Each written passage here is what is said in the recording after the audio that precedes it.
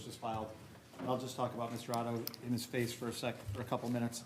Mr. Otto, as you will hear, is a volunteer for Civil Fleet, has been doing this since 2021. Civil Fleet wasn't just an organization that was started for purposes of evacuating people in Afghanistan. Indeed, Mr. Otto travels all over the world doing humanitarian work. He was just recently in Syria a couple weeks ago. And because of that, he has taken very good care to make sure that his face is not captured. Because in his line of work, in going into these conflict zones, if they know what you look like, you may not be able to get in, or it could become an issue for you if you're there. Indeed, if you look at the declaration that we filed, one of the people in Civil Fleet, I mean, this is a very real fear. One of the people in Civil Fleet had a fatwa issued against them. Now, I'm not going to get into what a fatwa is, but this is what Mr. Otto has recounted in his declaration. So this really will have a substantial effect on Mr. Otto if his video, if his image is shown. It will preclude him from doing the work that he has donated his time to do. It could also really be a real safety issue for him. It's not a hypothetical, as you know, because of the fatwa issue. Your Honor, you have discretion to impose limitations on. It's your discretion to prohibit media coverage of a particular trial participant. And here, we are not asking for you to close the courtroom. We're not asking for you to stop the cameras. We're not asking you to stop the video. What we're doing is asking for actually a very limited use of your discretion. And that would simply to be allow the cameras to show the rest of the courtroom, allow the audio to go forward, and simply rule that the media in the court and the live stream should not capture Mr. Otto's face. Indeed, the media that's here quickly consented that that would be fine with them. You have the discretion. Florida Supreme Court has held that such instances of judges using their discretion to prohibit electronic media coverage of particular participants is used in protecting the safety of a testifying witness. And in that Florida Supreme Court case, which we cite, they give a list of the different instances in which that discretion could be used. It's not exhaustive, but this clearly fits into one of those situations that we're really just asking for a reasonable accommodation, such that a witness who gives his time to these humanitarian causes has flown voluntarily from Berlin to come and testify here can do so without risking his safety or what he really enjoys doing, which is helping people. So, Your Honor, for all those reasons, we ask you to use your discretion to impose a very, very limited and temporally limited and visually limited impairment of the cameras just for this one witness. If you look at what we've done in this case, we don't show Mr. Young's PPI, and we do that for a good reason. Your Honor understands there's limited things we do to protect certain things, and that's all we're doing is asking for a very reasonable, small accommodation for this witness for very good reasons. In his declaration, in paragraph 18, where it talks about that other volunteer for Civil Fleet, do we know anything beyond just a generalized statement here of the circumstances that resulted in the Taliban issuing a fatwa regarding her? 1 second, Your Honor.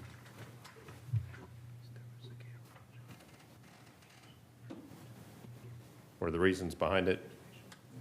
Good. So, Mr. Billy has told me through Mr. Otto that there was a video shown of her with her face that the Taliban found of her and understood that she was doing evacuations, and that precluded her from continuing to do that work.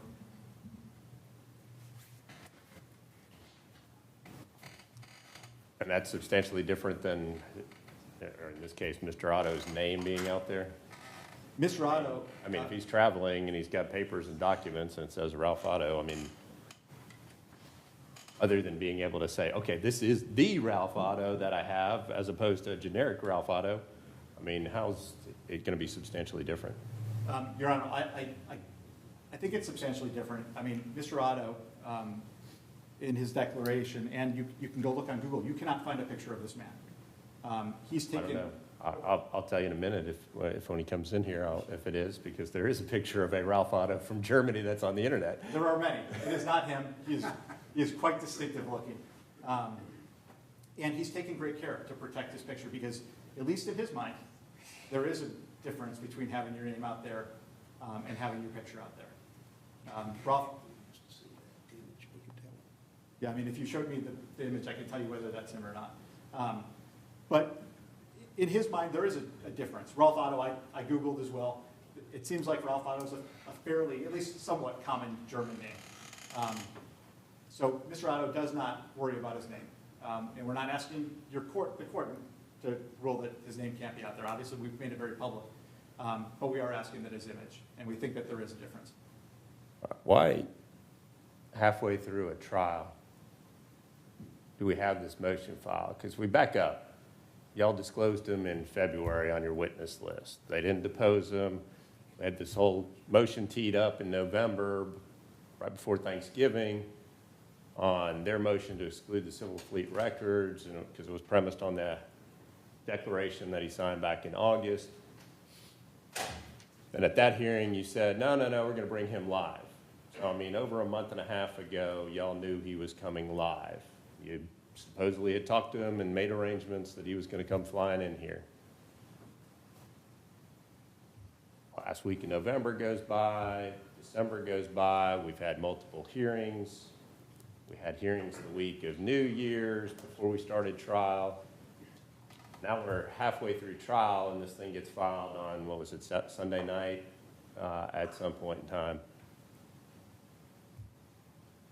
Why is this, and supposedly he signs the affidavit, he's already said he's here in Panama City. Why does he get on a plane and fly over here and then sits down with y'all and says, oh, I don't want my picture shown? I mean, why in this timeline? I precluded them from deposing him because they waited and sat on their hands and they didn't comply with my court order. I mean, this is a similar sort of order or motion that should have been addressed before the pretrial conference back in November. Your Honor, we're dealing with a witness who is not familiar with the U.S. court system and, to be fair, didn't understand that the proceedings here would be live streamed and shown until we explained it to him when we met with him this weekend. That's the simple answer. And of course, I don't think it's that irrational. In federal courts, we don't live stream. Here we do. And so that's the difference. I mean, they could have come in and taken a picture even if we weren't live streaming. What's that? Media could have come in and taken a picture. Well, Could have had a sketch artist. Yeah. I mean, the Palm Beach case was dealing, I think, with sketch artists too. Yeah, I mean, listen, I understand. But he was not aware that his image could be captured by coming and testifying in a public place. And in federal courts, you can't take pictures in any court. That's the difference. I agree. We brought this to the court on Sunday. There's no doubt about that. But we brought it as soon as we learned that this was an issue. And I don't see any prejudice to plaintiffs. And of course, just to go back and beat this horse, the media he was here have consented to the relief. Anything else, Mr. Axelrod? No, Your Honor. Response? One moment. No.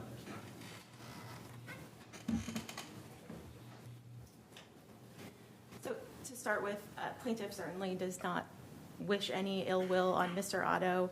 And I think that at least our position has been very consistent throughout these proceedings that Mr. Young has taken the risk also of performing evacuations in Afghanistan and even the risks of retaliation very seriously. But the same danger existed for Mr. Young, who spoke not only about his role in evacuating 22 women and an infant from Afghanistan, but also was live streamed while he testified to a number of personal, very sensitive, and even humiliating topics. And we didn't fight that because we know that Florida is a jurisdiction where the law protects the public's right to know and where it's actually the default to allow cameras into state courtrooms where witnesses are testifying. We see that discussion in the Florida Supreme Court case that we cited, and actually both sides cited in their papers, petition of post-Newsweek stations, and we see it also codified in the Florida Rule of Judicial Administration that governs this issue, 2.450. Our argument today is based on those standards and the fact that we do not see authorities suggesting that a deviation is warranted here. We don't have a victim of a crime. We don't even have a confidential informant. What we have is someone who has appeared voluntarily, and he's done so actually at significant effort. It appears that he wants to be here. He had that choice. He certainly still has that choice. He isn't obligated. He isn't under subpoena or any other form of compulsory process to walk through that door. And if he feels it jeopardizes his work in Afghanistan, then he's able to decide what's more important to him, that work or testifying here today on behalf of CNN. However, if he does choose to testify here today, he should not be permitted to avoid the transparency that Florida law calls for and the public's right to know on the basis that he might at some point travel back to Afghanistan, at which point, as the court has pointed out, he will have to show a passport that has his name, which is already out in public, as CNN also acknowledges. And as far as the media goes and those individuals who are here today indicating that they don't have any objection, we appreciate the point, but it doesn't bear upon the public's right to know in this case or upon the fact that this is an open proceeding. What's the harm in precluding it, though? I mean, if you look at a lot of these cases, it's the media fighting with the court system over their ability to broadcast or what have you. Here, the media supposedly, and I guess I can poll them while they're sitting here, but I mean, supposedly the media consents to this. What's the harm in allowing him to testify? His name's being used. Obviously his testimony will be streamed, but just his image will be obscured. So I think the harm would be, as I pointed out, to the public's right to know about this case. The public has taken an interest in this case, and many media sources have taken an interest in this case. If CNN had filed their motion earlier, then I think there may have been an opportunity for media outlets to come and to get their position on the record. And in fact, oftentimes in cases that involve, someone's desire to preclude a witness from being shown or recorded, there's actually a requirement that an evidentiary hearing be held. Obviously, we don't have time for that here. So I think that it's a step too far to assume that no one in the media has any interest or cares. And I don't know that that's what the court is suggesting, but it's certainly Well, what's not. the harm to Mr. Young? And the fairness of his trial, what's the harm to Mr. Young? I mean, I'll be honest, I don't know that there is harm to Mr. Young, but I also don't know that that's actually the standard. Well, I mean, part of what's the consideration is to allow the where is it?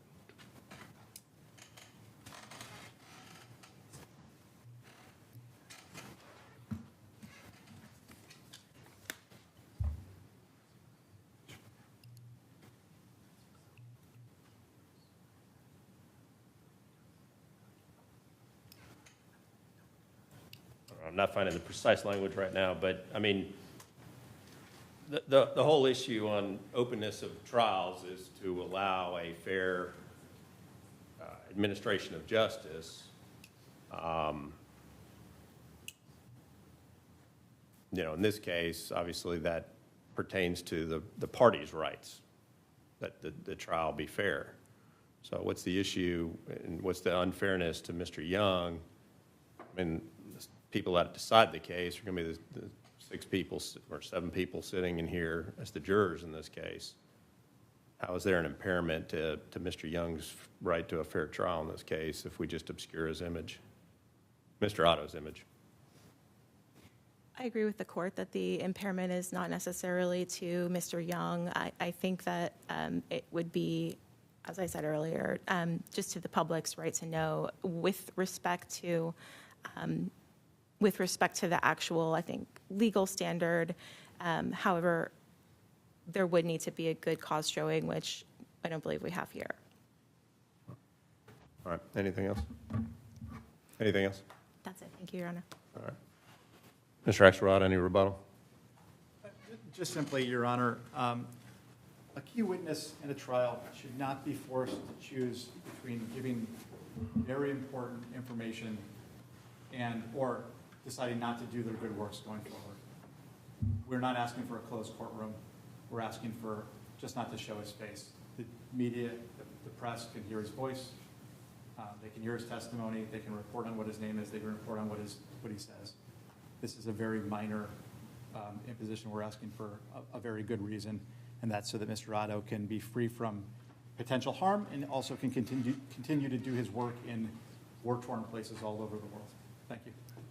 Let me ask you another question, Mr. Axelrod. In the Palm Beach newspaper's case, it was a criminal case. There were two prisoners or convicts or occupants of the local correctional facility that were being called to testify in the case, and the state had asked for their images and no drawings, no pictures of those individuals. Same fear that, you know, if they come in and testify on behalf of the state, they go back to jail, and there may be harm to those individuals. The court didn't have an evidentiary hearing, made a ruling based on a motion and affidavits that detailed this potential fear of harm if they come in and testify once they return to the inmate population. In that case, the court granted the motion, and it got reversed on appeal. How's that any different than what we have here today? Your Honor, I think there's a big difference, and one is just the posture of that case, right?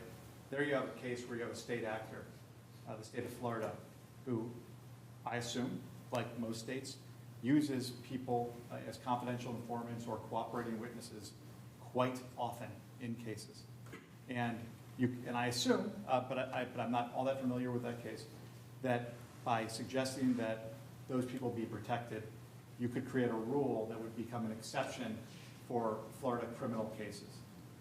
It's very different when you have a state actor involved that's asking for an exception, because that exception could swallow the rule. Here, we are not a state actor. We've been sued. We didn't choose to come into this forum. The state of Florida obviously chose to file that case and knew who their witnesses were. We are reactive because we are the defendant in this case. We don't get to choose our witnesses. We got sued. We then go find our witnesses. So I think that is a pretty significant distinction. I don't think that this is a case where you're going to have your decision is going to become a large exception to the rule. It's going to be very limited on its facts, because the facts of this are very unique. So I can understand why, in that case, the appellate court would reverse, because that could be a very big change to Florida criminal cases, and one that could be argued in almost any criminal case where a cooperating witness is testifying. I don't see a distinction in any of those cases. This is very different.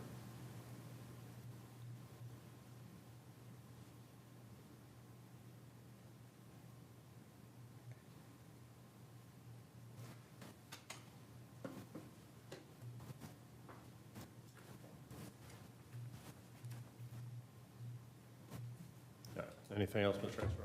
Axelrod? No, Your Honor. Thank you.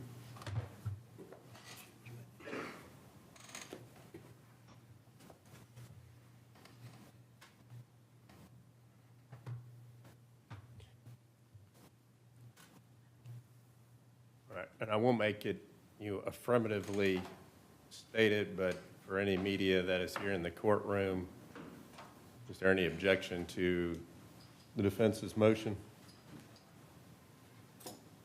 Mr. Axelrod stated that he talked to the entire pool of the court. He did not talk to Juror. I didn't get on her tape on whether or not to mention Otto's face or Juror at all. He may have talked to the cameraman and the photographer, but he did not talk to us. All right. Yeah, we talked to the camera people. Okay. All right.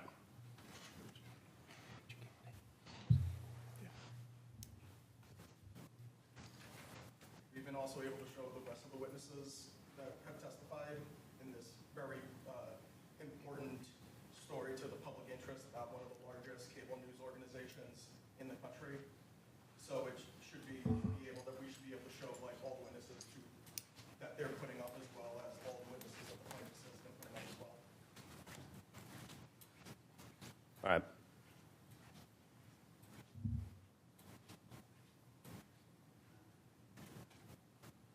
All right, two things.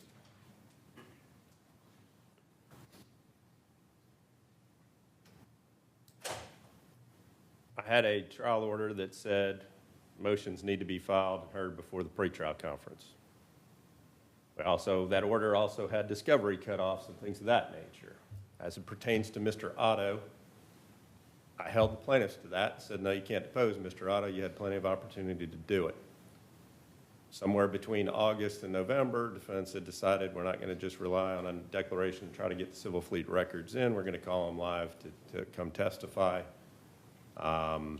Whether there were communications with a voluntary witness that was coming from Germany to come testify or not, I don't know what those conversations were, but it sounds like nothing was expressed to Mr. Otto, but I don't see a reason why I need to bend the rules at this point in time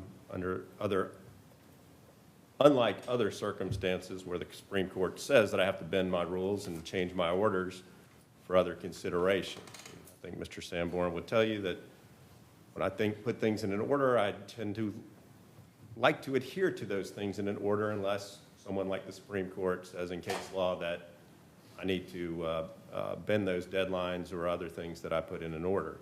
I don't see this as one of those circumstances, and I see it as something that should have been addressed long before trial. Y'all put in, there was nothing raised in the pretrial stipulation that the parties put together regarding there being an issue of Mr. Otto's attendance at trial.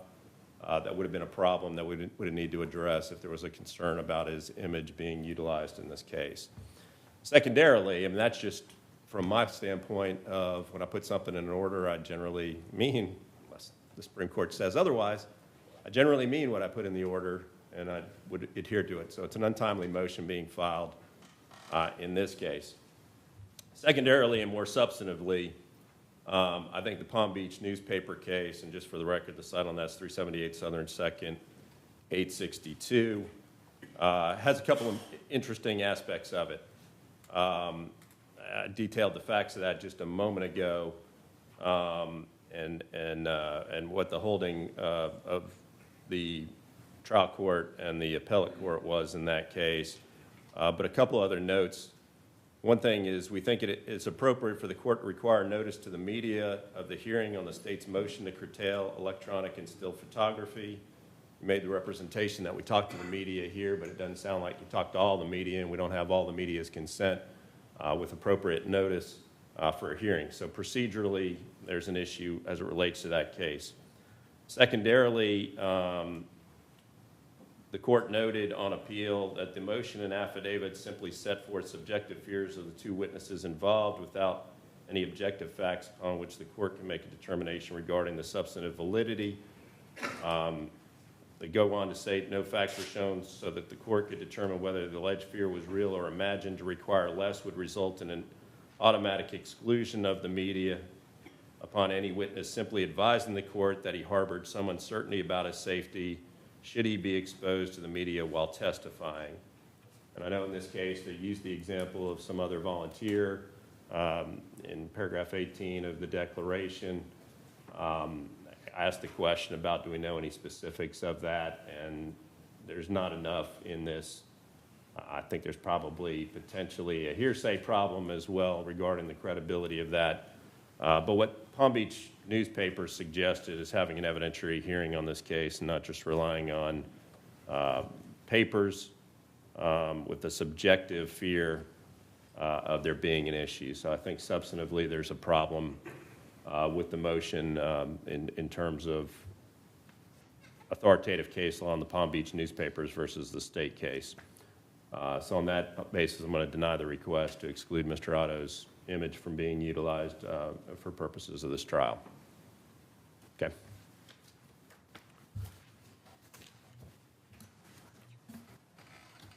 As far as the motion in limine to exclude his testimony or to allow voir dire Mr. Otto, I guess your issue on that is related to movement or them moving the civil fleet records into evidence. That is correct, Your Honor. All right. You haven't seen that? I have not, Your Honor, but I don't know why it would be timely. Yeah, this is sort of really a renewal, it looks like, to some extent, of their motion in limine to exclude the civil fleet records, which I had deferred ruling on back in November. And the basis of that, my deferral at that point in time was you said he's going to come live, and I said, fine, lay the foundation for getting the records in. you have a problem with them voir diring him? You know, you get him up on the stand, he says, yeah, these are kept in the ordinary course of business, they're made at or about the time, blah, blah, blah, blah, blah. You got to move the civil fleet records into evidence. Do you have an issue with them voir diring Mr. Otto regarding the veracity of those being business records? You know, if he just recites the elements based on your questions to him. I have no problem with them doing voir dire to test the elements of whether they meet the business records definition. Okay. Would that resolve your issue?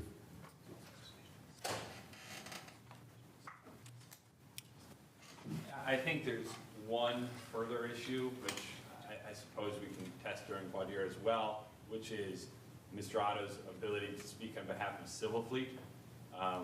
So if you want to defer that until after voir dire as well, I think that makes sense. We're also happy to argue sort of on the papers why that he should be able to testify as a volunteer where the organization has 5 board members, why he shouldn't be able to give Civil Fleet's testimony here in court today. All right, I can do this, I guess, one of 2 ways. You can either go through and lay the foundation and almost like an expert, I tender him for voir dire as to the qualifications, and then let that happen and then go back to your direct, or you can lay your foundation, you can move them into evidence. I probably would defer to give them an opportunity to question him about his ability to serve as the record custodian, et cetera. And then we can take up the admission, you know, and do it as a direct across. We'll come back to redirect. You can remove them into evidence, and we can address it at that point. What would be better from a flow standpoint? Well, I think we shouldn't be doing this in front of the jury because we'll be discussing the documents themselves. So I think there's an issue. We do that all the time in front of a jury. You stick the documents in front of them, you say, do you know what that is? Yeah, what is it? It's the records of Civil Fleet. How do you know that? Well, I'm the record custodian. How are you the record? I mean, we do that in front of the jury all the time. So I don't have a problem doing it in front of the jury. Okay. But I'm kind of throwing out 2 proposals. One, you do it like we do an expert. He lays his foundation of his credibility, his education, training, experience, or whatever. Then you tender him, and you can voir dire him as to whether he can render expert opinions in the case, you know, just based on his education, training, experience. And then we go back to direct after that voir dire, or you do your direct, you lay all the foundation, you say, I'm going to move these in, I'll say I'm reserving. Then we go to cross, you do your whole cross on him as to those records or anything else, and then we come back to redirect, and you can move them back in. So I don't know which would be better from a preference standpoint. I think it would make sense as soon as they tender the documents for there to be a voir dire. All right. What are your thoughts? If they want to do that's fine, but what we want to avoid is having another round of questions on the same topic when they do their substantive cross. Yeah. No, it would be solely limited to his authority to be the record custodian, his knowledge of the records, and all the foundation for just the business record. So, Just to make it cleaner, why don't we do it this way? You do your direct, lay your foundation, all that. You do your cross, you ask them the questions on it, and then we'll come back and I'll redirect. All right, so I'm not going to admit them until you have the opportunity to question Mr. Otto on cross. and he shouldn't be able to talk about the documents during his direct then, correct? The substance of them, no. Okay. Because if they're not admitted into evidence, we're not displaying records or anything. Why don't we do this? So we can get the jurors in here and start moving. He's not coming before our break this morning No, First up afternoon. in the afternoon. if he comes at all. Yeah, if he doesn't skip out. All right. Why don't y'all talk about it at break, or if it's going to be into the afternoon, talk about it at lunch of what may be cleaner from y'all's standpoint. Because I'm telling them they're not going to get the records in until you have the opportunity to question Mr. Otto to some extent. Okay. Understood. So whether we do it as a voir dire, you know, during direct, or we do it as you just do cross and then it comes back to them on redirect. I don't, I don't want to break up your questioning of him, but by the same token, if you want to use the records, it may be cleaner to do it as a voir dire, but you're going to be just limited to talking about the record custodian and whether he's competent to be able to lay the foundation as a record custodian. Understood. Okay. We're really spending too much time on this because it's his testimony that we think is important. There's not really any documents. There's a couple. Yeah. Well, there's some production that was the subject of a motion in limine. All right. Anything else before we get the jurors in? We got all of them? Two things are good news and one thing that we can deal with on the break in the morning, which is, the good news is, I think, based on our conversations, we look like we might be both done late Wednesday-ish. Is that right? I think so. I don't even know if it's going to be late Wednesday. Sketching out the schedule, assuming we get going pretty soon. I think 1 o'clock, 2 o'clock, somewhere in there, maybe 3 o'clock tomorrow. I think we'll rest. So I wanted to say the good news before I said that. The bad news. Which is, Your Honor, I have been flagging since at the beginning of the trial that there is a motion to compel compliance with trial subpoenas that relates to Mr. Otto. And so if we could just have that, we alerted, I think, late last night that we intended to raise it again to the defendants. And we don't have to deal with it now, but if we could try to deal with it on the break, I'd appreciate it. And the subpoena has been served on defense counsel for their communications with Mr. Otto. And so that's, they should be able to, if you order production, they should be able to produce them, a few minutes after that. All right. You want to deal with that in the morning break or at lunch break? That's We'll do fine. a little longer lunch break. Yeah. Okay. Thank you, Judge. One very quick issue. During the deposition designations yesterday of Adam Cohn, there was a document shown to the jury that is not in evidence. We'd just like to be sure that doesn't get shown to the jury again or during closing, and that the media not disseminate that document further. We have no objection. Yeah, I saw the screen flip and I had some concern. I mean, I couldn't read anything on the screen, but I had some concerns over that. Obviously, I'm reading the text of the deposition on the objections that were raised. I didn't know it. Obviously, I didn't see the video, so I didn't know there was can we do something about, I don't know that it came across very well anyway on any sort of video or media, but is there a way that, like we fixed my boo-boo the other day, that we can scrub the image on that from yesterday's depot designation late in the afternoon? All right, we'll try to do that. You have any problems with that, No, Mr. Freeman? Okay. That, just for the record, that's the way the video was produced to us by the court reporter, so, but no objection. All right, and obviously that whatever document was up there is not in evidence and going to go back to the jury for deliberation purposes. I agree with that, Mr. Bailey. Thank you, Your Honor. All right, anything else? One final housekeeping issue. There are documents that are shown to witnesses in the videos that will, specifically 3, I think, 161, 217, and 218. These documents, obviously, Your Honor will be the final arbiter of them, but they should come into evidence through Mr. Lumley, who will be testifying live today. We thought that it would be nicer for the jury if we did about like an hour and a half or so video, then put Mr. Lumley up live, and then showed the rest of the videos. But that would mean that some of the exhibits have not yet come into evidence through Mr. Lumley. They will. And so we were hoping that if the court requires it, we can call Mr. Lumley first. But we were hoping you could just contingent admit them.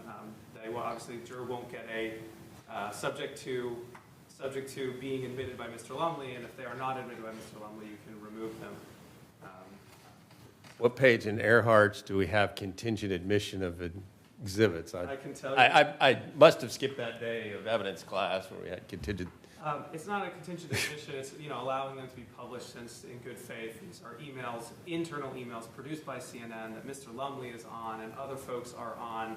These are part of the deposition designations you have upheld. So if you don't allow the jury to see the exhibit while the testimony is coming in, it's super odd. And in good faith, as I'm telling you, these documents will, absent some unforeseen objection that I can't think of, these documents will come into evidence. I can't cite you a page in Earhart's. I can tell you that. I can tell you that I've had judges do before. That's all I can say. Maybe they're acting on their own page that they put into errors, but I can tell you that it's been done many times before, in my experience. If not, we can call Mr. Lumley first. But Do we have an issue of these exhibits that are in these depot designations? I've not had a chance to look at the specific ones. I can look. this morning. What were the numbers? 161, 217, and 218.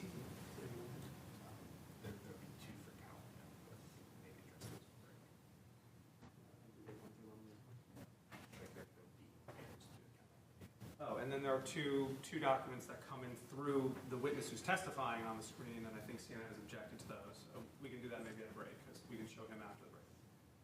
But these are just 3 emails, and they're just emails, right? Internal CNN emails? Oh, Slack. Internal CNN Slack messages that Mr. Lumley is on. Right, these are documents we've objected to coming to evidence. If there's a foundation laid, we might withdraw it, but for now we object to them. All right, why don't you call Lumley first then, and then we don't have an issue with something being shown during a video depot that isn't into evidence. Okay, so we have some videos that don't have them, so we'll play those, and then please have Mr. Lumley come to court right away. And then we'll just play many, many hours of video for the jury. It's okay. Oh, and then there's a stipulation, I understand.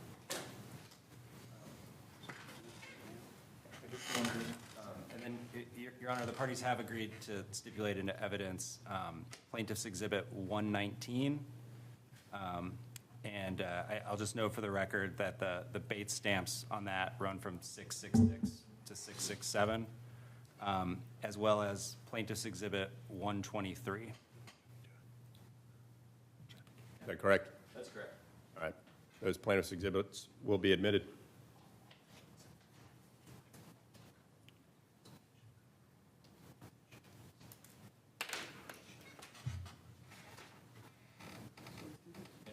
All right, so we'll put up the videos that don't have these documents in them, and then hopefully by then Mr. Lumley will be here. Okay. Thank you, Your Honor. Sounds good. You don't have any problem with me telling the jurors that we're not going to be holding them after 5 any days this week? Or unless, obviously, they're deliberating, but I don't really have a problem with it, but maybe don't tell them. don't tell them that? Yeah, Okay, just in case. that's fine. All right. Anything else before we get the jurors back in here? That's it, I'm done. All right.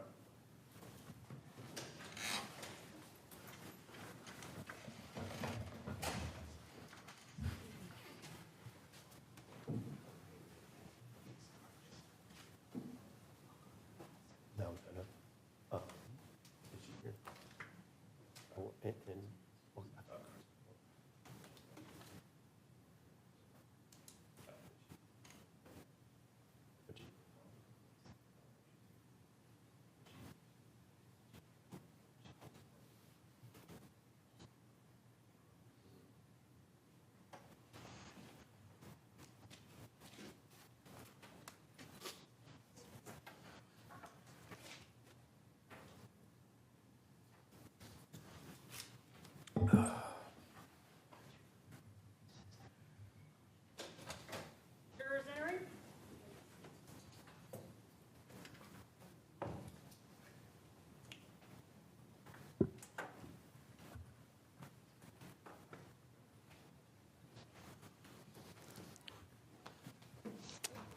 Good morning. Good morning. Y'all can be seated when you get back to your chairs.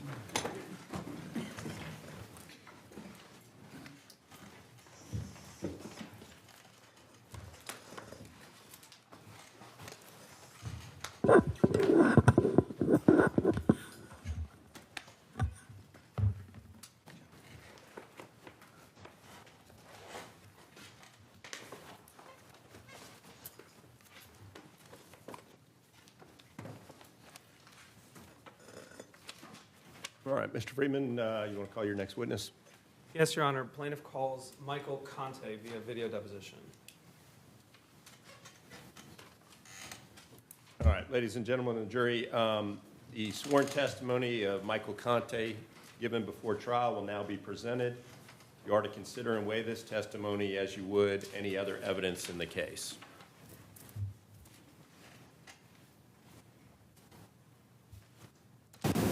Could you please state your full name and date of birth for the record? Full name, Michael Thomas Conte. Date of birth, 8/17/1990. So do you understand that you're under oath here today and sworn to tell the truth? Sure do. And you understand that this examination is being recorded? Sure do. And do you understand that that means that at some point this video could be shown to a judge or a jury at a trial? That's why I dressed up nice. And did you prepare for today's deposition with counsel? Yes. When did you do that? Yesterday. For about how long? Most of the day. And what is your title right now at CNN? Producer 2. You say producer 2? Yeah, there is, yes. Is that like the number 2? Or? Yes. Okay. Has that been your title the whole time at CNN? Yes. And what are your roles and responsibilities as, well, let me back up. What does the 2 signify in producer 2? It's just an internal structure thing. It's one level above producer 1. And what are your roles and responsibilities as a producer 2? I work for it's called the National Security Team at CNN. So primarily I'm producing pieces called packages for the people, the correspondents on that team. And what does producing packages entail? Means I work with the correspondents on the script. I help them gather the elements. I may deal with logistic things like booking and filming interviews, things like that, and then working with the video editor to turn that into a TV piece. I was just going to ask the question again, which is, do you think Mr. Tapper's lead-in accurately summarized what the story is about? I think so, yes. Sure. Do you view the banner at the bottom as having any relationship to the graphic at the top? The banner at the bottom is about the overall story. The graphic at the top is one part of that story. In your view, was Zachary Young operating in a black market? I think it depends on how you define black market. How do you define it? I think of it as a market where participants are, trying to hide some aspect of their involvement in the market. Where do you draw that understanding from? That's so general a question, I don't know if I can answer it specifically. Does a black market mean an illegal market? Not necessarily. So how do you know that Zachary Young was exploiting anybody? I don't think that we're saying in this piece that Zachary Young is exploiting people. I'm saying that I believe, as I understand it, the piece is saying that prices in the range that he was charging, we're quoting other people saying, those kinds of prices are exploitative. What's the difference between reporting that and reporting that Zachary Young was exploiting people? I think I don't know whether or not people were actually paying those prices. And, like I said, we're quoting others who are characterizing those prices that way. Was CNN reporting that Zachary Young was attempting to exploit people? We are reporting that other people are saying that those prices are exploitative. Is anyone else identified by name in this video segment as providing evacuation services? Not that I recall. So I paused the video here at 3 minutes and 8 seconds, and there's a photograph on the screen. Do you understand that to be Zachary Young? I understand that to be Zachary Young. Do you think he has a punchable face? Yeah. So why do you think that? Probably the smirk and the sunglasses. What does it mean for somebody to have a punchable face? To me, it means someone they look like I wouldn't want to hang out with. Does it mean you want to hurt them? No. Does it mean that you think you wouldn't like them? It means that I wouldn't want to spend time around them to find out. Unless I had to. In terms of the way black market is being used in this piece or in this banner, do you think it has a negative connotation? Potentially, but I can't say for certain. What would you need to determine it? What would I need to say whether it has that connotation to get into the brains of every single person watching this? I can't say for certain whether someone might see that as a negative necessarily. Do you see it as a negative? Do I see what as a negative exactly? The black market for Afghanistan evacuations. Potentially. What does it depend upon? I think it depends on the details of what's going on in that market. Like I said, to me, black market doesn't necessarily have a negative connotation in and of itself. What about a black market in which Afghans are being exploited and charged exorbitant fees? Could be, yeah. So I paused it here at about 3 minutes, 36 seconds. And did you hear where the voiceover just said, we tried to call Young, but he didn't pick up? Yes. Were you involved at all in the video, the creation of this video of Mr. Markart here? Yes. What was your involvement? I produced that shoot, so I booked the photojournalist who filmed it. I made sure that he was getting the video that we needed to produce the piece. So are you there off camera when this was being filmed? Yes. I'm going to introduce what we'll mark as Exhibit 2.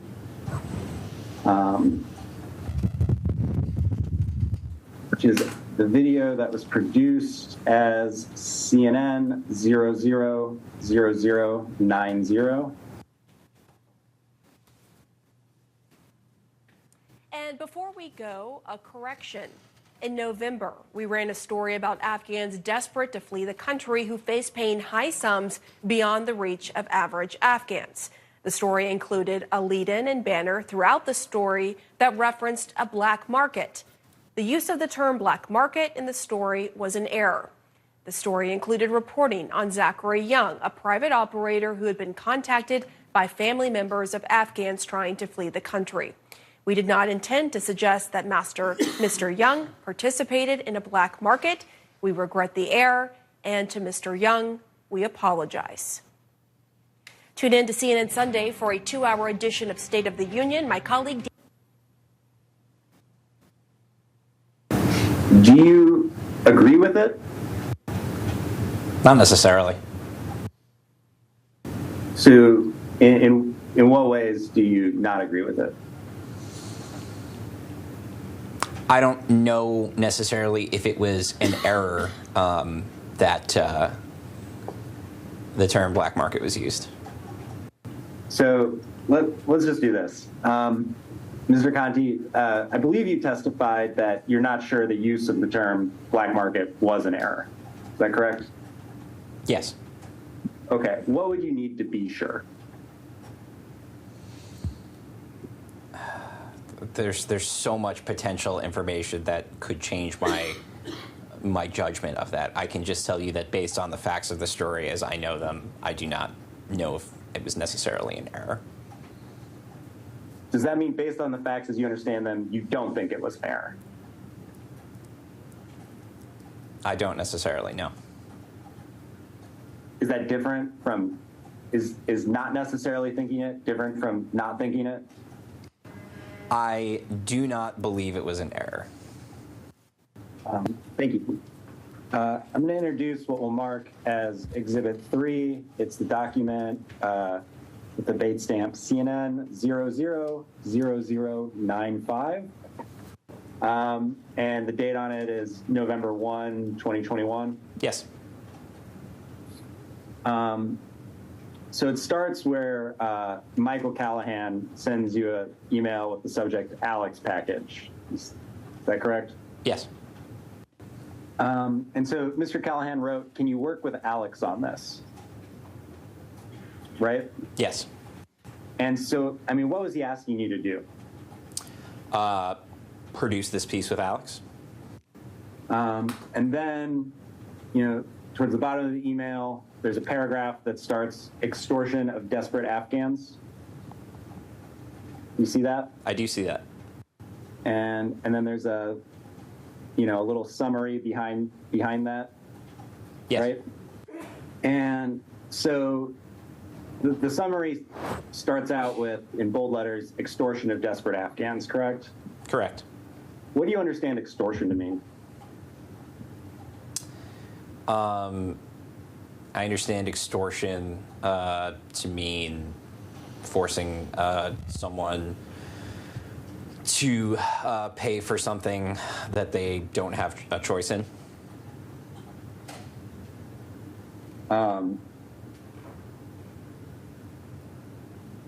Is that a bad thing to do? Yeah. Okay, thank you, Mr. Conte. I was going to ask you, but so,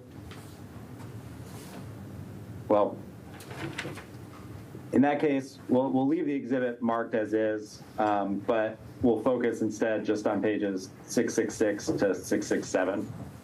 Does that make sense? Yes.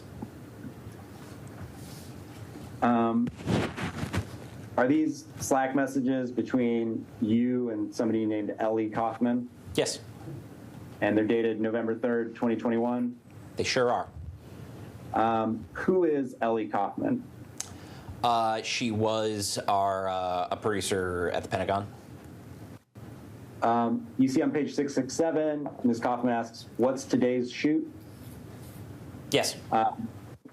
If we go down a little bit, it looks like you responded, "Today, it's Alex's story about the shadow market of people extorting Afghans to get them out of the country." Yes. What did you mean by people extorting Afghans? I don't recall exactly. I think I was just generally talking about the story that we were working on. Do you know whether the script at this point identified Zachary Young? I don't even remember if there was a script at this point. What did you mean when you wrote shadow market?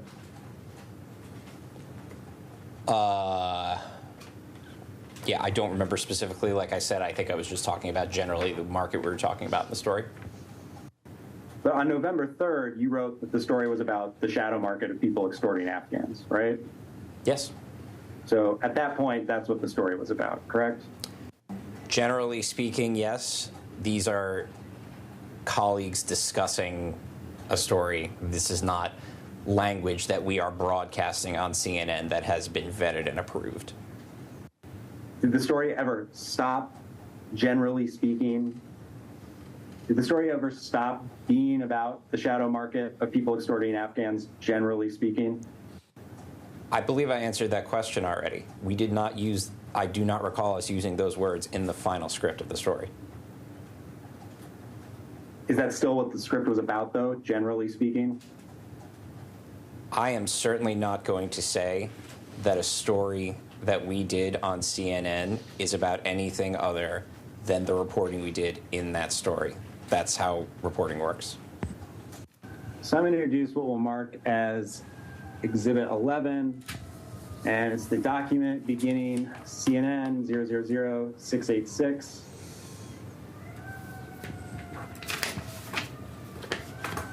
And it ends at 689. Are these Slack messages between you and Mr. Markart? Yep. And they're dated November 11th, 2021? Yes, they are.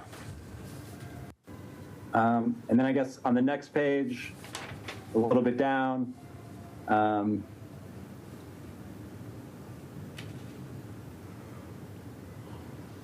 you say, "What a punchable face." Mm-hmm. And you're referring to Mr. Young there, right? To the photo that I saw of him, I believe. Do you think Mr. Markart agreed that Mr. Young had a punchable face? He said, right, question mark. I don't know whether that means he agreed or was just humoring me. Did you think Mr. Markart was emotionally invested in this story? I think he wanted to tell a good story and do a good job telling this story. You think he wanted to nail Zachary Young? I don't know. Did you want to nail Zachary Young? No. I wanted to tell the story. Do people at CNN frequently refer to the subjects of stories as motherfuckers? I can't speak for all of CNN. I'm just asking if it's something you hear a lot at work. I hear a lot of profanity at work. Is it usually directed at the subjects of stories? Sometimes, not always. Have you ever heard the subject of a story referred to as a motherfucker? I can't recall. What about shitbag? I can't recall. What about a-hole? I can't recall. Would you ever refer to the subject of a story as a motherfucker? I don't know. Why don't you know? Because I can imagine scenarios where I would joke around like that, but I can't say whether or not that's ever, crossed my mind or not. So you don't remember having ever referred to a subject of a story that way? I can't recall. I've worked on a lot of stories.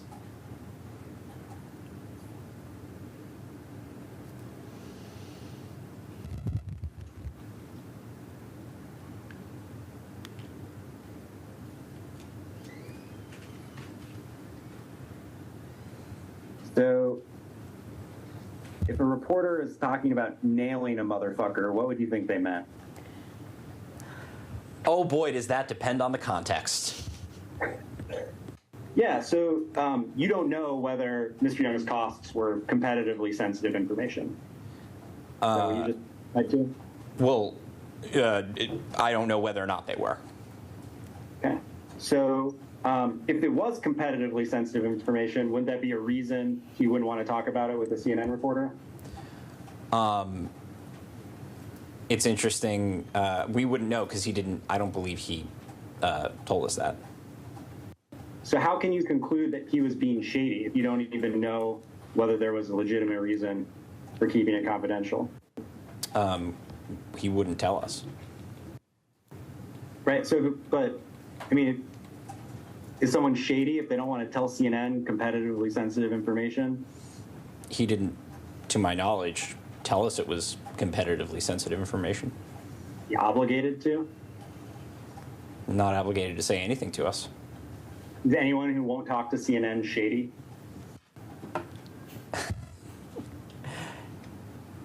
Not everyone, no.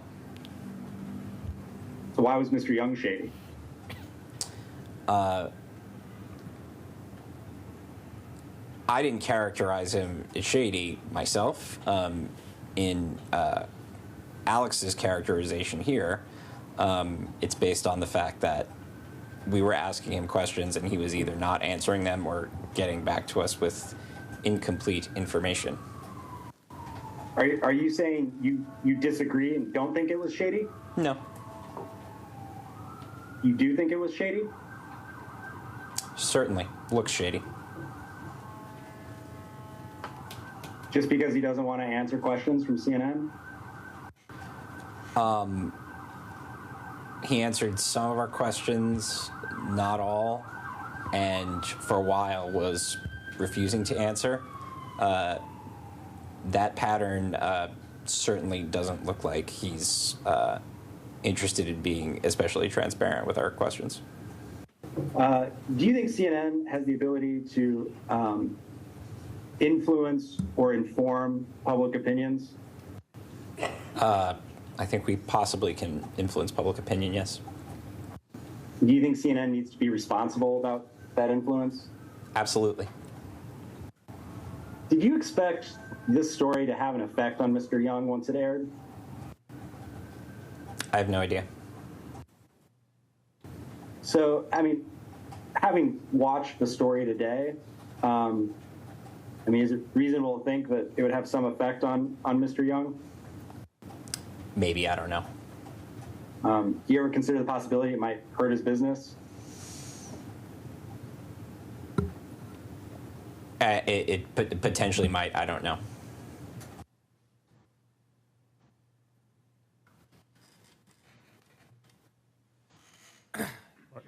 Your Honor, plaintiff's next call, Matthew Phillips. There is one housekeeping issue, which there is a document that we use Mr. Phillips to admit. The foundation is laid in the deposition. We can have a limited publication of that, so you can make sure the foundation is laid, or if they object to it coming in through Mr. Phillips.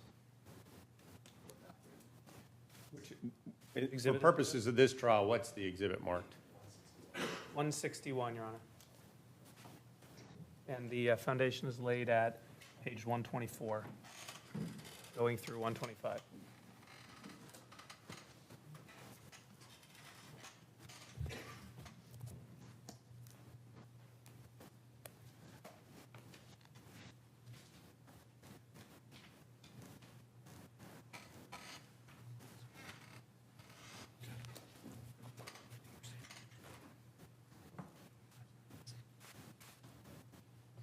Yeah, Your Honor, the issue is that plaintiffs didn't designate pages 124 to 125, the pages that they say contain the foundation for the document. Hey, Your Honor, they're designated. They will be played. I believe they were designated, but they're definitely included in the current video. Well, if they're in current, I believe they were designated. Were they designated? They're designated.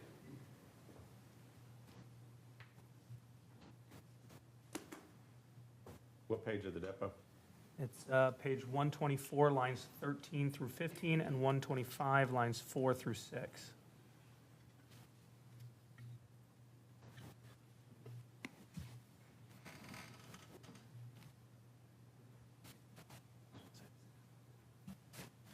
Your Honor, we've got a side-by-side on the screen, if that helps.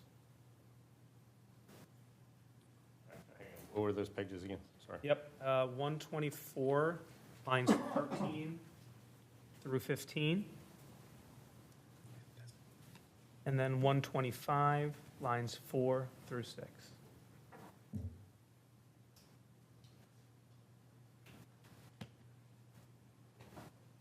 On the list I have for Mr. Phillips, it was on. Sorry. On the list I had for Mr. Phillips' designations, those two were on there. Okay, yeah. I see it now, Your Honor. I was looking wrong. Witness. then we have no objection. Okay, so Your Honor, can you get I guess we'll play the video and then move 161 into evidence at the conclusion of his, or do you want me to do it? I think we should do it now, just. So there's not an issue with Yes. going in on the screen? All right, do you have any objection? What is it, 161? 161, Your Honor. No, Your Honor. All right, plaintiff's 161 will be admitted. Thank you, Judge. Corey?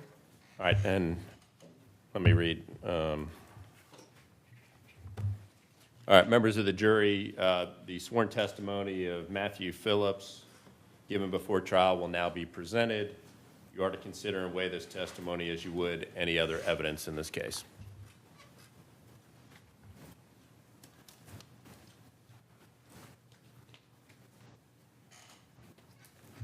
Good morning, Mr. Phillips.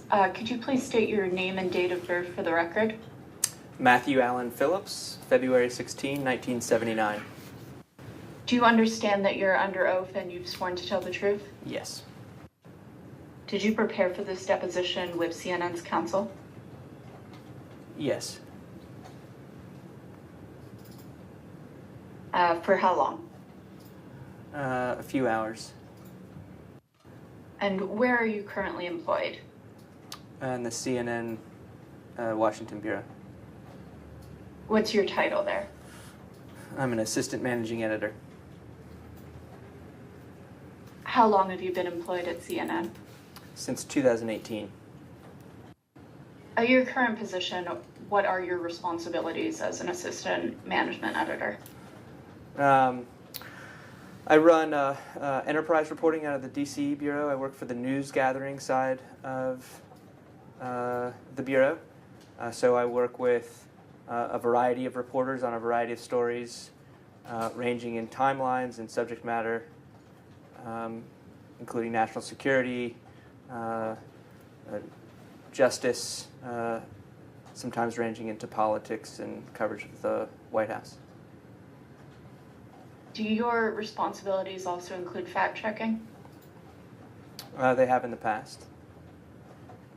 I used to run a fact-checking operation. What years were you running the fact-checking operation? I would say from 2019 until 2021. Is fact-checking important to journalism? Yes. Why? Well, a basic tenet of journalism is to report accurately facts to the public. In your opinion, should all stories be fact-checked? In my opinion, all stories should be ensured to be accurate. Mr. Phillips, have you seen this story before? Yes. Could you walk me through your involvement with this story? My involvement in the story was very limited. I was present for a preliminary conversation weeks before it was published, in which it was essentially a pitch meeting. It then came back to my attention, as I recall, a couple hours before the television piece was set to air. Who was present at this pitch meeting? As I recall, it was myself, Michael Callahan, Adam Levine, and Alex Marquardt. Who was responsible for the initial pitch? As I recall, Alex Marquardt brought this to our attention. Did you have any role in producing this video? No. Did you see any portion of this video before it aired? No. Did you review the script for this video? No. Did you review any of the graphics or banners or text or chyrons for this video? No. All right, Mr. Phillips, do you recognize this message? I see that it's from me. Do you recall pitching this story to Adam Levine and Christy Parsons? I really have no specific memory of this. It was so long ago, but yes, I do see that this is a message from me in a chain that includes Adam and Christy. This summary here, did you write that yourself?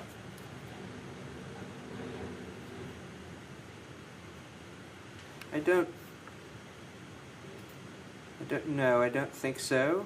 I think this is language that, again, I'm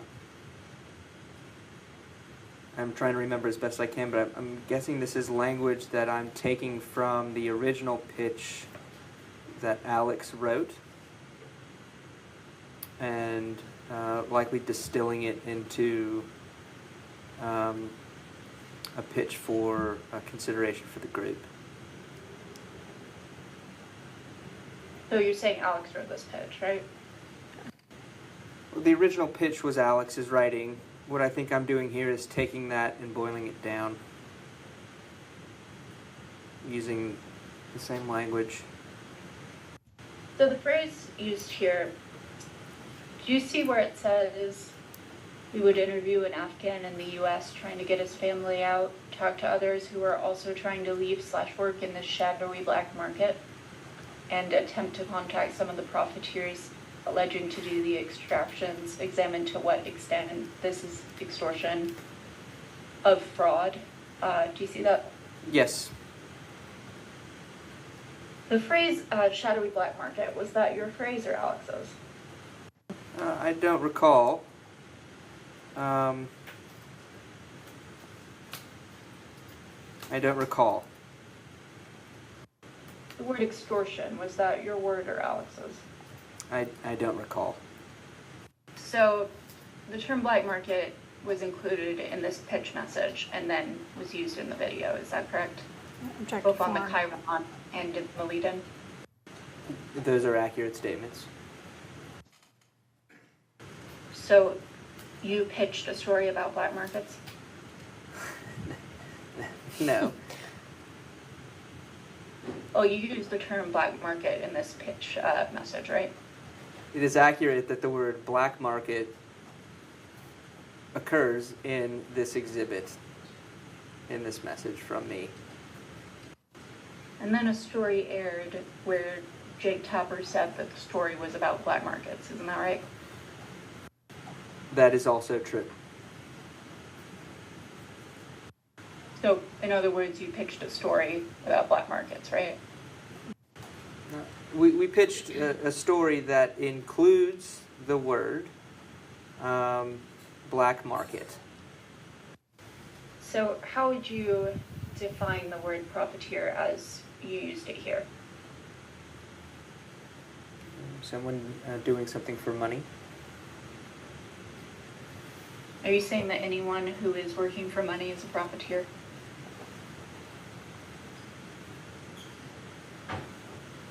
I suppose that's one way to define that. Are you saying that your superiors at CNN are profiteers? I wouldn't presume to say that, no.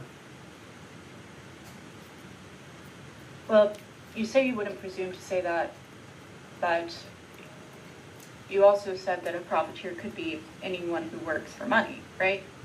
Okay. Well, is that what you said? I believe it is what I said, yes. And the employees at CNN work for money, right? As far as I know, yes. So your superiors at CNN, by your definition, are profiteers then, right?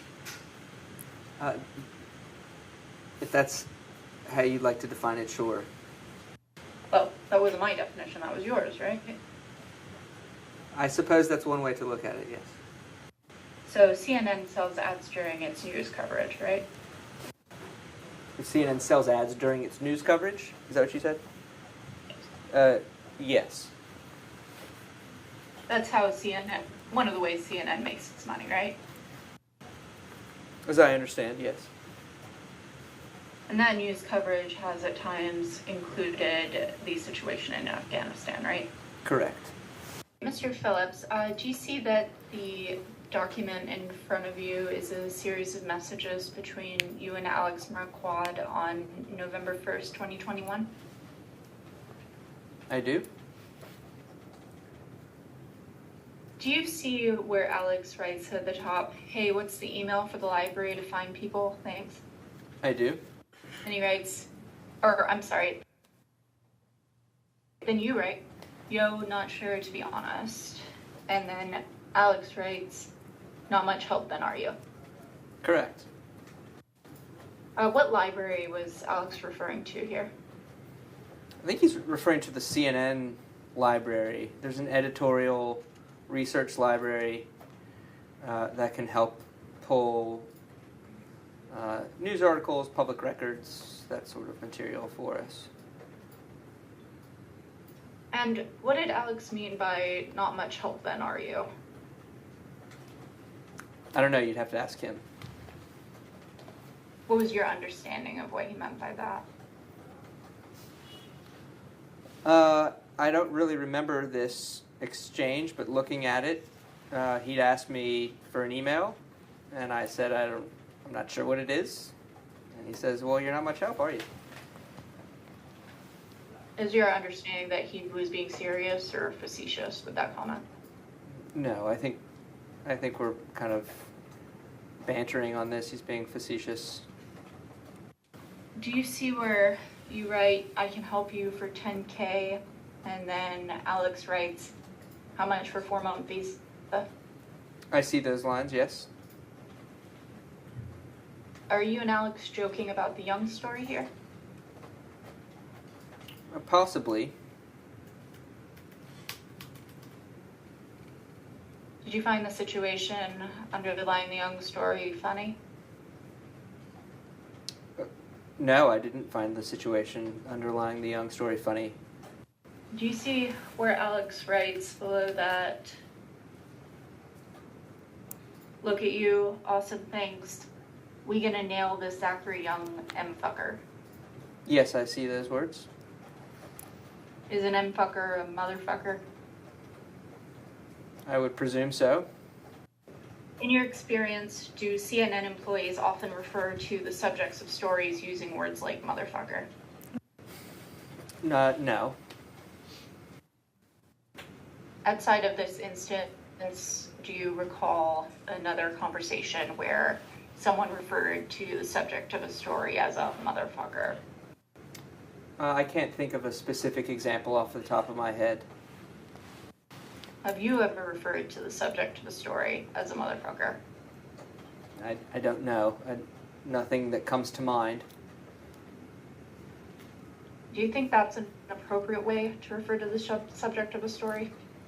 Well, of course not. In print, this is a private conversation that I'm having here, in which we're joking with each other.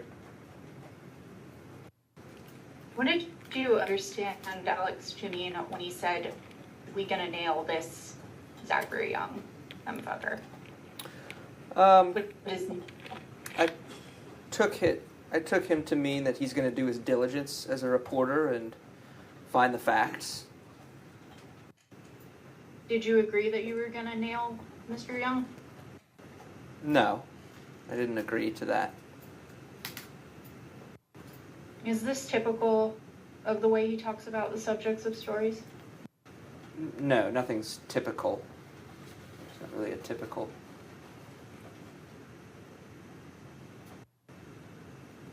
With respect to other stories, has he spoken this way about the subject of another story? Not that I'm aware of, not with me. But none that I can remember. Is there ever a situation where saying you're going to nail someone and calling them a motherfucker could be positive? I don't know. Do you see where you say under that message, gonna hold you to that one cowboy? Yes. What do you mean by gonna hold you to that one? Again, I don't remember this message, so it's hard to speculate on what my frame of mind was at the time. Sitting here now, I think I mean that I'm going to hold him up to the standard of doing responsible, diligent reporting. So you meant that you were going to hold Mr. Marquardt to the standard of doing diligent and responsible reporting. Is that your testimony? Yes. Were you going to hold Marquardt up to nailing Mr. Young? No, I was going to hold him to a standard of doing accurate, diligent reporting to understand the facts that existed on the ground at the time. But this sentence is in response to Mr. Marquardt saying, "We gonna nail the Zachary Young M-fucker," isn't that right? I am responding to that message. That's correct. So are you saying you're going to hold Mr. Marquardt to nailing Mr. Young? No, I think, again, as I've testified, this is banter, we're joking, and what I imagine I was thinking at the time was that I'm going to hold him, as I've said, to a standard of doing diligent, accurate, factual reporting to understand the situation on the ground in Afghanistan at the time. Were you encouraging Mr. Marquardt to nail Zachary Young? That's not how I would read this sitting here now.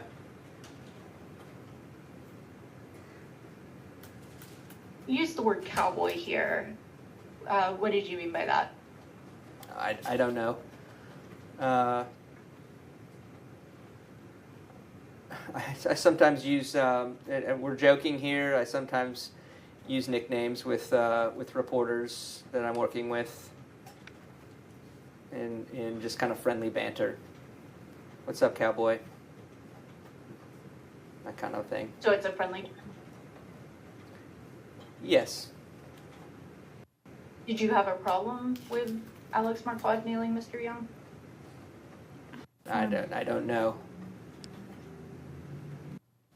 Is a cowboy someone who doesn't follow the rules?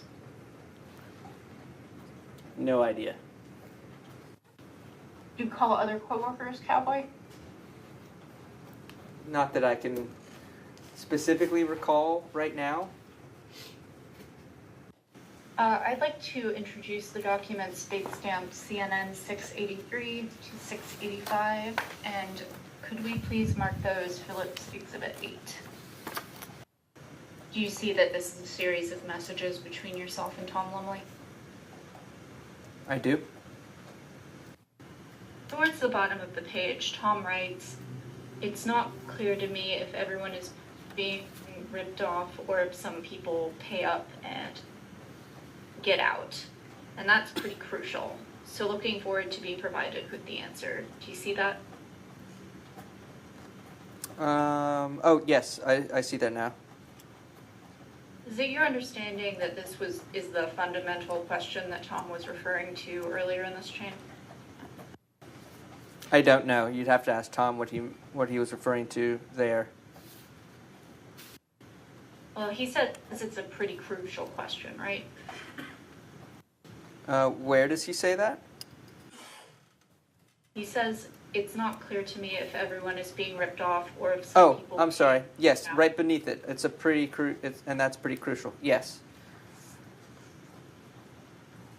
Did you agree that was an important question? Hypothetically, yes. I think I am saying that that's an important thing to try to address. Why is that? It's an important piece of the story to at least address. Do you see where you write under that, right, totally unclear if anyone paid and didn't get out? I do see that. If CNN reports something not knowing whether or not it's true, is that a problem? If CNN reports something as fact and does not know it to be a fact, is that a problem, hypothetically speaking? Yes. Yes. In your experience, does the choice of words in a story potentially impact how the story is perceived by viewers? Yes, that's a fair statement. Do you think that viewers could interpret the phrase black market as meaning that Mr. Young was doing something illegal? Could viewers interpret it Yes. as something illegal? Yes. I suppose that's possible.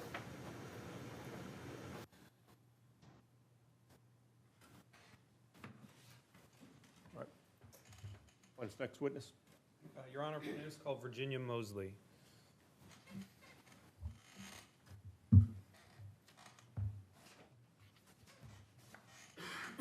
All right, members of the jury, the sworn testimony of Virginia Mosley given before trial will now be presented.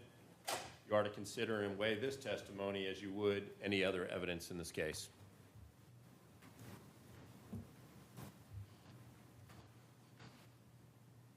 Good morning, Ms. Mosley. Good morning. So you understand you're under oath today, yes? I do. Okay, can you state your name and spell it for the record? Virginia Mosley, Virginia Mosley. Thank you. And this question always causes me some discomfort given the way my mother raised me, but can you state your date of birth for the record? October 4th, 1961. How did you prepare for this deposition? I met with the CNN counsel. And how long was that for?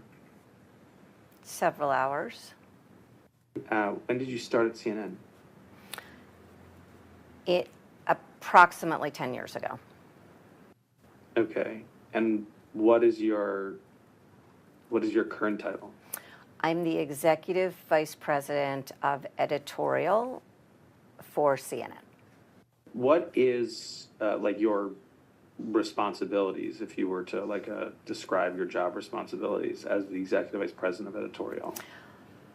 My responsibilities include managing all of domestic and Washington news gathering, international editorial for all of our platforms, including digital.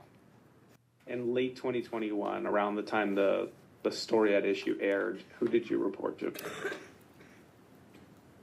I believe I reported to Jeff Zucker. I believe he was. To Jeff Zucker? Mm-hmm. What was his title? President of CNN. The videographer asked me to identify it as an email. It's an email chain involving Ms. Mosley and Mr. Marquardt. Ms. Mosley, do you want to take a second to read this email chain? Got it. Do you see that the title of the subject rather of the email is Repitch Afghanistan Evacuation Price Gouging? I do. Okay, so first of all, the subject here is called Enterprise Update for 11 a.m. Do you see that? I do. And I guess what does enterprise mean? Enterprise means things that are not breaking news. That broadly. So it says pitches for consideration, extortion of desperate Afghans. Do you see that? Yes. So the very first sentence, it says, there is a growing market to evacuate desperate Afghans who are willing to pay. Do you see that? Mm-hmm. Yes. So this story started off as a story about Afghans with money that were willing to pay to get themselves out of Afghanistan. Is that fair? And I don't know. That's what the pitch says, right? And I wasn't involved, so I don't know the details. Do you see that the description here, it says,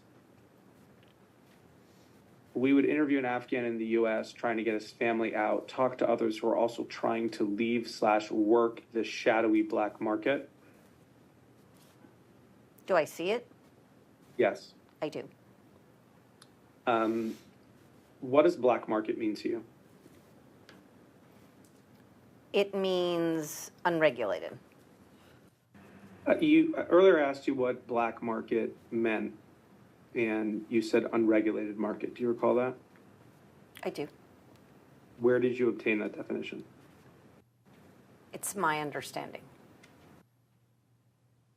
Based on what?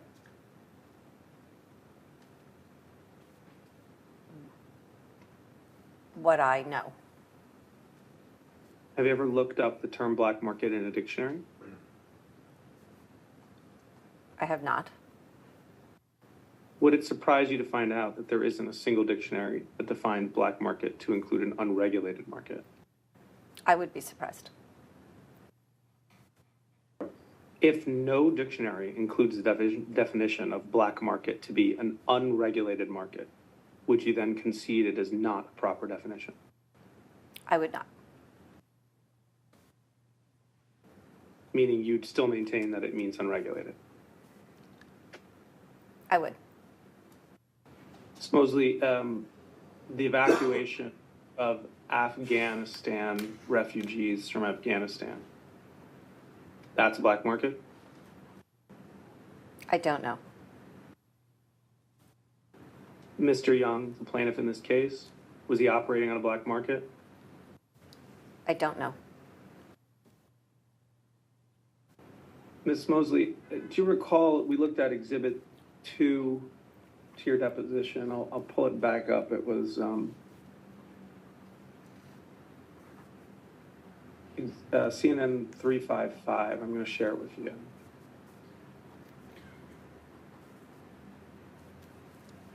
You see it? Mm-hmm. Yes, sorry. Okay. And this email you received before the video aired and before the digital piece aired, correct? I don't know. Well, I mean, you're talking about a pitch for the story, so isn't it safe to say you received this before Yes. the story? Yes, it is safe to say that. Okay. And in this pitch, CNN, the pitch uses the term black market. Do you see that? I do. Why did you not stop people and say, how do we know whether or not this is a black market?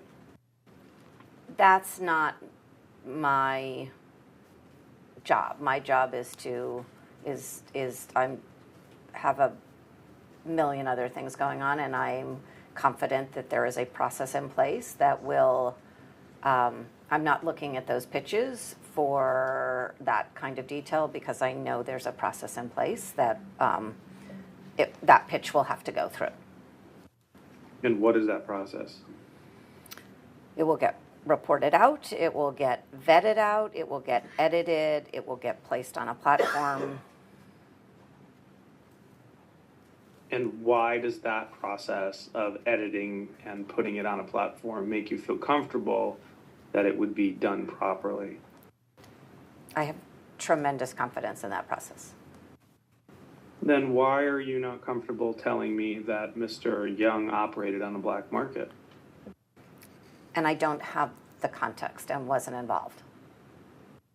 That you've subsequently read the story and seen the video, have you not?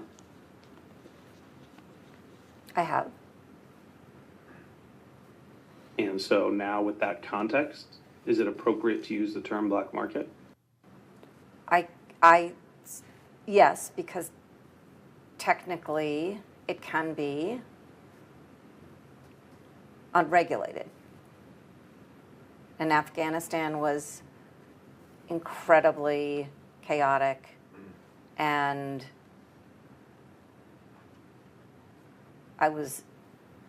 so technically, yes. Do you believe the term black market has a negative connotation? I believe it means chaotic and unregulated, and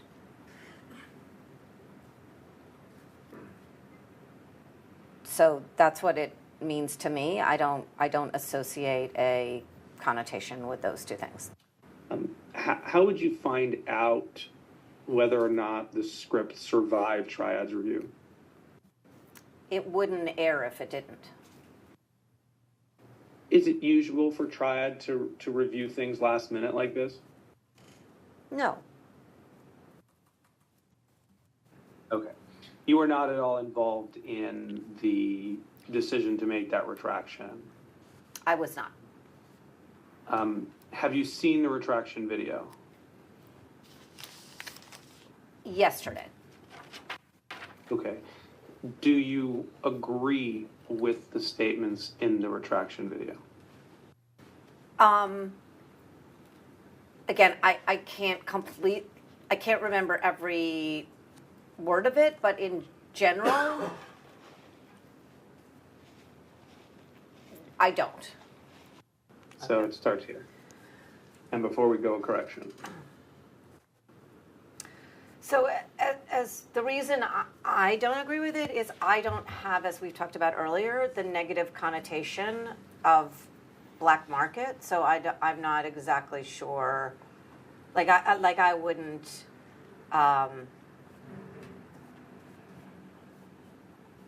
You know, I wouldn't. I don't consider black market in a negative connotation, so I wouldn't agree with the correction. So you believe the term black market is neutral in terms of negative versus positive? I believe it is explanatory, not it is an explanation of a situation, not a positive or negative. And therefore, no need to correct and no need to apologize. Correct.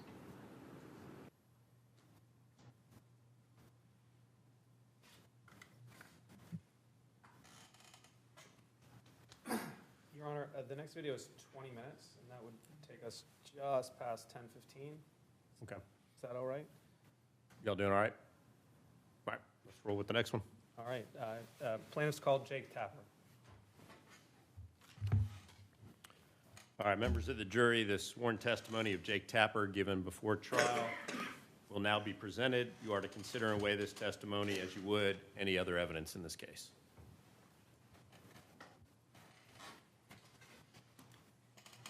Good morning, Mr. Tapper. Can I ask you to please state your name and date of birth for the record? My full name is Jacob Paul Tapper. I was born on March 12th, 1969. You understand that you're under oath today, Mr. Tapper? I do. And did you prepare for this deposition at all? Briefly, yes. How did you prepare?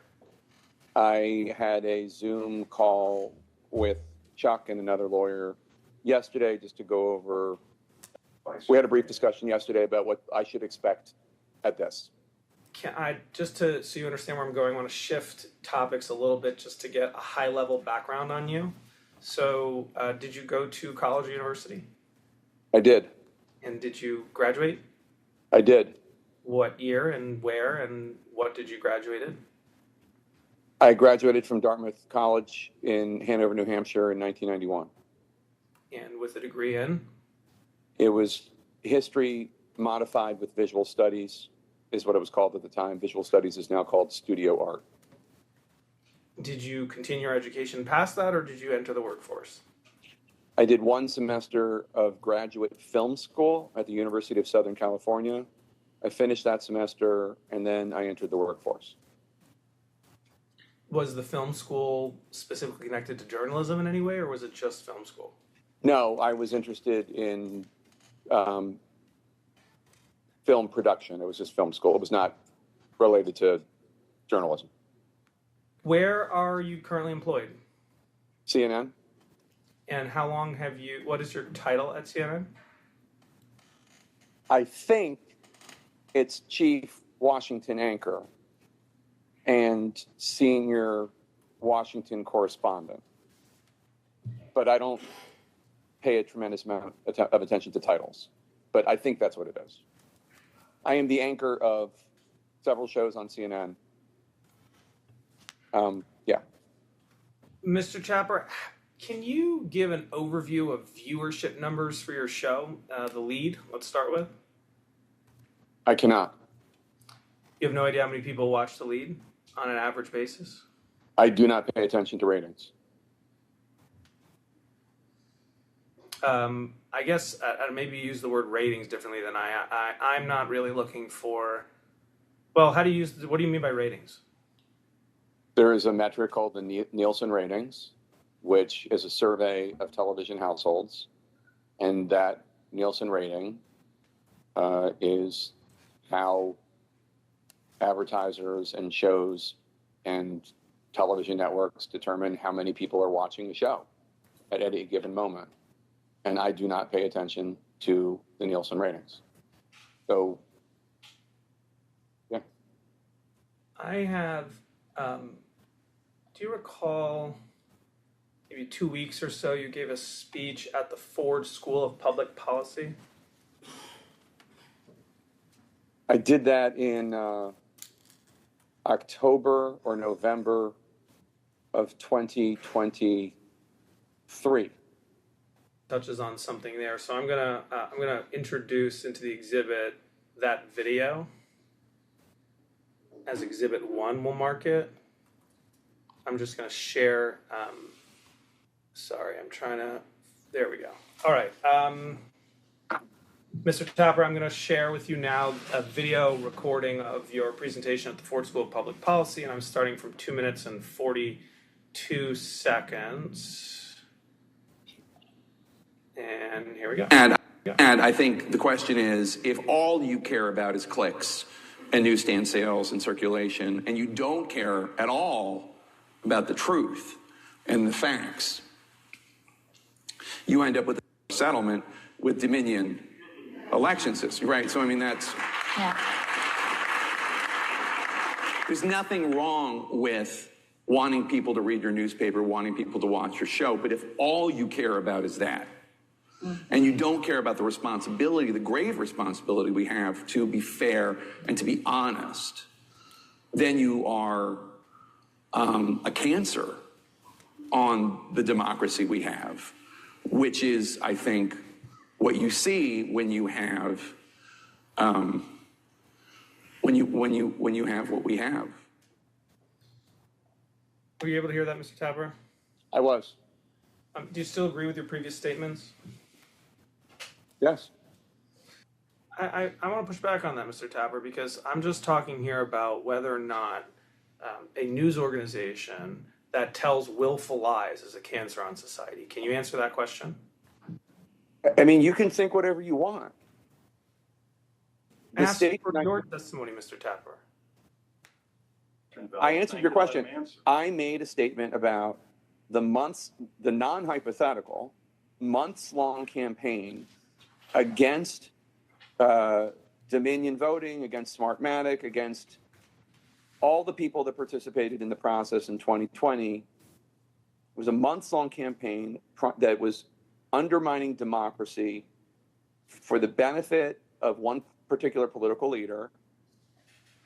And that comment I made, and I stand by it, but I don't have answers to extend the metaphor to every single person, organization, and situation in journalism. So I just don't even know what you want me to say here.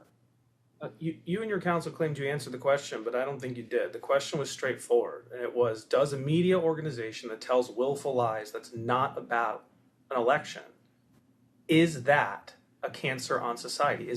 Let me say it cleanly. Is a media organization that publishes willful lies about things other than an election a cancer on society?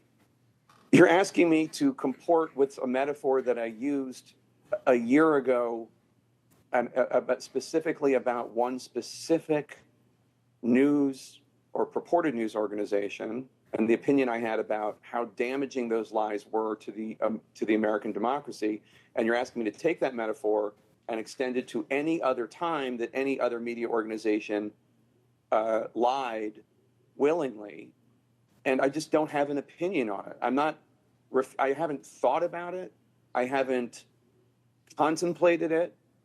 I haven't been marinating over it. So I don't have an opinion to offer. Mr. Tapper, do advertisements air during the Lead with Jake Tapper? Yes. Do you know what it costs to place an ad on the Lead with Jake Tapper? I have no idea of any details about the advertisements that air on the Lead other than they air on the Lead. When I'm in the studio, I do not see them, and I have no idea what they are. So would a crude analogy be for this is almost like you're a movie star that's recruited to go on a movie, you do your job, and you kind of the production facility here, CNN, takes care of all the back end work and everything like that. You show up, you do your job. No, because I am intimately involved in the editorial content of the show. So no. Does the lead have a budget? I assume so, but I don't know what it is.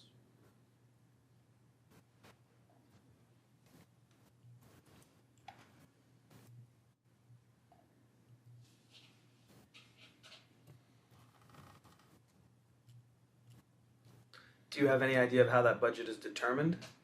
None. What if you want to fly to Tokyo to interview somebody? How does that process get approved? There'll be this, I mean, generally speaking, do you want me to give you an example of something that's not hypothetical? Sure. So for instance, when I went to Israel last October or November in there, the horrible attacks happened. I don't remember if CNN management asked me or I asked CNN management, but Anderson Cooper and Aaron Burnett were there very quickly, and I made it clear that I would like to go whenever there was an opening for another anchor to go.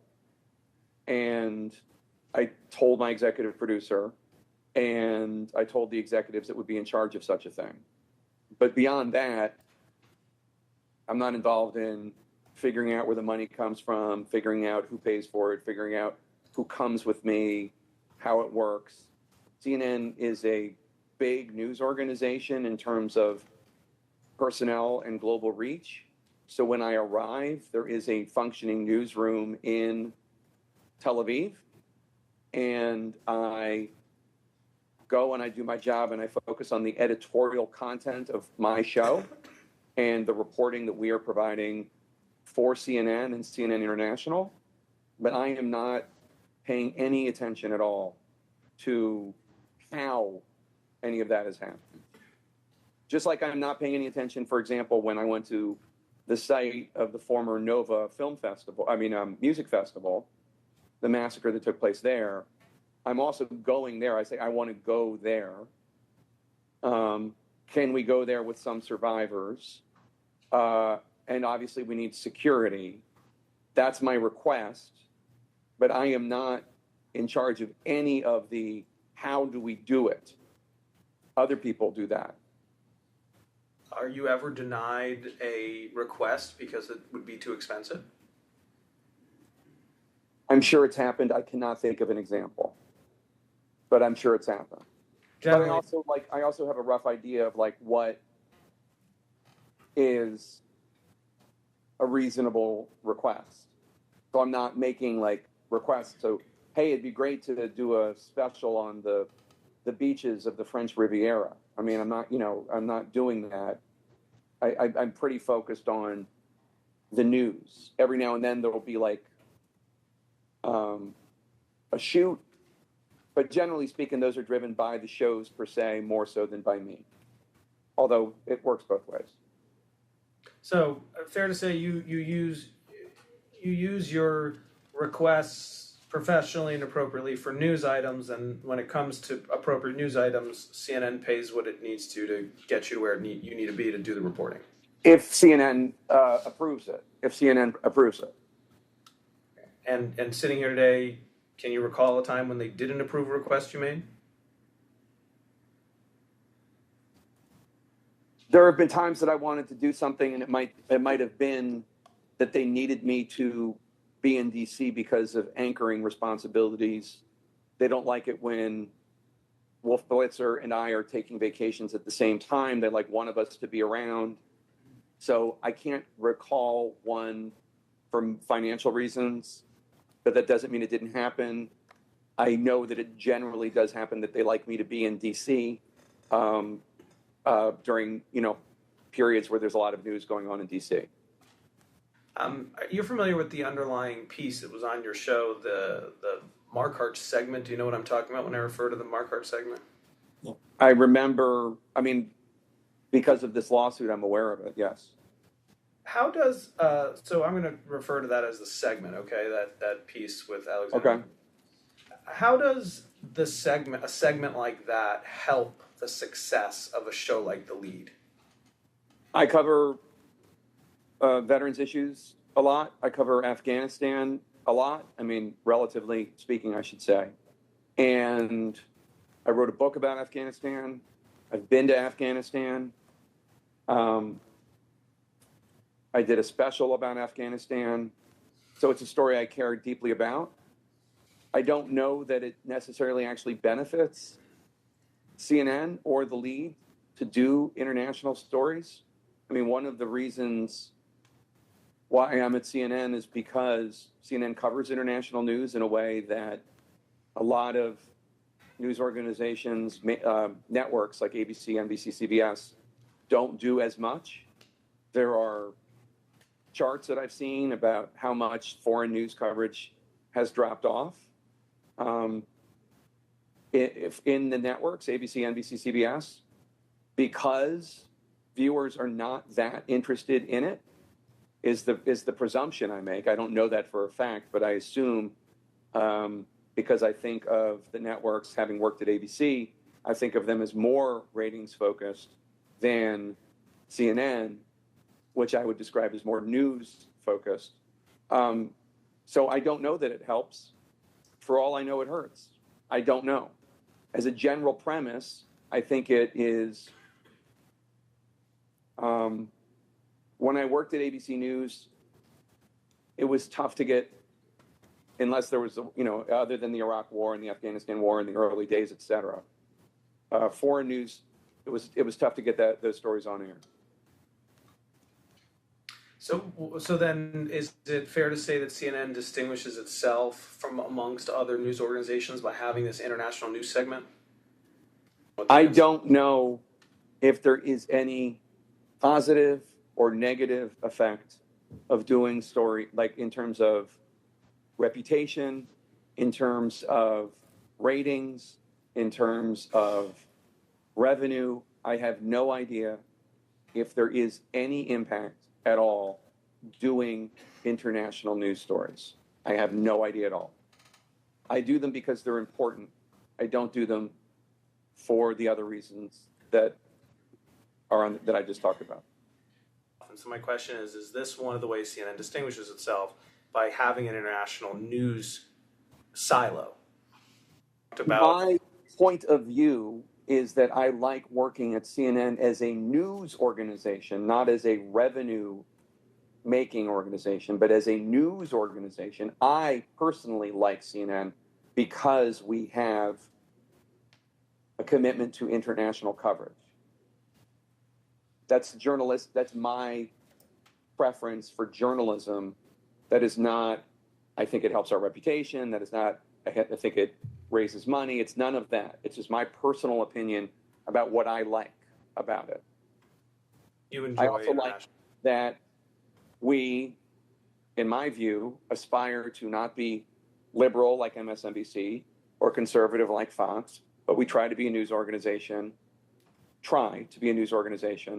that any political persuasion could watch. That's also something else I like about it. And how does CNN accomplish that? We have Democrats on, we have Republicans on, we have liberal commentators on, we have conservative commentators on.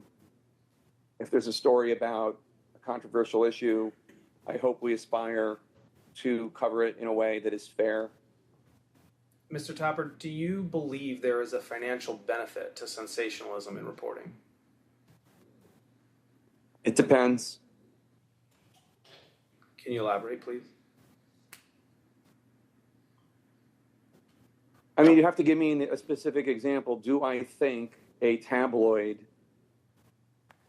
sensationalizing a divorce might result in more of that tabloid bought at a supermarket? Maybe. Sure. Do I think that,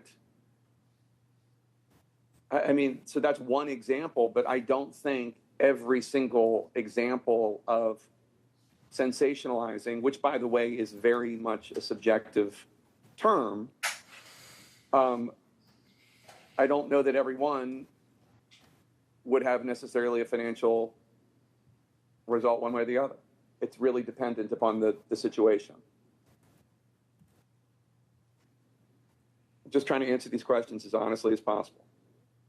So you're not aware of a specific number? I'm not an expert on this sort of thing. I can just tell you the commitment of this organization is to getting facts right. Mr. Tapper, I'm going to share with you what we'll mark as exhibit, I think it's 3 to the deposition. Do you see the website? It's CNN's Facebook page. Yes, I see it. So I'm going to read, I'm going to play the video from you, Tapper, Truth Matters, Facts Matter, on CNN's Facebook page from timestamp 124. I apologize for the confusion. I think it'll make more sense now. A charge that there is literally none of Republicans believe this charge. A charge that there is literally no evidence to support. It is the definition of fake news. Now look, this is America, and you can believe whatever you want to believe. 18% of the public says they've seen or been in the presence of a ghost. I mean, whatever. But in a thriving democracy, truth matters and facts matter. We learned in the campaign that Donald Trump can be cavalier about facts and truth. We learned in his first 100 days that that's not going to change. Indeed, that some in the government and some of his friends in conservative media will even work to try to make his falsehoods seem true. But you know what? There's also a lot of incendiary nonsense against President Trump on the left these days that is just as fake and just as free of any evidence, both in progressive media and all over Twitter, being retweeted by otherwise sensible folks. This is a time for all journalists to be extra careful about our own reporting, to make sure that we adhere strictly to facts and cogent analysis. And this is a time for you, the public, to demand evidence from your leaders and from your media, even if you already agree with the politics of the person on your TV. Do you recall giving those statements? Not really. It's 4 years ago. You know, I don't know what the exact date is. It's posted in 2017, so. Okay. No, I don't. I mean, I know that's me.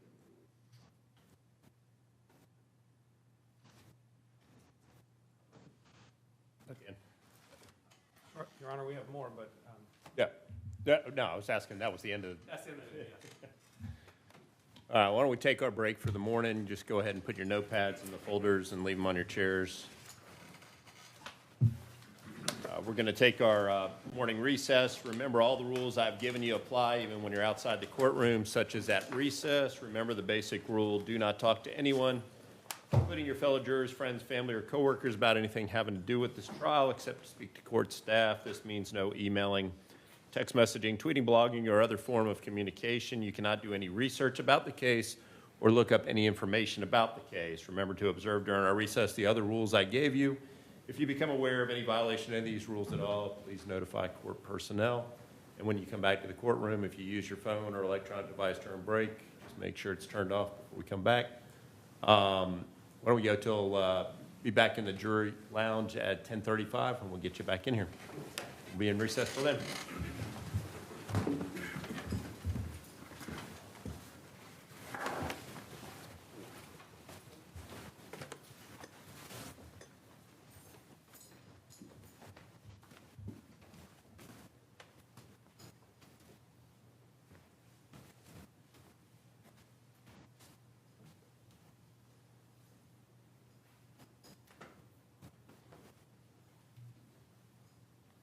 Jurors are out of the courtroom. Y'all be seated. Anything, plaintiff? Just the motion to compel compliance with the trial subpoenas. We can do it now, we can do it at lunch. Yeah, I thought we were going to do it at lunch. Lunch is fine now. All right. Anything else on the defense? Mr. Bailey, was that your phone? Turning in my phone. Oh, that was your phone, Mr. Sanborn? Mine. Maybe, I thought it was Mr. Bailey the way you were looking at it. I was going to say it was convenient for I Mr. tried to Bailey. blame it on him, but he wouldn't take the bait. Your Honor, maybe there's a $100 fine. I can't be trusted with it. I don't want it. I don't want it. I was going to say, my assistant did send y'all the link to North Florida Legal Services donation website page. Keep it in, I'll make a donation. All right, if nothing else, we'll be back at 10:35. Thank you.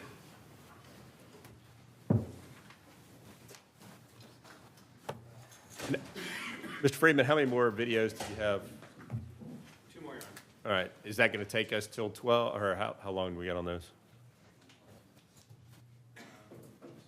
Oh, you got Mr. Lumley, too. Mr. Lumley will break it up tomorrow, we'll do one video of Mr. Lumley and then a video again. There's a 30 minute, maybe we'll do there's a 30-minute video. Maybe we'll do that when we get back after the break. Then we'll do Mr. Lumley, and so we get back at 10:30. They'll bring us to 11. A little shy of 12. I don't think, well, they have a redirect, I'm sure, so that should bring us to lunch, yeah. Okay. All right, sounds good.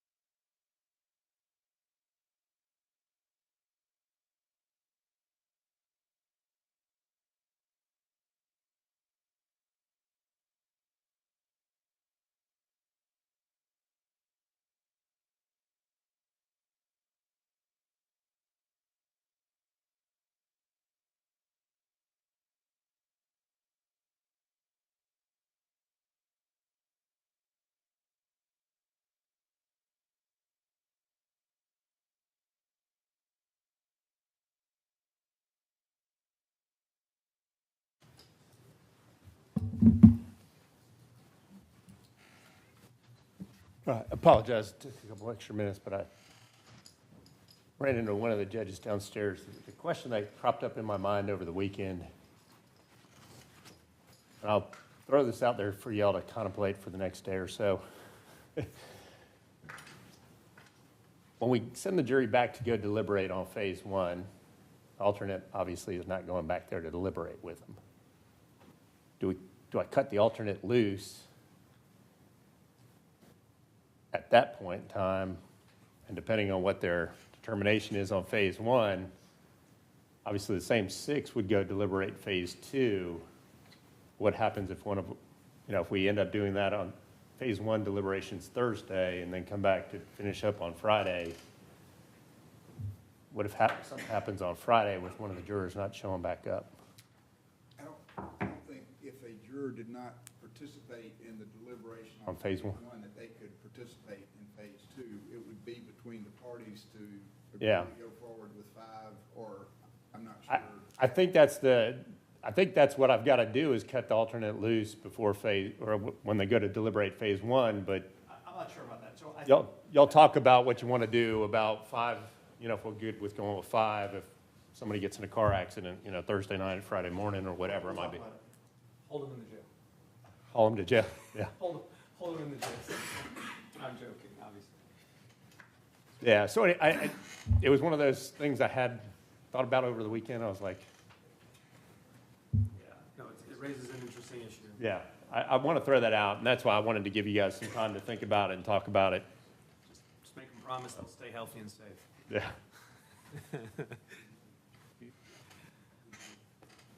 All right.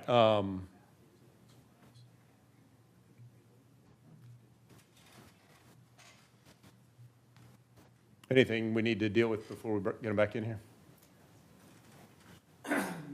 Yes, we have discussed with the defendant, and I believe Plaintiff's Exhibit 184 is now stipulated into evidence. yes, that's fine. I was looking for Mr. Bailey. I was waiting for Mr. Bailey's response, too. All right, Plaintiff's 184 is admitted. Anything else? That's it, Your Honor. Anything else, Mr. Axelrod? No, Your Honor. Ready for the jury. All right, let's get them back in. And you're going to do a video first? Yes, Your Honor.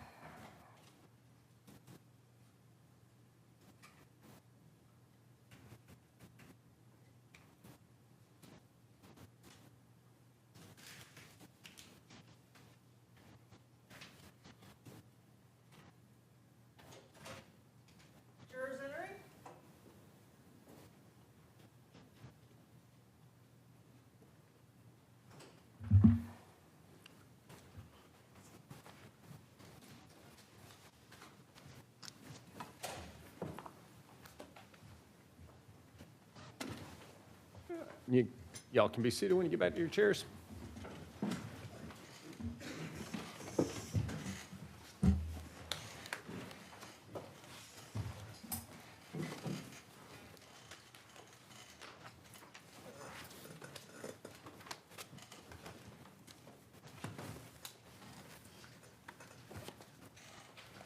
All right, Mr. Friedman, plaintiff's next witness. Plaintiff's next witness is Michael Callahan, Your Honor. All right, members of the jury, the sworn testimony of Michael Callahan given before trial will now be presented. You are to consider and weigh this testimony as you would any other evidence in this case.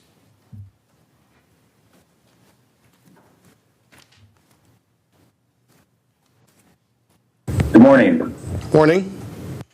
Can you please state your full name and date of birth for the record? Sure. Michael Carey Callahan, March 10th, 1980. You understand you're under oath here today and you've sworn to tell the truth? I do. And you understand the examination is being recorded? Yes. Okay. that means that your testimony here today could eventually be played for a judge or a jury at some point down the line? Yes. And do you prepare for today's deposition with counsel? I did. And are you currently employed at CNN? Yes. How long have you been at CNN? Just over 7 years. So moving back up to CNN, what is your title at CNN? Supervising producer. Has that been your title the whole time you've been with CNN? Yes. What is your role and responsibilities as a senior producer? I manage our coverage at CNN for the national security beat. Have you ever seen this video before? Yes. And did you see it at the time that it aired? I would imagine so. Were you involved in the production of this story? Production? No. Were you involved with the story in any way? Yes. What was your involvement with the story? I manage the CNN national security team, which covered the Afghanistan withdrawal and the aftermath. And this is a story that was worked on by Alex Marquardt, who's a member of the national security team.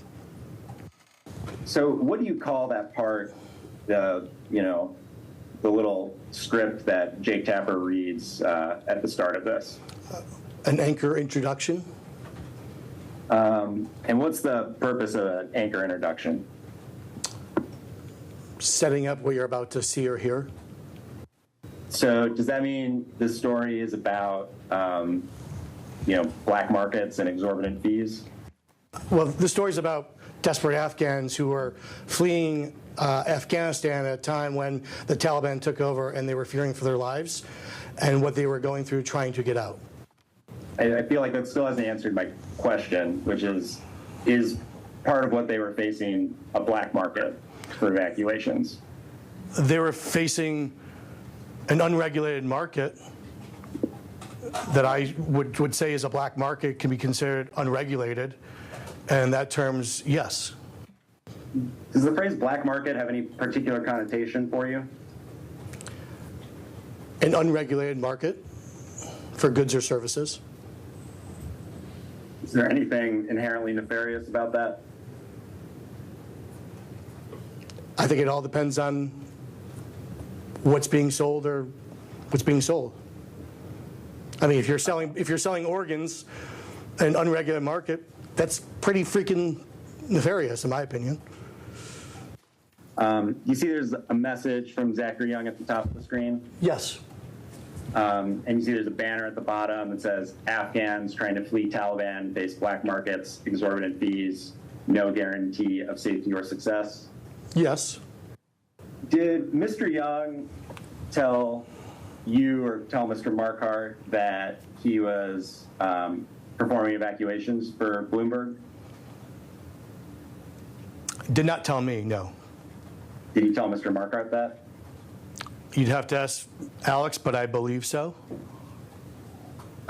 So did anyone ask Bloomberg whether it was an exorbitant amount of money for them to pay? I believe Alex Marquardt reached out to Bloomberg for comment.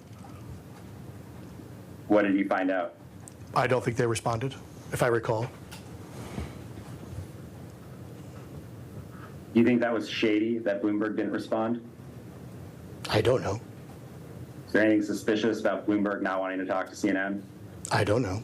Do you think that was evidence that Bloomberg was doing something wrong? Again, Bloomberg wasn't the story we were doing. We were doing a story about desperate Afghans and what they were facing to flee the Taliban.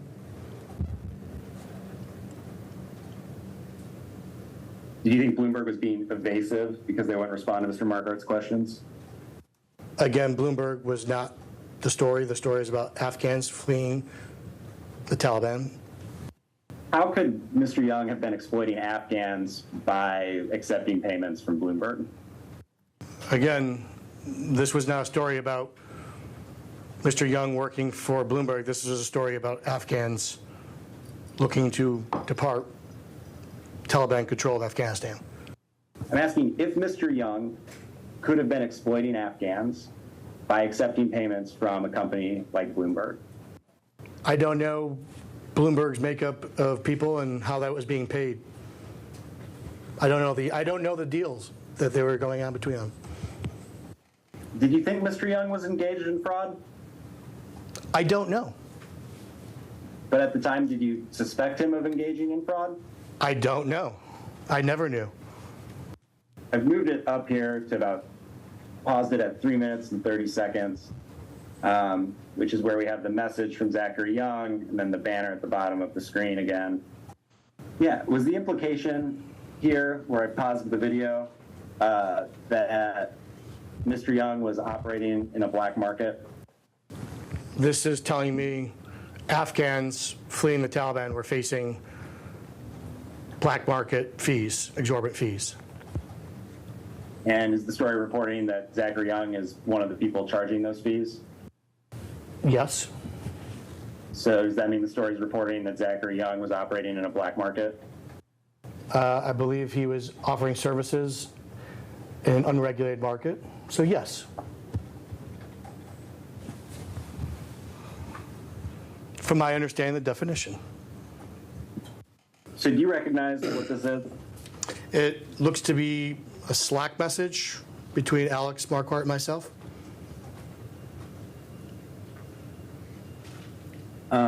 And do you see, one of the first messages from Mr. Marquardt, he writes, continuing to dig on that pitch I sent last night?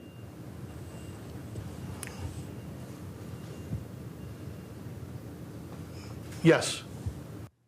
And if we keep going down, do you see where you write, can we find more info on this young guy first? Yes.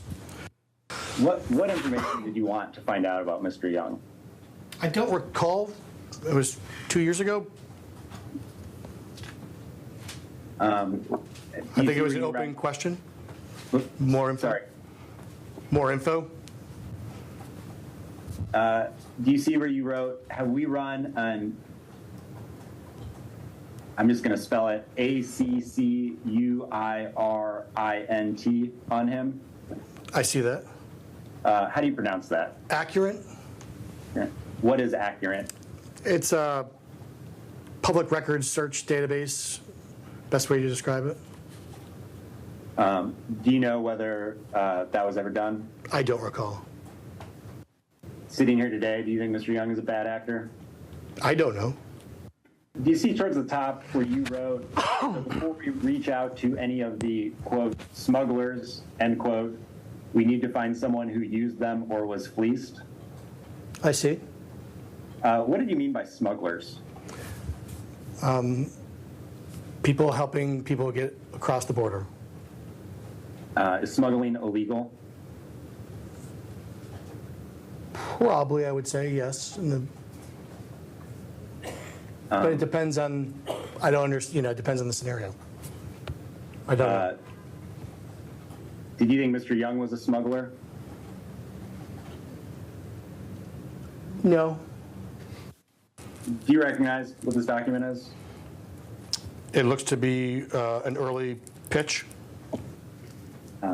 Is it an email between yourself and Mr. Marquardt, Mr. Levine, and Mr. Phillips?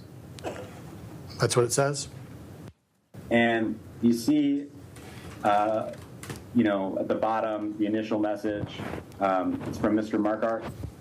Yes. And it's titled Extortion of Desperate Afghans. Yes. And then he has the pitch, and it concludes, we would try to find people who did end up paying and examine to what extent this is extortion versus fraud. You see that? Yes. So looking at Exhibit 3 and then at Exhibit 4, does it appear to you that Mr. Levine has sort of condensed Mr. Marquardt's pitch? It looks to be a shorter version. Okay. So you didn't write this pitch that Mr. Levine is sending to Ms. Kapelos? I don't know.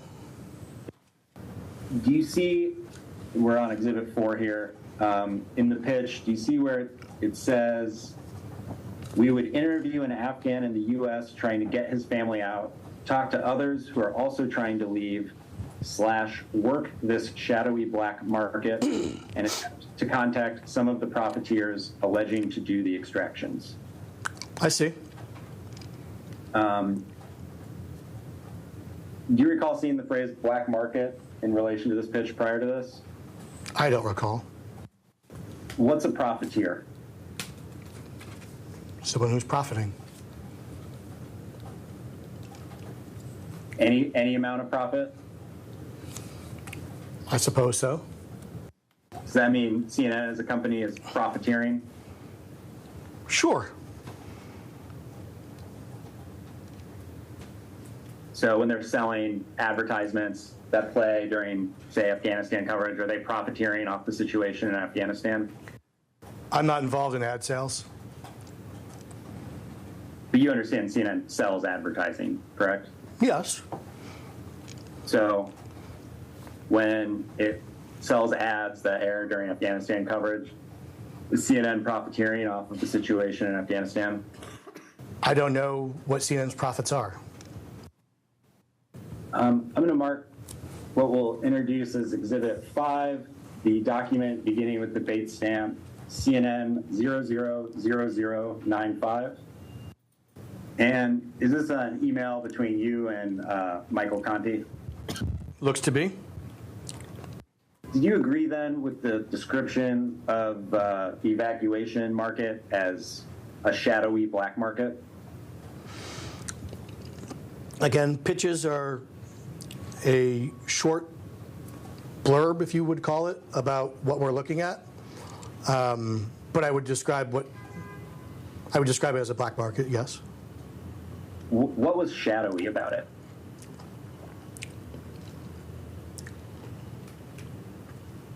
I don't know. We don't recall at the time of. I don't know because did not write that word, I don't believe, if I recall.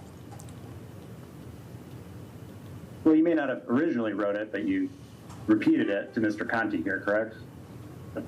I did put that there, yes. It appears so. Does shadowy mean illegal? I don't know. Go ahead and mark. We'll introduce mark as Exhibit 6, which begins with the date stamp CNN 000638. Are these Slack messages between yourself and Mr. Markart? Looks to be. Do you see where you wrote Bass, greenlit, Afghan, $? Yes. Who is Bass? Michael Bass. And what was his role? I couldn't tell you exact title, but he was a CNN executive for programming he oversaw shows. And then you see where Mr. Markart wrote, Tammy just basically told me that dude was former CIA? Yes. You understand that dude to refer to Zachary Young? I don't recall, and I don't see it here, so I don't recall. Why did it matter whether Mr. Young was former CIA?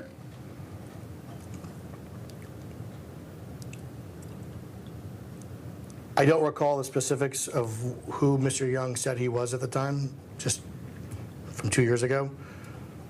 But when trying to verify who somebody is, and if he claimed to be CIA, then it's a logical question to ask if he was.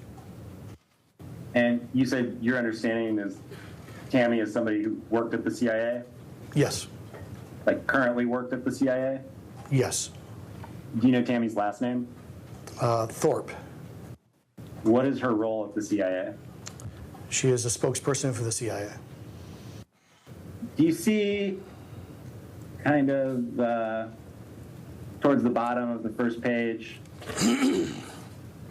you wrote either of your two INTV, I assume that's interviewees, talked to Zachary Young? I see it. And Mr. Margaret said, no, there's no connection there. I see that. Did you view that as a problem for the story? No. Why not? Again, the story was about Afghans who are trying to flee the Taliban-controlled country. At the end of the document, the last message from Mr. Markart, it says, I agree it would be good to have both sides of the transaction, but I don't think it's critical. I see it. Do you agree it wasn't critical? I do. Do you recognize this as a Slack message conversation between yourself and Katie Bo Williams? Yes. Who I believe is now known as Katie Bo Lillis? Yes.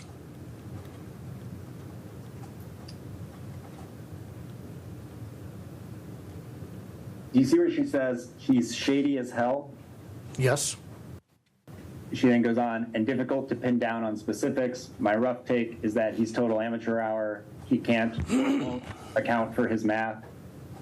How do you get to 15,000 to get to UAE, for example? You see that? I do.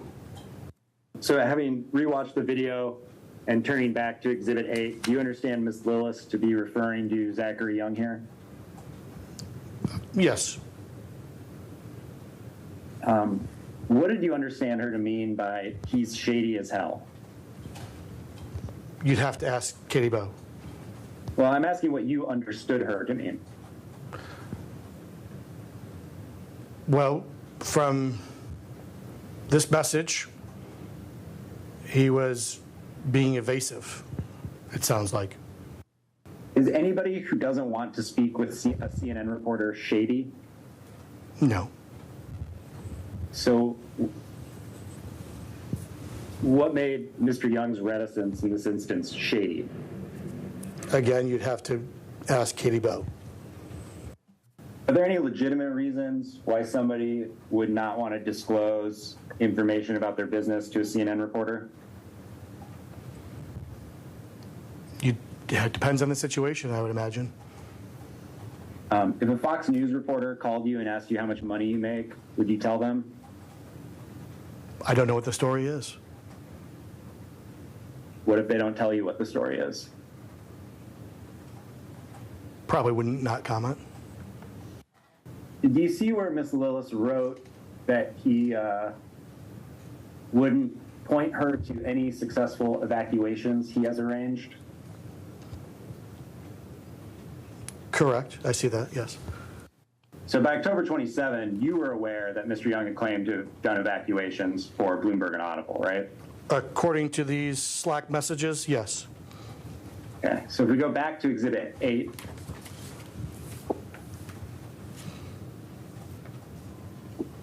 these Slack messages between you and Ms. Lillis are from November 4, right? Yes. So what is Ms. Lillis talking about when she says she can't get pointed to any successful evacuations? Again, you'd have to ask Katie Bo. Do you ever think to tell her, hey, supposedly he did evacuations for Bloomberg and Audible? I don't recall. Did you ever tell her, go look into the Audible and Bloomberg claims? I don't recall. Is that something you should have done? I don't know. I don't recall that. Did it matter to you whether Mr. Young had successfully evacuated anybody? It's something that would be included in the story, if known. So, is this an email you sent with a draft script to the staff of Jake Tapper's show? It looks like it. Do you know who at Jake Tapper's show would have been responsible for reviewing it? The senior producers of the broadcast. So is this an email between yourself, Mr. Markart, and various representatives of, I guess, Triad? It looks to be. Do you see where Mr. Markart wrote in the third paragraph, this all started when Young was brought to my attention by a Jill Kornetsky on LinkedIn? I see that. Did you know who Jill Kornetsky was? I don't recall. Do you know whether anyone looked into her? I don't recall. Was there any discussion about what her motivations might be?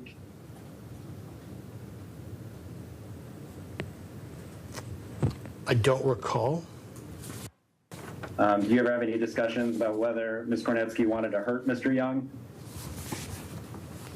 Well, looking at this, I don't know her motives. You'd have to ask her. But my question was whether there was any discussion that you participated in at CNN about whether Ms. Kornetsky might be motivated by a desire to hurt Mr. Young. I don't recall. Did it matter whether Ms. Kornetsky had an agenda of hurting Mr. Young? That would be a discussion, I would imagine, a conversation, but I don't recall. You see that it starts here, and there's what appears to be a script with various comments on it. Yep. And it's actually an email from yourself. Okay. And then there's an email from Mr. Marquardt, which has the script with some additional edits. Okay.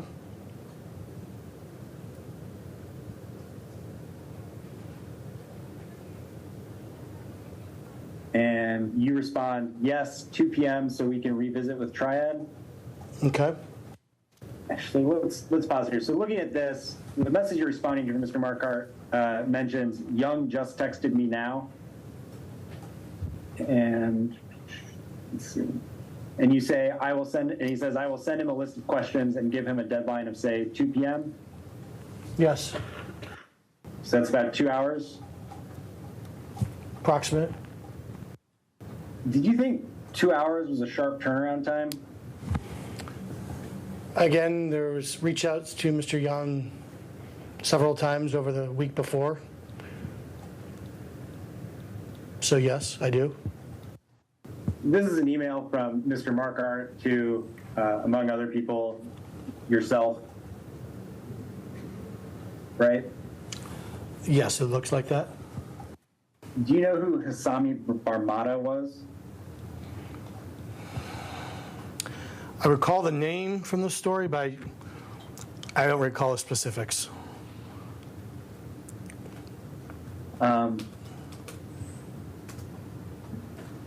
Looks to be an NGO. Do you know whether Barmada would have any way of knowing what Zachary Young's costs were for an evacuation?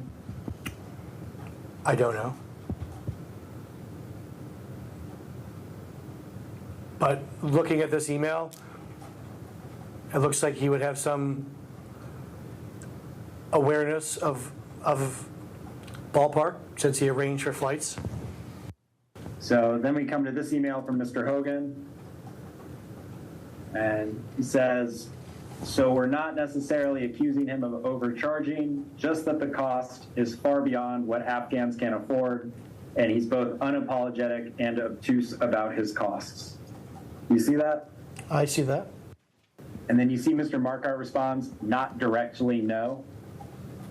I see that. Do you understand Mr. Marquardt to be saying that the story was indirectly accusing Mr. Young of overcharging? You'd have to ask Mr. Marquardt. I don't know. I'm asking how you understood his email. I honestly don't understand it. Why would so you don't take Mr. Marquardt's saying not directly to essentially mean, but yes, indirectly? Apologies. Again, you'd have to ask Alex what he meant by that. Well, what did you understand him to mean in that first sentence? That again, Mr. Young was being invasive to his questions. So that sounds like your understanding of the second sentence. Correct. What's your understanding of the first sentence? I don't have an understanding because I don't know what he meant. Did you ever ask him what he meant? Not that I recall. So in a number of these recent emails we've looked at, there's been references to like Triad phone calls. Do you agree? Yes. Is there like one that There's discussion around scheduling around 11 a.m. I'd have to go through all those emails. I don't know off the top of my head how many calls. I do know there was a call from that sheet. You remember discussing the phrase black market at all on any of the calls? I don't recall. So is this an email between yourself and Mr. Marquardt? Looks like it. And it looks like it starts with an email you sent to Mr. Marquardt, at the top of which you wrote, "From Alex Marquardt, Triad approved." That's what it says. And then Mr. Marquardt responds, "Thank you very much for doing that." I see that. Okay. What was he thanking you for?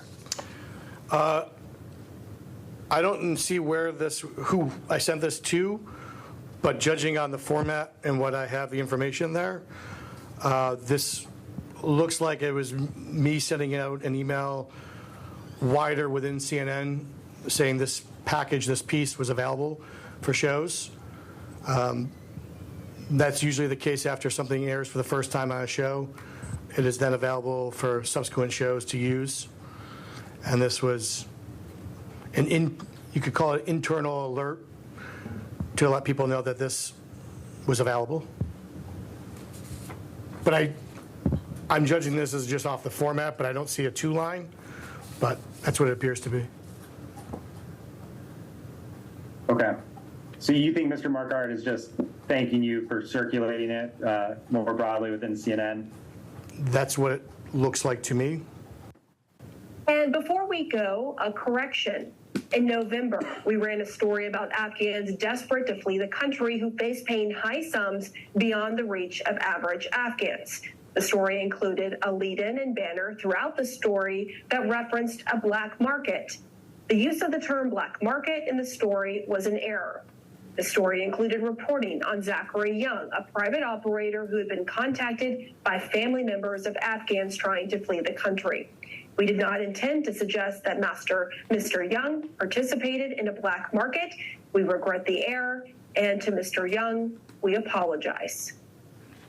Tune in to CNN Sunday for a 2-hour edition of State of the Union. Have you ever seen this video before? I recall when it aired, seeing it. Did anyone discuss it with you in advance of it airing? No. Well, did you discuss it? I should say I was alerted, I believe, moments before from counsel that it was going to be airing. Do you think the use of the phrase black market was an error? I define black market as an unregulated market. In this case, I still think that applies. So, recognizing that you're not part of the top 2 emails in the chain, do you recognize the rest of it as an email conversation that you participated in with Mr. Marquardt and Mr. Lumley? It appears so, yes. And are you discussing the draft of like a digital version of the story about Afghan evacuations? That looks like the case. You see where Mr. Lumley says, "One major thing not clear to me, do any of the people who pay these guys actually get out of the country? I think we need a graph to explain." Is this all totally hopeless? I see it. Do you know if anyone ever answered that question? I don't recall. You'd have to ask Tom Lumley. Did you agree that this was an important question to answer? I did not. So I'm going to introduce Will Mark as Exhibit 24, the document that begins with the bait stamp CNN 000173. And then you received an email from a Brian Rokas. Yes. Who is that, am I pronouncing that correctly? That sounds right. Who is Mr. Rokas? He's a colleague at CNN. And he asked you, is digital posting this? I see that. And then you respond, ha, ha, ha, ha, I really want someone to say it. You see that? I see it. You're laughing right now. Why? Because I was clearly laughing in that email, so I was laughing at it. What were you laughing about? Looking at that, it looks like I said I really want someone to say it, meaning is digital, because I thought there was a good story that deserved a digital story. Do you think that CNN reporting that Mr. Young was operating a black market is the sort of thing that would have a negative impact on Mr. Young? Again, my understanding of how I think of a black market, I don't know, but a black market was unregulated. He was providing goods in an unregulated market. That, to me, fell under that. Do you think most people view black markets in a negative light? I'm not most people. You have to ask people. Well, but you can, draw on your life experiences to anticipate how people are going to react to things that you say, right? Every scenario is different. Every person is different. I can't anticipate what people are going to take away because every single person is different.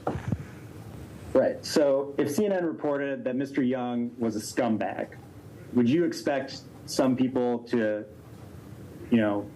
subsequently view Mr. Young in a negative light? As a journalist at CNN, I don't think they would ever be on CNN, so therefore I don't think I could ever answer that question.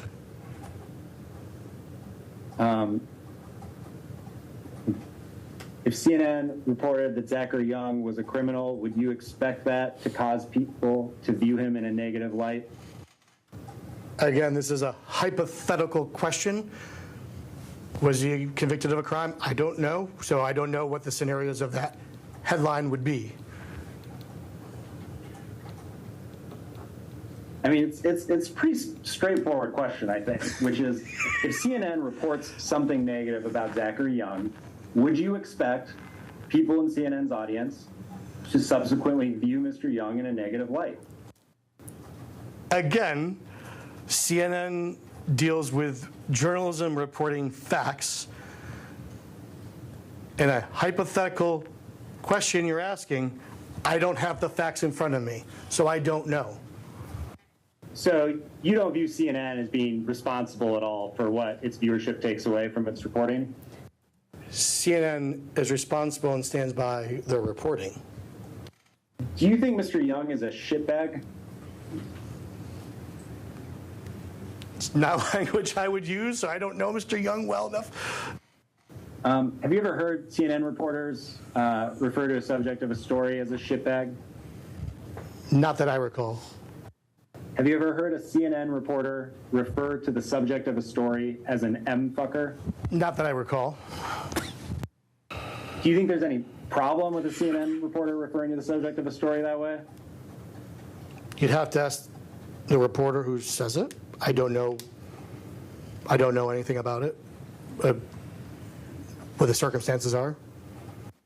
So you think there's some instances where it might be professional for a reporter to refer to the subject of a story as a shitbag? I did not say that. I said you'd have to ask the person. I don't know what the conversation was. But I'm asking for your personal It's opinion. not language I would use, as I said. What do you think it means to nail someone? I have lots of different connotations in my head, so I don't, depends on what the context was. Have you ever heard a CNN reporter say they're going to nail someone? I don't recall.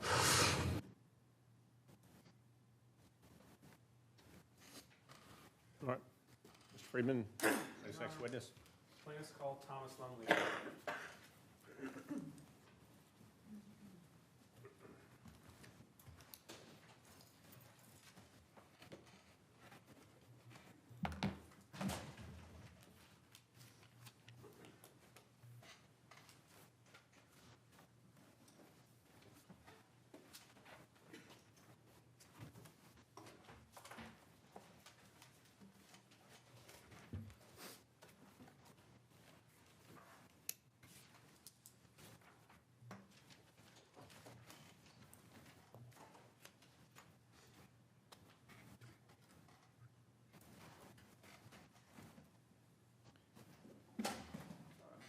Lumley, if you could stand there, face the clerk, raise your right hand.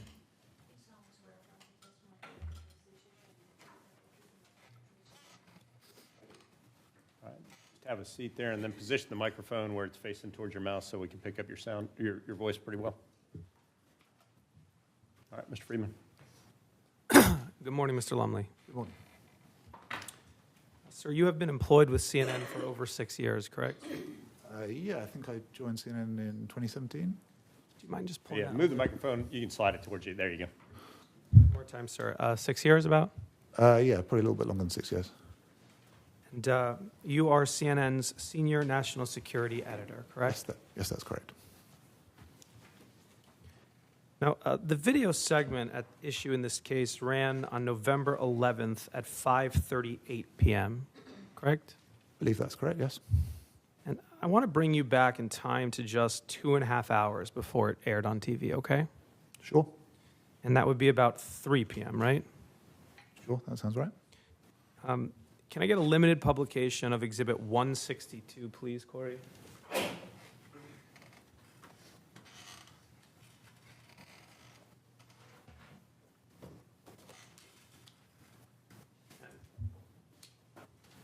So this is an email between yourself and Matthew Phillips, Mike Callahan, and others at CNN that relates to the story at issue in this case.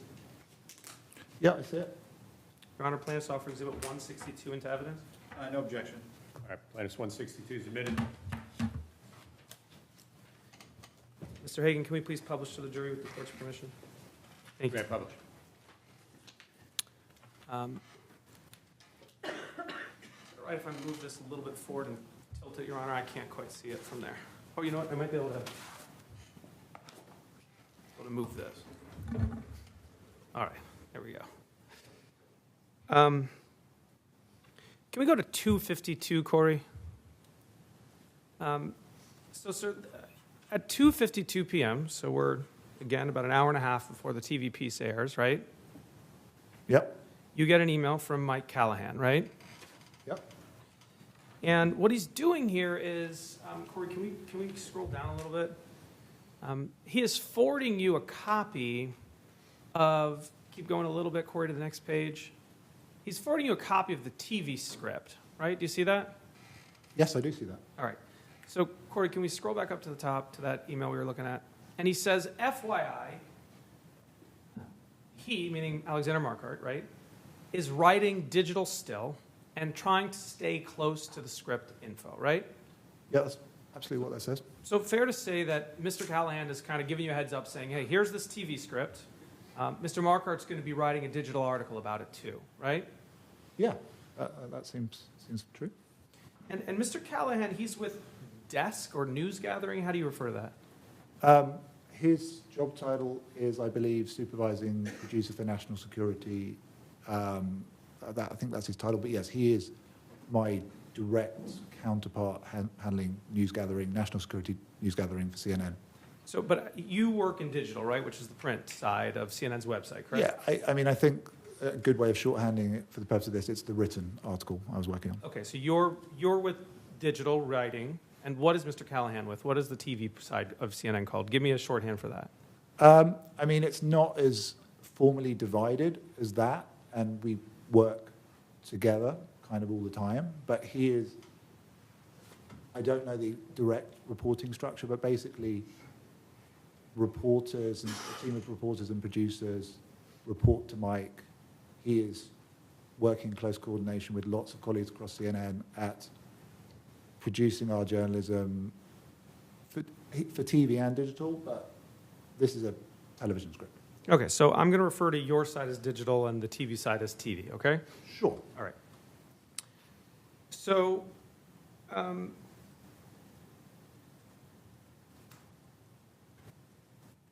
Corey, can we put up Plaintiff's Exhibit 168 at 4? Let's go to page 4, please. And can we zoom into that email at 3:30 p.m., Corey? So we just saw that at about 3 o'clock, 2:52, you received a copy of the TV script from Mr. Callahan, right? Yes.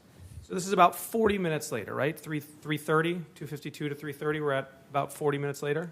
Seems like that, yeah. And Now you get from Alexander Marquardt a draft of the written digital article, right? Yep. And so that's at 3:30. About 1 hour and 15 minutes later, can we go to that email at 4:43, please? So about 1 hour and 15 minutes later, you send back edits, right? Edits and some questions below. Do you see that? Yes, I see that. And it's now 4:43 p.m., correct? Yep. And the actual video isn't published until 5:38 p.m., right? Yeah, I don't remember exactly what time it was published, but I'm sure you're correct. Okay. So you say, one major thing is not clear to me. Do any of these people who pay these guys actually get out of the country? I think we need a graph. That's a paragraph, right? I think we need a paragraph to explain, is this all totally hopeless, right? That's what I wrote. Okay. Now, Corey, can we put side by side with 168? Let's put up 161, which is now in evidence. So this is, the message on the bottom, Mr. Lumley, this is UTC time. So the 9:44 UTC is actually 4:44 DC time, okay? I see it, yep. So you send your edits and your question about this something that's totally unclear to you back to Alexander Marquardt and Mr. Callahan, correct? That's the top email. I mean, I'm asking a question. I don't know if it's the whole thing's totally unclear to me, but I'm asking that particular question, yes. And then 1 minute later, you send a Slack message to Mr. Phillips, right? And he's a digital editor at CNN too, right? Yeah, I mean, I don't see Mr. Phillips' name. All right, I'm sure that I'm sure that's. No, let's show you. Do you see at the top? Corey's highlighting it for you. Yeah, I see it absolutely. Yeah, Mr. Phillips is yes, he's a person that edits digital stories at CNN. Yes. So you give your feedback to Mr. Callahan, and 1 minute later you message Mr. Phillips, right? Yep. And in that message you say, I have sent back edits and a fundamental question about the whole story I don't understand from Alex Wright and the TV script, right? Yeah, I had a question, a particular question about the story that I was interested in the whole process. So at this time, you've reviewed both the TV script, we saw that, right? I've seen the TV script. Right. It's not my job to review and vet the TV script. I understand, but you've reviewed it, right? I've read it. You've read it. I'll use read. You've read the TV script, and you've read the draft article, right? Yes. And despite reviewing both, you immediately flagged a fundamental issue that you don't understand, correct? Yeah, I had a question that I was interested in addressing, certainly, yes. In fact, can we take down the left side, please, Corey? Let's go to the, yeah. In fact, Mr. Lumley, you are so surprised about this fundamental issue that you write 1 minute after that I'm sort of surprised Triad approved, right? Yeah, I wrote that. I mean, I guess I was sort of surprised, but actually. So those are your words on the page? Those are absolutely my words on the page, but I actually think I think I'll explain this. My question about the story was what I'm going to call a storytelling question. It wasn't a question about the accuracy and fairness of this story, which is what Triad is really concerned of. So I said I'm sort of surprised, but when I think about it, that was a slightly imprecise thought. Sir, did you prepare for your testimony here today? Yes, I did. Did you meet with CNN's lawyers? Yes, I did. How long? I had like a pretty short meeting last night, like probably 45 minutes, and then we had a couple of meetings in Washington before the holidays. Like there were 2 meetings, probably like 4 hours, maybe 3 hours. I don't actually know. But yes, I prepared for the trial, I'm sure. Well, I'm going to go through your documents. We'll see if it's a storytelling issue, okay? Of course. Now, at this point, sir, the digital article had not yet been submitted to Triad, correct? Yes, that is correct. Because you were editing it still. Yes. All right. So when you're expressing surprise that Triad has approved this story, you are talking about the video, correct? Yes. Now, sir, just 2 minutes later, after 9:45, can we go to 9:47? Thank you. Just 2 minutes later, you double down on this criticism of both the article and the video, don't you? Yeah. Yeah, I mean, I've had I have a consistent question throughout this process. And sir, actually, you say it's actually a good story from a storytelling perspective, right? You say it's actually a good story, right? You say that, sir? It's actually a good story. Well, yeah, I mean, I say it's a good story. Sir, you say it's a good story. Yes, no, I did say it's a good story. It's my And words. then you go on and you say, minus neither the digital right or the TV script answering a fundamental question, right? Sure. Shall I explain what I believe that fundamental question was? You know what? I'm going to bring you through your documents because I want to hear what you were thinking then, but I'm sure Mr. Axelrod will allow you to say what you're thinking now, okay? No, I mean, I think what I'm thinking now and what I was thinking then was the same thing, but sure. We'll see about that. So, 1 minute later, Corey, can we see the next minute? 1 minute later, you say again, because I just asked a pretty fundamental question, right? Yep, see that? Sir, it has been 4 minutes. It's now 4:48 p.m. You submitted your edits to Mr. Marquardt at 4:44, remember? Yep. So it's been 4 minutes since you submitted your edits, and you have reiterated 3 times that the story has a fundamental issue, correct?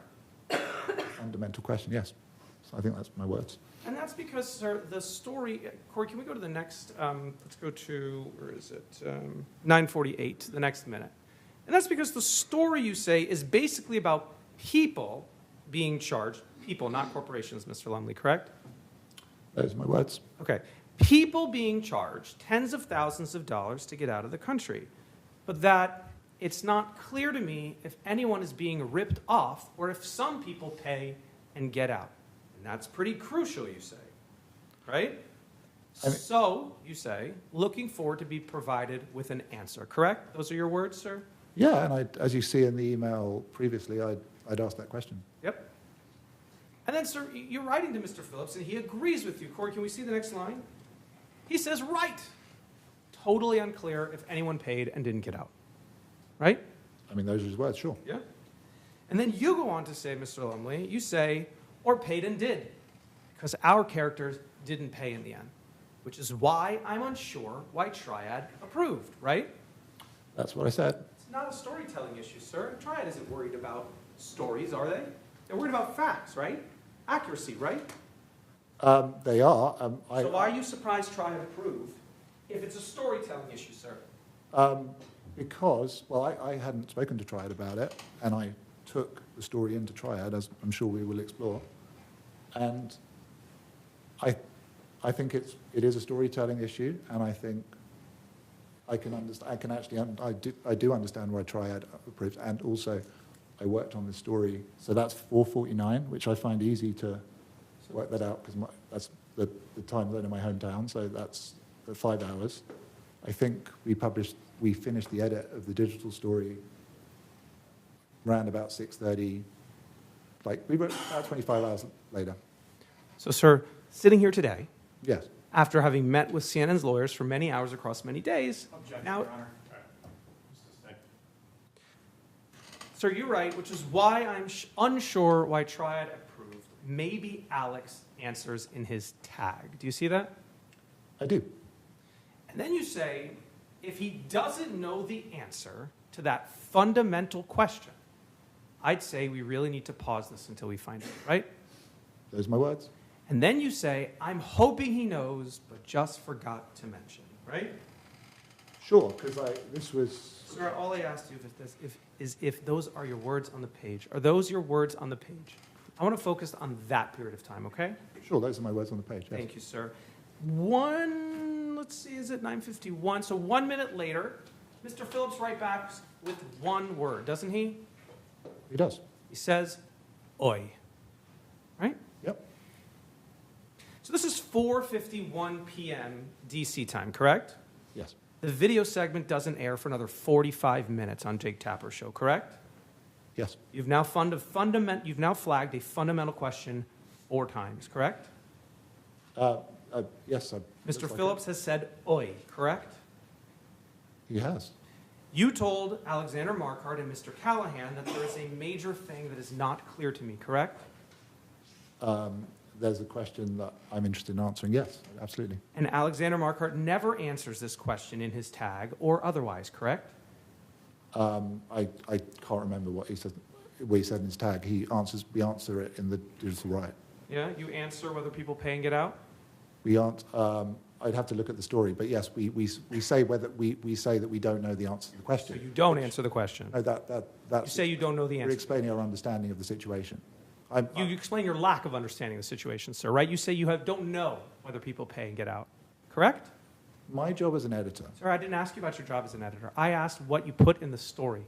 And what you put in the story is that you don't know whether or not, correct? You said that, yes. Now, sir, the video airs at 5:38 p.m., correct? Yes. Now, at 6:14 p.m., that's just 35 minutes later, you tell Phillips that we are pausing it for digital. My fundamental question is not answered. But on TV, it's less of a problem. Dramatic, silhouetted interviews, and it zipped along, so less glaring. As a right, I think it works less well. Allison, that's your boss, right? Yes. Allison has read and agrees, correct? That's what I wrote, yeah. Thank you, Corey. You can take that down.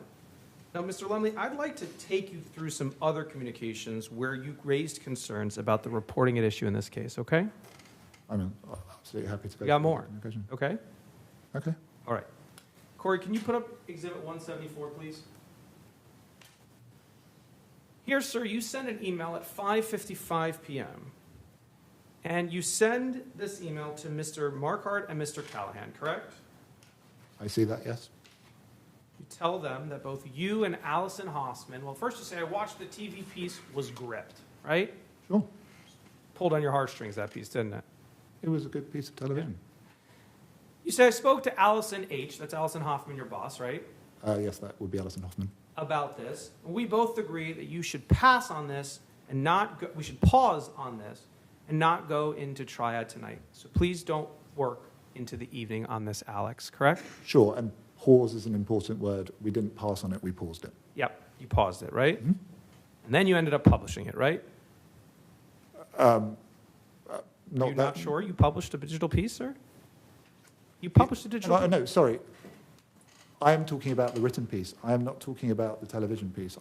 That's not my responsibility, the television piece. And I've got to say, if I had dramatic concerns about fairness or accuracy of the television piece, there would have been a different conversation. I'm saying it doesn't answer the question I'm interested in. I'm not saying I have any concerns about publishing that piece, that television piece, which is not my responsibility, or that television piece going on CNN's website. Just to be clear. So to be clear, if you had major concerns about something that's not your responsibility, you would have had a completely different conversation. Is that your testimony today? I don't think that's what I'm saying. I'm just saying if I felt the piece, I wasn't responsible for the TV piece, so I can have an opinion.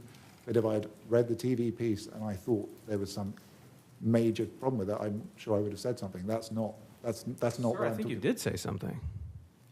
Yeah, but I didn't. Okay, sure, let's go for it. Corey, can you put up for a limited production of Plaintiff's Exhibit 218?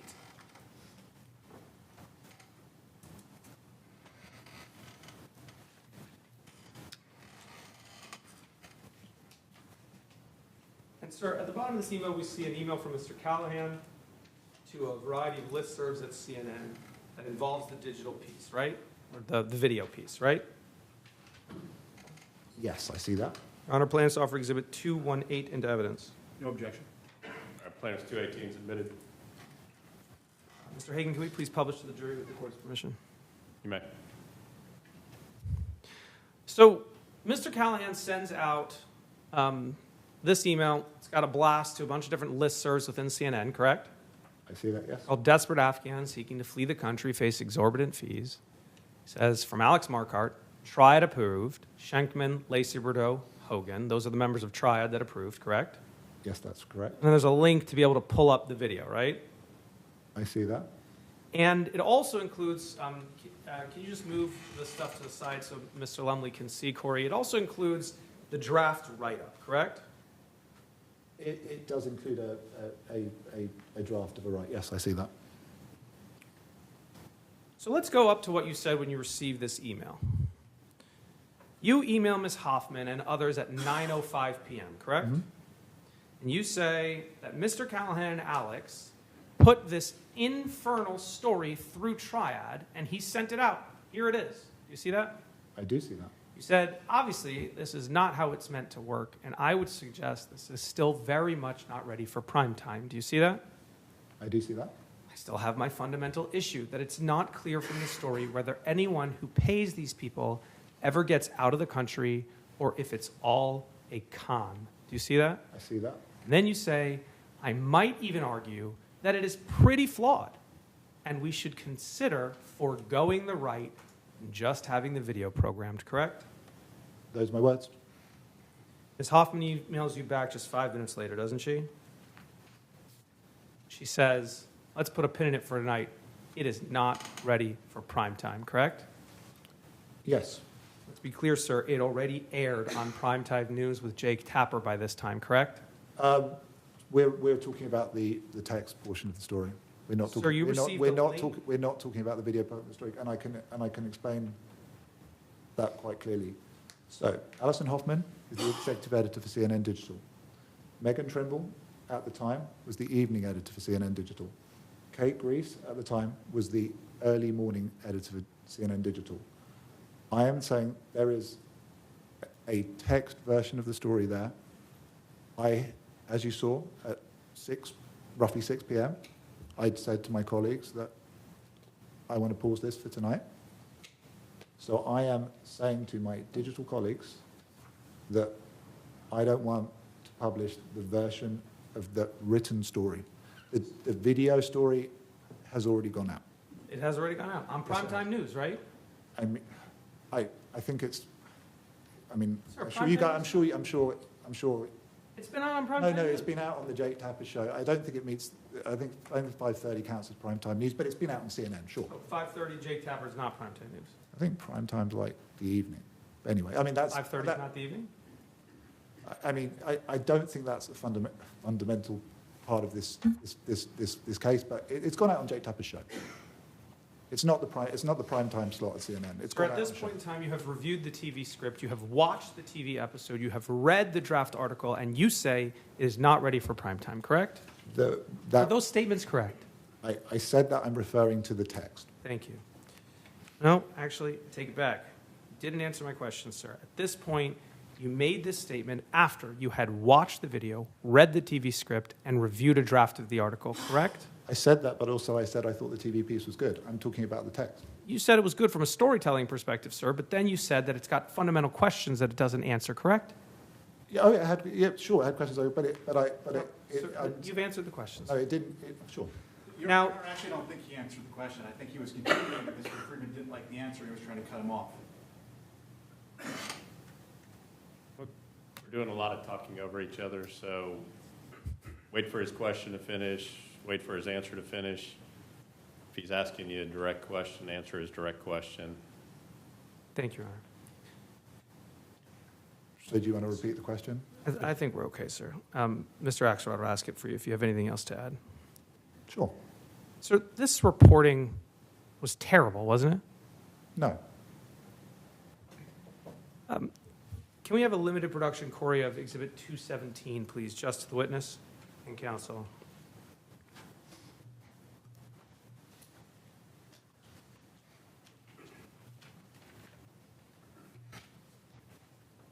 So this is a Slack exchange between yourself and Megan Trimble, isn't it? It is. And it deals with the story at issue in this case, does it not? Yes, the text there does, yes. Your Honor, plaintiffs offer Exhibit 217 into evidence. No objection, Your Honor. All right, plaintiff's 217 is admitted. Mr. Hagan, with the court's permission, can we please publish? You may. Thank you, sir. I'm not sure I said this before, Mr. Lumley, but Ms. Trimble is another editor at CNN, correct? Yeah, she was the sort of evening editor, sort of running the politics stories in the evening, basically. And this exchange, it's in UTC, from your hometown, as you said, and so it starts, you can convert it. It starts at 8:33 p.m. on November 11th, right? Yep. And that's just a few hours after the story aired on Jake Tapper, correct?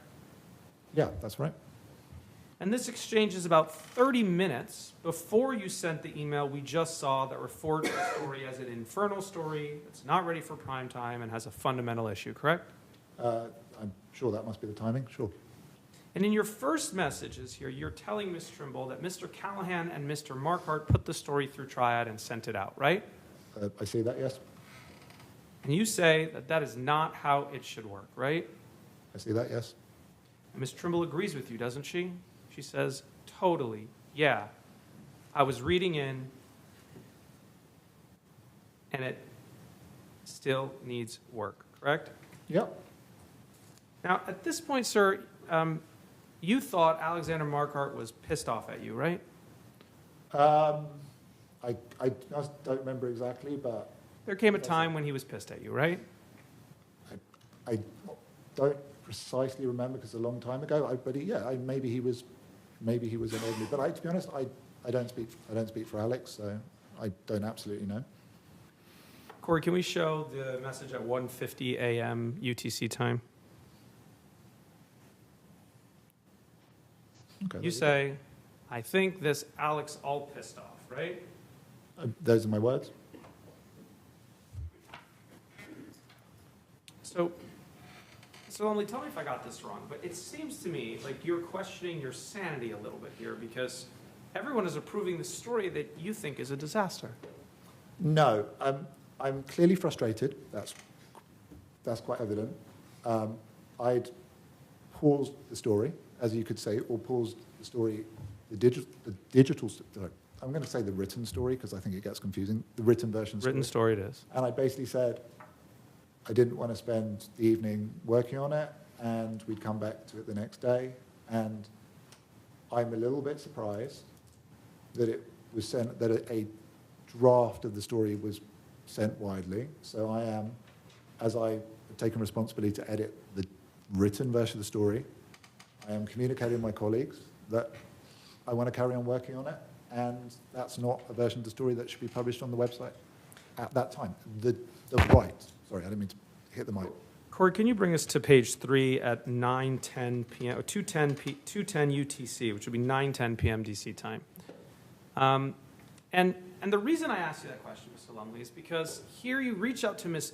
Trimble for some confirmation you're sane. At least that's what it appears to me. Because you say to her, I know you're busy, but tell me if I'm wrong. I think the Alex story is a mess. You see that? Those are my words. In your view, sir, it had gotten worse since you edited it, correct? I don't know about that. I do remember being frustrated about the writing. There was like some repeated words at the top of the story, but I mean, I'm sure we're going to go through what Let's I said, go through. So that seems the best. Or can we look at the next message? You say, it's more of a mess than the edits I sent back. I just want it to live as a TV piece, and they can program the video. I'm not even sure it's easily salvageable, right? I see the words. And Ms. Trimble agrees with you that it's a mess, doesn't she? I mean, I just need to see what she said. But yeah, that seems the remember, best. you asked to her, I know you're busy, but, I'm sorry to bother you, basically, but tell me if I'm wrong. She tells you, no, you're not wrong. It's messy, right? I see that, yeah. She says, I'd tell you if I thought we should put up, but it has some very sweeping claims up top without the details clearly showing what's going on, right? I see that. She agrees with you. It's a mess, right? I don't want to speak for Ms. Trimble, but those are her words, sure. Corey, let's highlight the portions of this document so we can get through it quickly, and let's zoom in. We'll go through it. You say back to Ms. Trimble, we're picking up at 2:11. You say back to Ms. Trimble, the story is full of holes like Swiss cheese, right? Those are my words. She writes back, agree. It is full of holes like Swiss cheese, right? And then she says, the story is 80% emotion, 20% obscured fact, LOL, right? I can't speak. I can speak for my words. I can't speak for Ms. Trimble's words. Did you receive a message from Ms. Trimble, which said that she agreed with your characterization that the story was full of holes like Swiss cheese? I see her words, yes. So you did receive a message from her confirming she agreed with your characterization that the story was full of holes like Swiss cheese, correct? Those are her words. Correct? I mean, yes, those are her words. I mean, they're there. And then you also received a message from her telling you that the story was 80% emotion and 20% obscured fact, LOL, correct? Sure, I genuinely don't know what that means, but sure, she said that. Sir, what is an obscured fact other than a lie?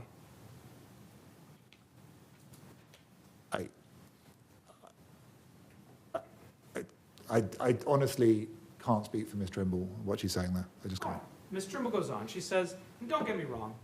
They could be con artists, which is terrible. And I believe these people are suffering. But we should be able to say that clear, right? You receive that message? That's what I see it, yes. Yep. Let's scroll down, please. And you respond, you say, maybe there are some operators who you pay 50 grand and drive you to Pakistan. I bet there probably are.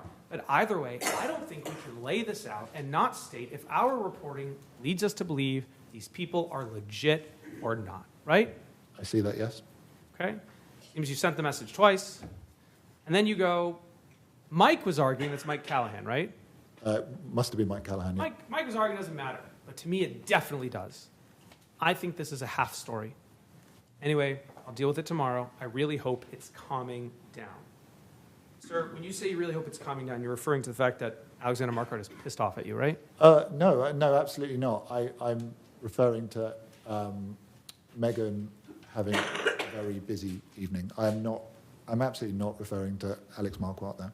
Okay. Because I remember. She seems to think you are, because she says, I think everyone is tiring themselves out, LOL, right? Yeah, but she was dealing with other stories that night. Okay, but then you go on to say, no, it's fine, I'm annoyed with Mike. Yeah, I mean, I was annoyed. You were hoping it was calming down, right? Yeah, no, I'm absolutely think I'm referring to something else there. But there, I owe my words. I mean, I was kind of annoyed. I paused the story, and frankly, that had been sent out. I'm pretty sure it was when I was putting my kids to bed, my at then 6 and 3-year-old, and I was a little bit grumpy to be dealing with it at that stage, sure. So regardless of whether you were talking to Ms. Trimble about things calming down or Alex being pissed off about you calming down, you then say, I hope the drama subsides, right? Yeah, I really think I'm referring to something else that Ms. Trimble's dealing with, but I absolutely can't remember. But those are my words. I wrote those words. But have you seen the communications in this case that are now in evidence where Alexander Marquardt talks about a pissing match between the desk and digital? No. It's not what you're talking about? Well, I haven't seen those communications, so I can't.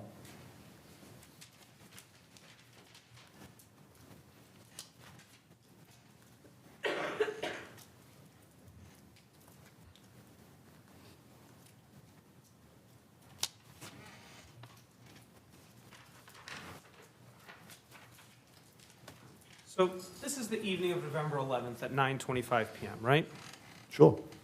That's 4 hours after the video aired on Jake Tapper, correct? Sure. And that's before the video aired again with Jim Acosta, Max Foster, Boris Sanchez, Amara Walker, and Michael Holmes on November 12th, 13th, and 14th, correct?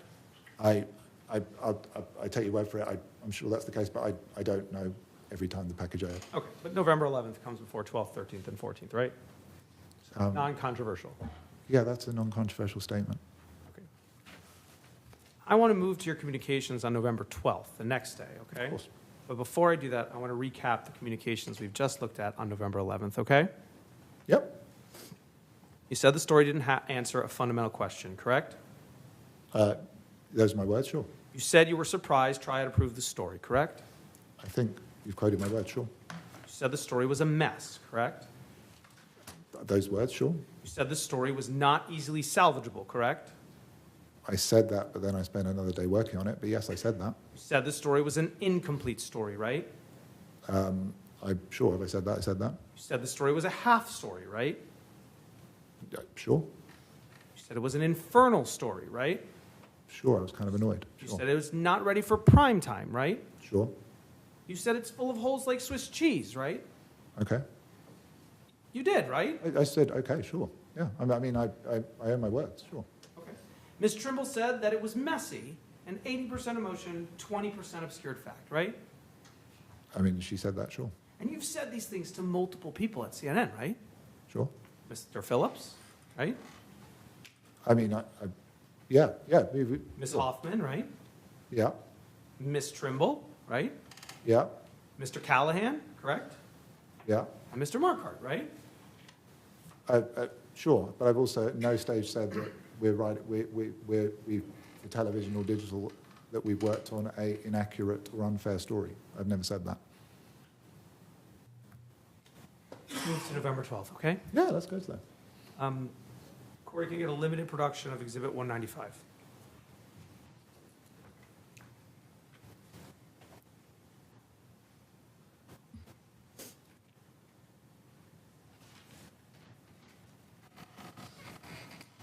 Sir, we're looking at a Slack communication between yourself and Zach Wade, CNN Senior Director of Editorial Product and Performance, correct?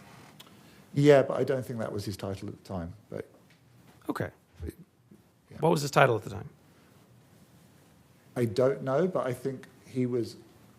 That's like early in the morning on the Friday, right? So that I believe he was basically what we call programming the CNN homepage. So he was basically deciding where different stories go on the CNN homepage. I don't know what his title was then, but I don't think it's the same title as now.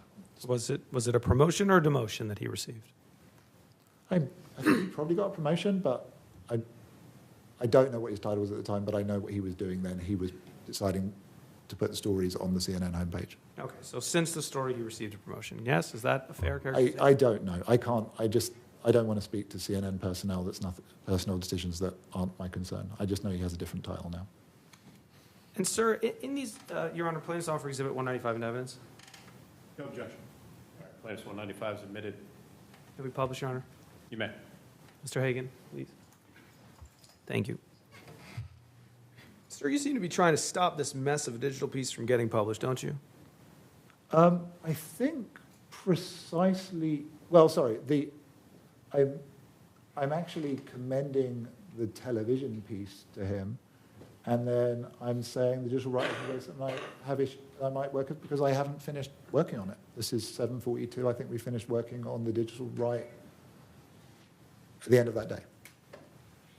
So I'm not trying to stop it. I'm not trying to stop anything. I'm telling him we've got a TV package ready, and sure, I have issues with the other one. But I'm actually commending the television piece that went on the Jake Tapper show. Where? Just flagging, this is a TV package from Alex Marquardt. I'm sending it to him. Oh, so by saying just flagging this TV package, you are commending it? I'm saying it's there. I don't send him things just randomly. Well, I don't think you did, sir, because you go on to talk about the related digital right that you have big issues with. I don't think you're commending it. I think you're flagging it. Which one are you doing, sir? I'm saying the digital right. Are you commending it or flagging it? Let me answer the question. No, I'm doing two things. I'm flagging the video, and then I'm saying there's a digital right, and I have big issues, and I think it might work better as a video. At that time, it was a work in progress, but I'm saying it works as a video, 100%. 100%. I'm saying I'm 100% comfortable with that video going on our website, as I believe it did. Even though you had fundamental questions with it? Yeah, because I had questions about the storytelling. I did not have issues with the fairness and accuracy of the story. Even though you were surprised, Triad approved it? I mean, sure, I said that, but... It wasn't true when you said it? No, obviously I said that, but it was... then the next day took the story through Triad, and it you was changed fine. the video?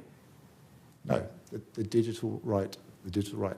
So the video that was published and republished, you never changed that, right? Oh, no, that's not my... Fundamental questions remain, right?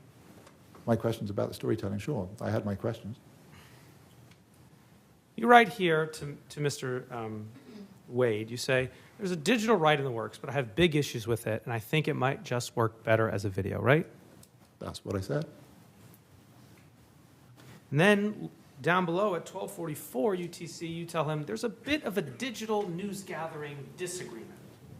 Might get mentioned on 9 a.m. and here it is. Do you see that? I see that. That's because digital, that's you, didn't want it to move forward, and news gathering wanted it to move forward. No, it's not. That's not the case. It had been paused. It wasn't finished. All right, we can take that down. Corey, can I get a limited publication of PX 200?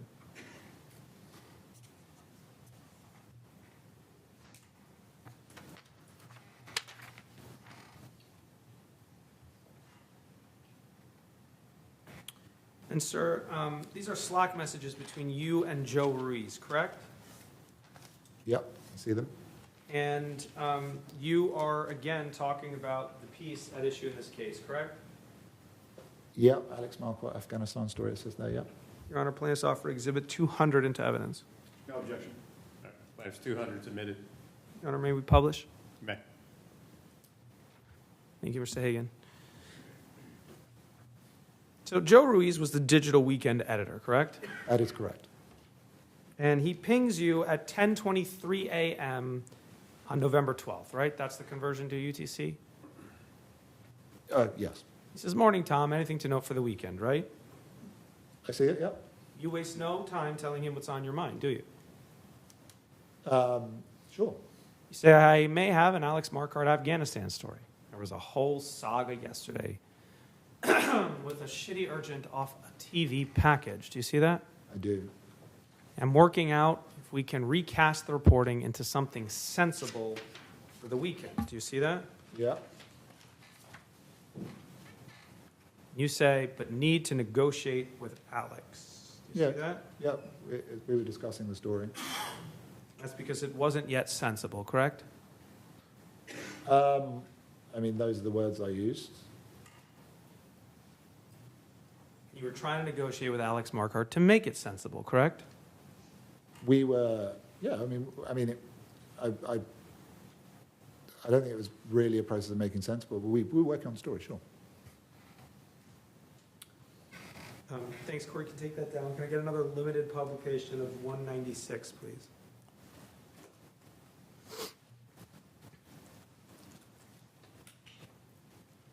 And sir, we're looking at an email from yourself to Ms. Nicole Gayet, another reporter, an experienced national security reporter at CNN, that relates to the story at issue in this case, correct? Yes, I see that. Your Honor, plaintiffs offer Exhibit 196 into evidence. No objection. Plaintiff's 196 is admitted. Your Honor, may we publish? Oh, thank you, Mr. Hagan. So, sir, this email from you to Ms. Gayet, am I pronouncing that right? Gowett, yes. Gowett. Much, yeah. This email from yourself to Ms. Gowett goes at 8:25 a.m. in the morning. Do you see that? I see that, yeah.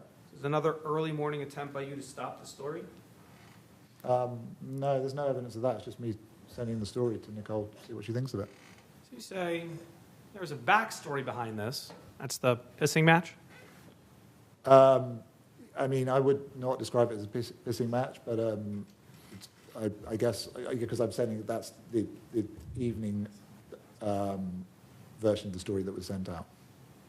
So the backstory is that there's some drama going on. You're hoping the drama is going to calm down. And Sure, a little bit of drama, but a sure. little bit of drama. All right. You say to her, the backstory behind this, but I'd be interested in your thoughts on the urgent, right? Yes. Now, Ms. Gowett, she has experience covering Afghanistan, including the U.S. withdrawal from Afghanistan, correct? She certainly wrote stories about it, yeah. And you send her both the video that Triad has approved, that's that link at the bottom there, right? Yeah, yes. Yeah, that's the email I sent, sure. The email that Mike sent out, I see at 8:26 p.m. the previous evening, yeah. And you ask if you tell her you'd be interested in her thoughts, right? Sure. All right, Corey, can you take that down and give me a limited production of Exhibit 211? Plaintiff's Exhibit 211.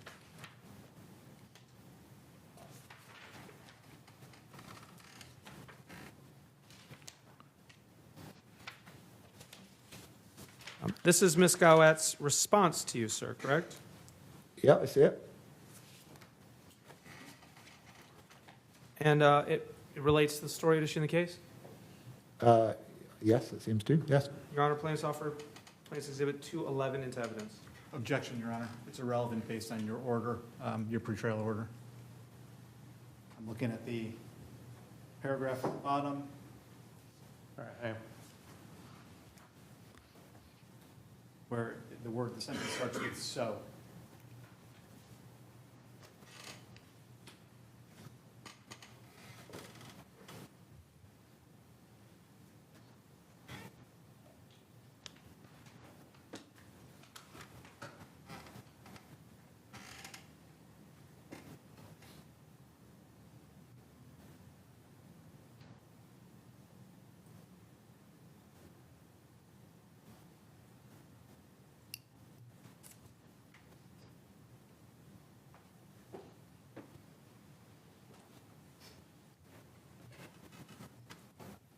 Counsel, just, I don't need the court report right now. Counsel, just talk here real quick.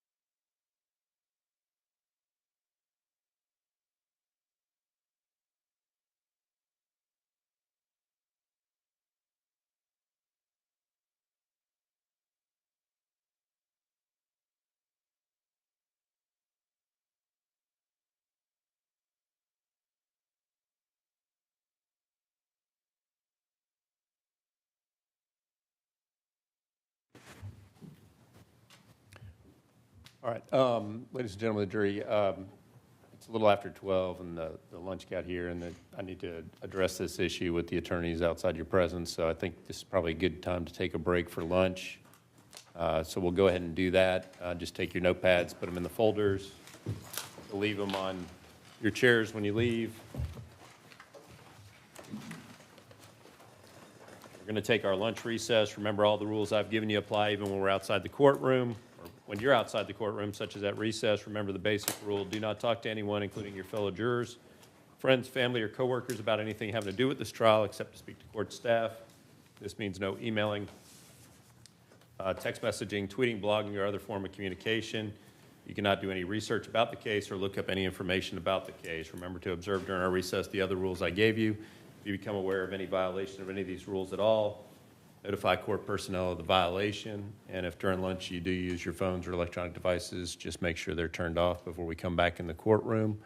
What I'm going to ask you to do is, eat lunch, do whatever you need to do, but just be back in the jury lounge at 12:45. All right, so a little more than a half hour. All right. Anything else planned for defense before we break? No, Your Honor.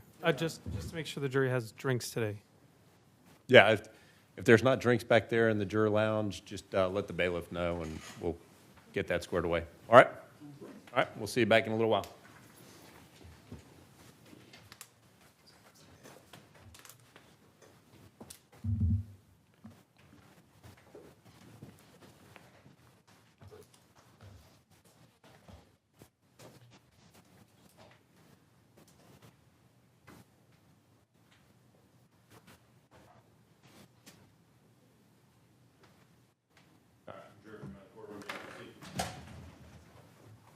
Your Honor, may Mr. Lumley step down and grab some lunch?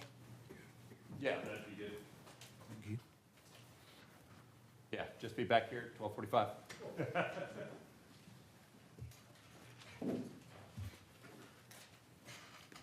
All right, why don't we deal with this last exhibit? Can you hold that back up? Or hang on, is it? Corey, it's up, sorry. Do you see it, Your Honor? Hang on, my monitor toggles back and forth between my laptop and that. So.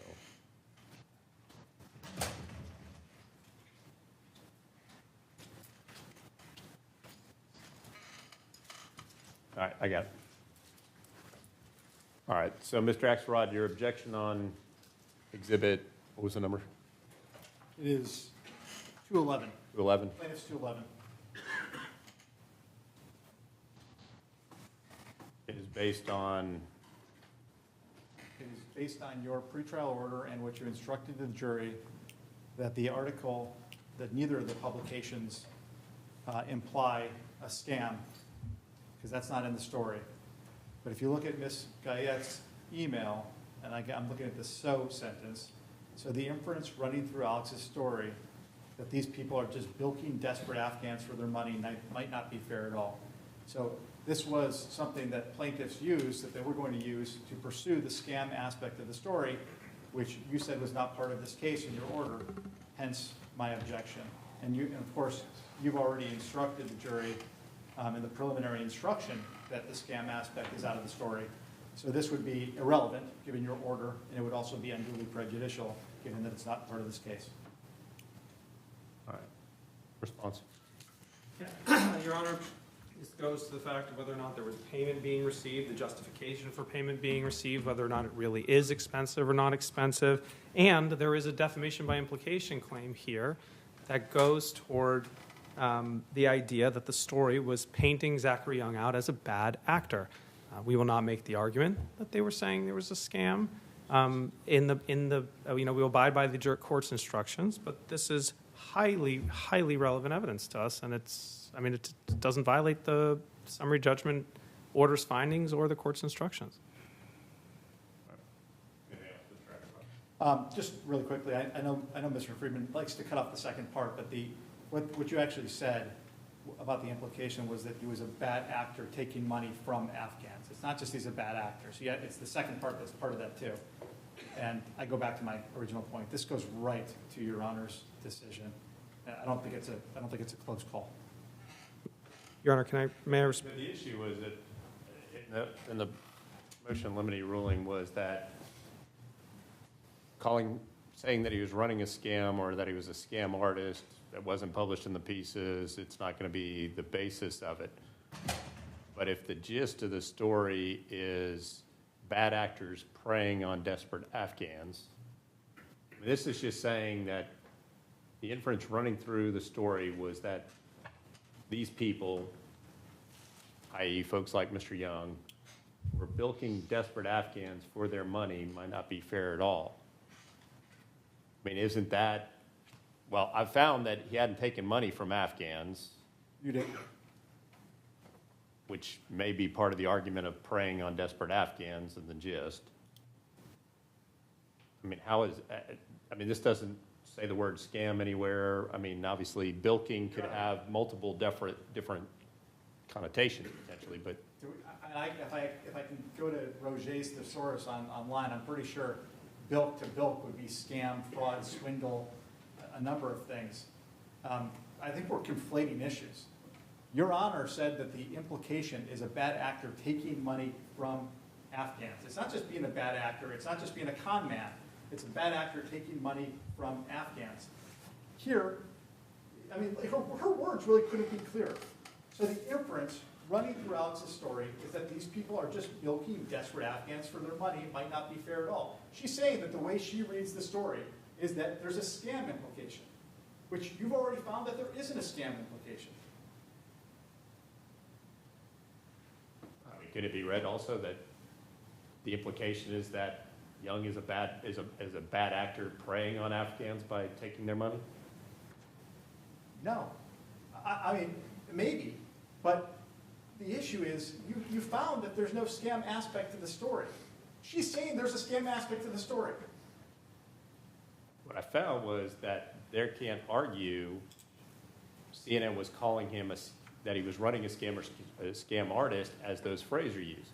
But the gist of the story is the gist of the story is the first DCA, enunciated in its opinion in this case. I mean, that gist, bad actors praying, whether that's because they're praying because it's a scam, or they're praying because they're bilking, or they're praying because they're taking money. I mean, you could have bad actors preying on people by a number of different methodologies. You certainly can, but that's not what you've already instructed the jury. You already instructed the jury it's the false impression that he was preying on Afghans by taking money directly from Afghans, not that he was preying on Afghans by bilking them. It is a separate and distinct allegation and implication. I mean, otherwise, I have to go back and look at the footnote from your summary. It's actually your summary judgment order. But you said, I think it's something like the scam is out of the case. Your Honor, I have your footnote if you want me to read it. Yeah, I'd rather go back. Got too many papers up here now.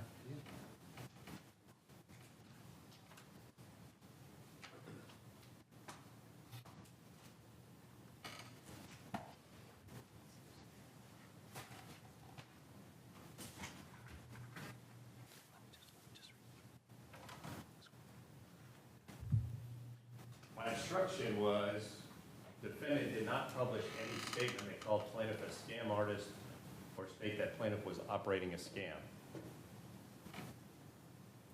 That's pretty concise.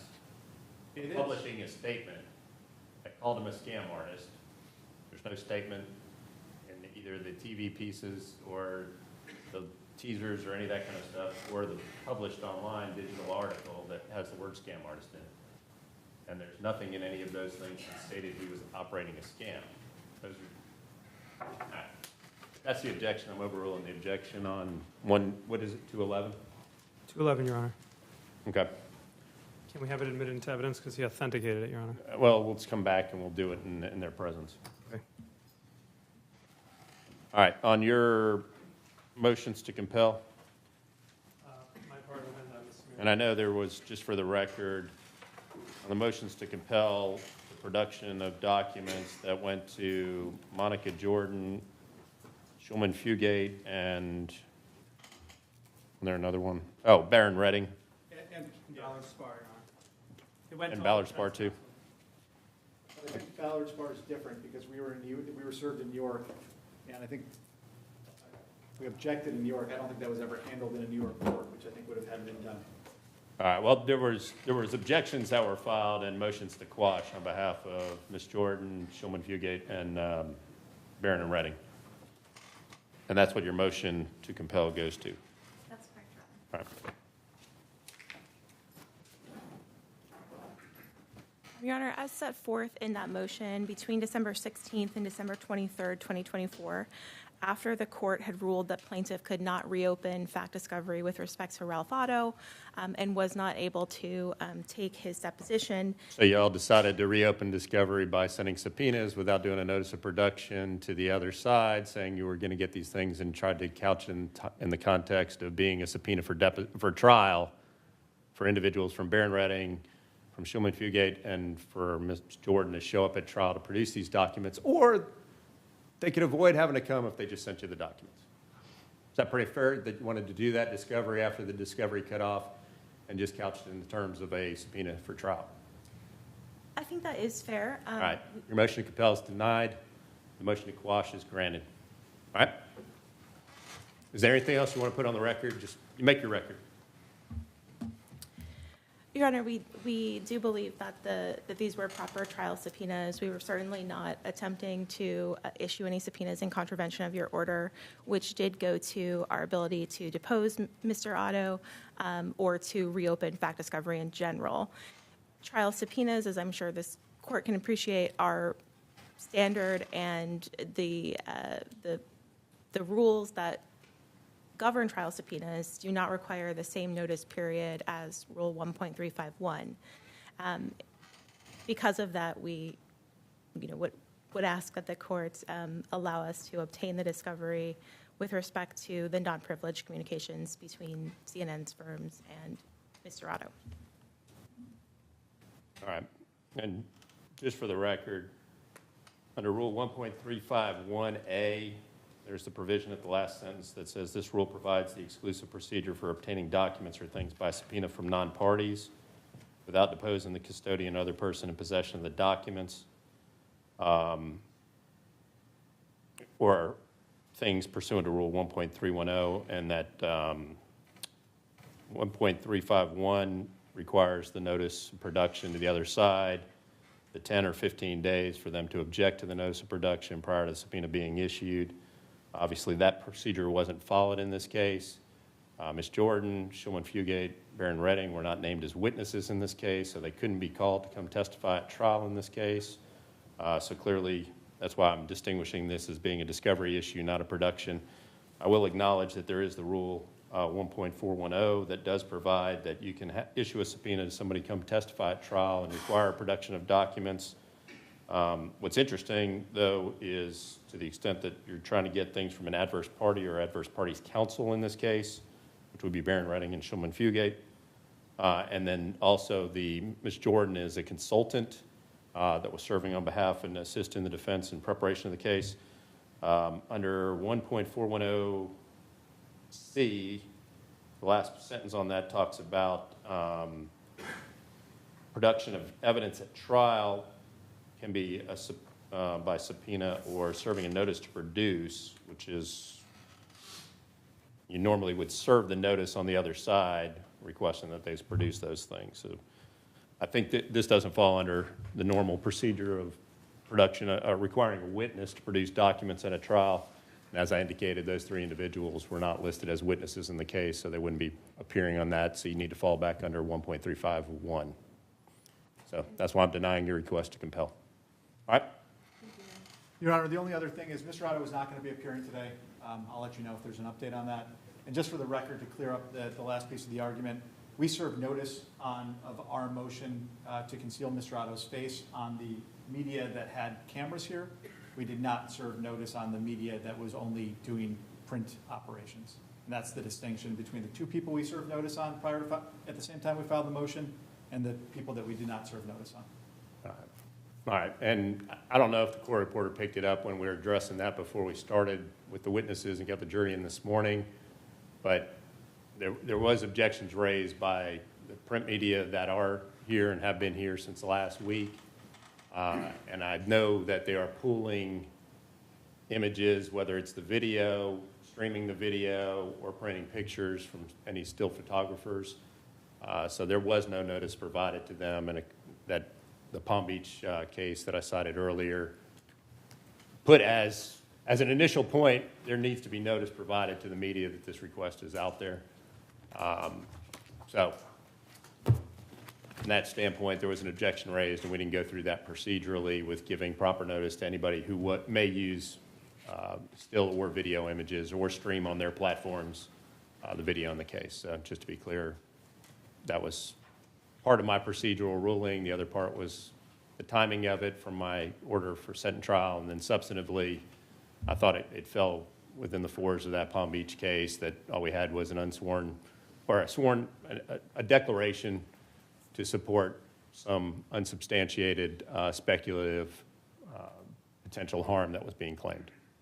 Your Honor, I just want to make sure the record is completely clear. I'm sure Mr. Oxford doesn't know this, but Nicholas Undercaro, the reporter from Newsbusters who objected to the request, has been live streaming the trial through X, and many of the proceedings. So again, I'm sure it wasn't purposeful, but he is actually broadcasting and using the live tool as you indicated. Right. So, and again, as I mentioned, they're using images or streaming through their platform. So without due notice to all the media that at least have been here, that's a procedural problem with that as the Palm Beach case identified. All right, anything else before y'all take off for 20 minutes? Not for plaintiff. I'll give you a few more minutes. I mean, if they're gathering back at 12:45, we can be back in here and say about a half hour at 12:50. Thank you, Judge. All right, I'll see y'all in a few.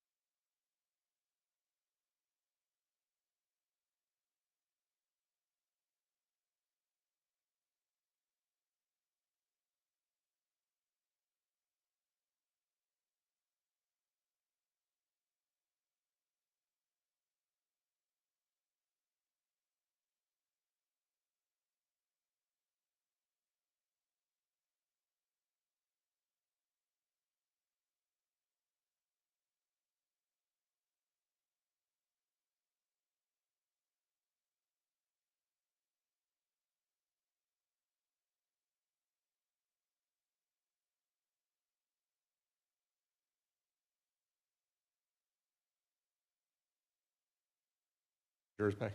Not the plaintiff, no. No, Your Honor. All right. Whenever you're ready, or wherever they're ready, I guess.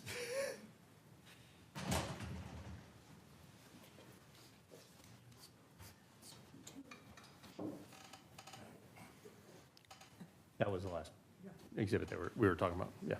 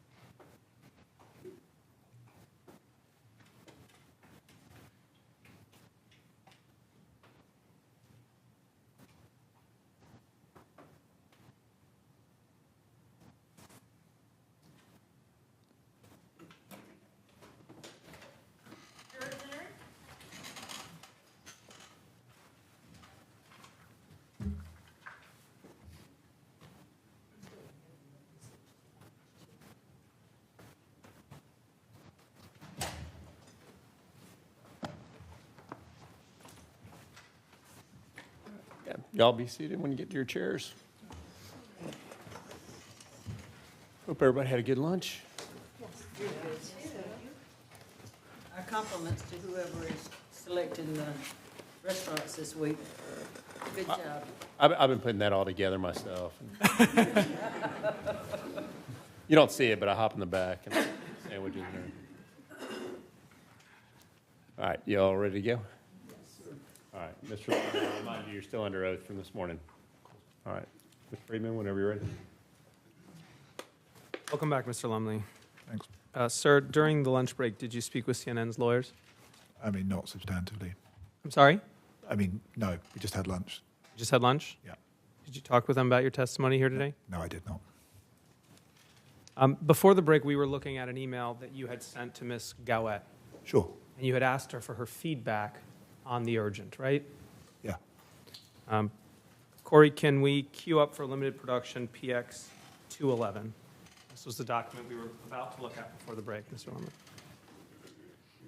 And this is Ms. Gowett's response to you, correct? Yep. Your Honor, plaintiffs offer Exhibit 211 into evidence. And subject to your objection, I'll overrule the objection. I'll admit plaintiff's 211. Mr. Hagan, with the court's permission, can we publish? You may. So Ms. Gowett responds a few hours later, right? I see it, yes. November 12th, correct? Yep. And she starts off with a LinkedIn link that says, looks like it's Zachary Young, a link to Zachary Young's LinkedIn profile, correct? I see that, yes. She cites a news article. She says, puts him in Afghanistan in 2013. Yeah, to be precise, that looks vivid to that. I think that's a image. Okay, an image. On a government sort of DoD website. And then she says, here's one thought. It is probably seriously expensive to arrange and pay for the informers, fixers, security people, drivers, plane tickets, etc., that it would take to get people out of Afghanistan right now. Correct? I see that, yes. And sir, that does not seem to be a controversial statement, that it would be seriously expensive to evacuate from Afghanistan, correct? Sure. Correct, right? That's correct? Yeah, I mean, sure. And then she says, so the inference, excuse me. So she says the inference running through Alex's story, that these people are just bilking desperate Afghans for their money, might not be fair at all. Do you see that? I do see that. And she says, in the story, Zachary Young comes across as being a bit, I think she means bit, but she says but, right?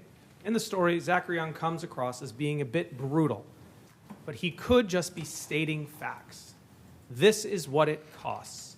It would be great to talk to well-known groups and ask them what it costs them to get someone out of Afghanistan right now, correct? Yes. Sir, you are not the only one who is flagging major issues with this story, correct? She's asking questions. She's asking some questions about the story, or she's making some suggestions on the story. I see them. And she's saying that, hey, maybe it doesn't say this outright, but the inference running through the story, through Alex's story, that these people are just bilking desperate Afghans for their money, that might not be fair, right? That's what she said. I mean, two observations of that. I disagree that is the inference running through that story. Also, she is, as I think we saw from the previous email, she was looking at the earlier draft of the story that went out the evening before. She hasn't seen the story that by then I think we're still working on. She's not referring to the story that we published. And she's also, I don't know, but I think she's referring to the words, because she's a digital writer, the written piece. She's referring the draft, the unfinished draft of the written piece that went out. She saw the week before, the night Sir, before, the night before. You sent her a link to the video, correct? That was in the email, sure. And a moment ago, you told me you could not speak for Ms. Trimble, correct? Sure. But now you can speak for what Ms. Gowett was speaking about? Why? Because she knew I was the digital editor, and she knew I was working on the written story. But no, I can't speak for her. That's true, 100% true. Okay, so you recant that then. You don't know what she was referring to, right? My guess would be that she's referring to the text, but I do not speak for Nicole Gowett, absolutely. And Ms. Gowett, she's a seasoned national security reporter, right? She's an experienced reporter? Sure, she is. She has experience covering Afghanistan, right? Yeah, I mean, she's definitely written stories about Afghanistan. I don't know if she's been to Afghanistan, but yes, she's written stories about Afghanistan, yes. And she's covered the U.S. withdrawal of Afghanistan, correct? Yes. She says the inference running through the story that these people are just bilking desperate Afghans for their money might not be fair at all, correct? She said that. I disagree with her, and I don't think that applies to either the written story or the television story. Did you listen to General Young testify that Mr. Young's prices are... Objection. Foundation. Listen here. I mean, did he listen to him? I think he can answer that, but he wasn't in the courtroom. So Understood. Sustain the objection. Sir, are you aware that this trial is being live streamed? Yes. Were you listening to the live stream of the trial at any point in time? No.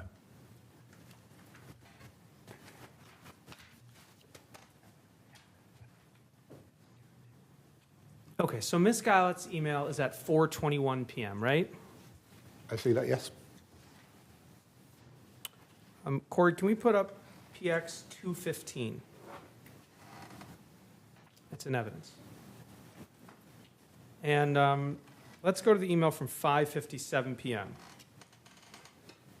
which is an hour and a half after you received Ms. Gowett's email that the inference may not be fair, right? Yeah, I see the timing. And here, you are submitting the proposed final draft of the digital article to Triad, correct? I see that. And you say, for Triad, you put the name, some Afghans trying to flee the country face exorbitant costs as Blinken touts success of efforts to help Americans, right? Yes.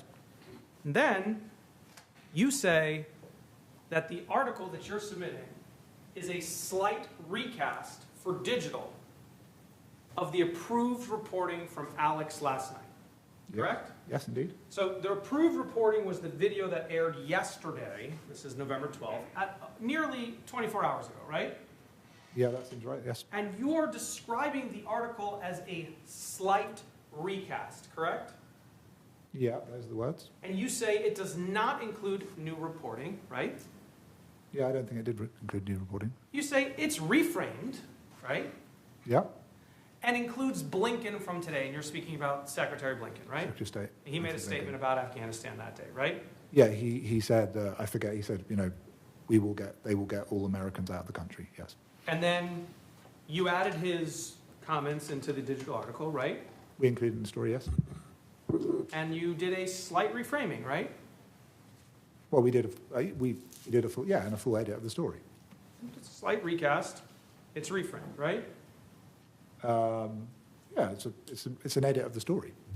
And you tell people the video was approved by Schenkman from legal, right? Yes, Drew Shankman, the lawyer, yep. Lacey Bordeaux from The standards department, Standards Department, and Mr. Hogan from the Row? Row, which is the fact-checking department. Fact-checking department. Yeah. The three legs of Triad, right? That's right.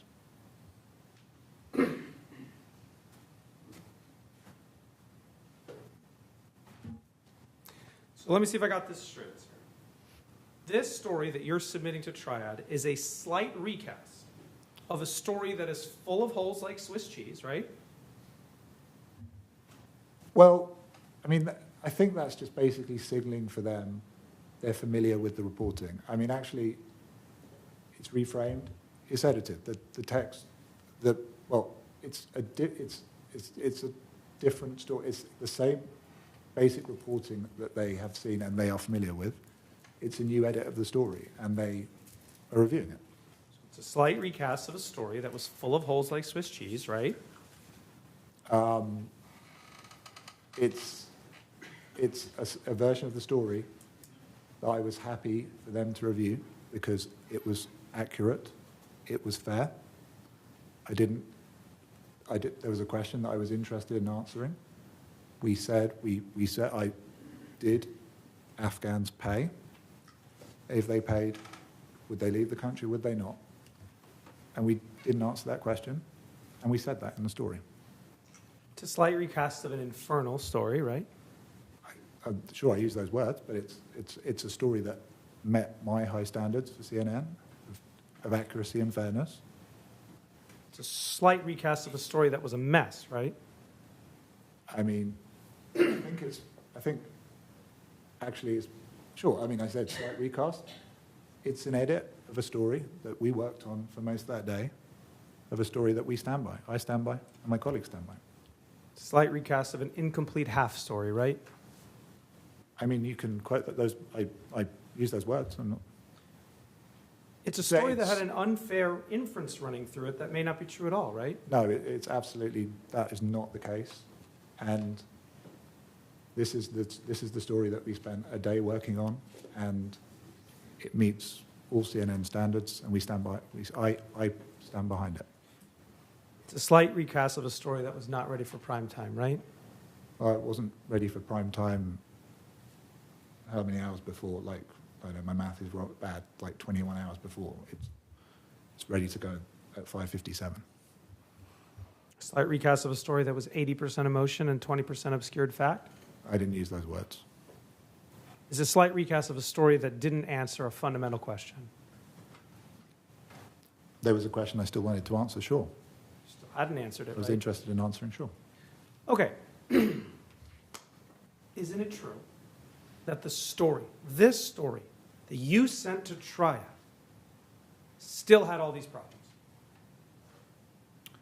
No, I mean, from a storytelling perspective, I would have liked to have got an answer to that question.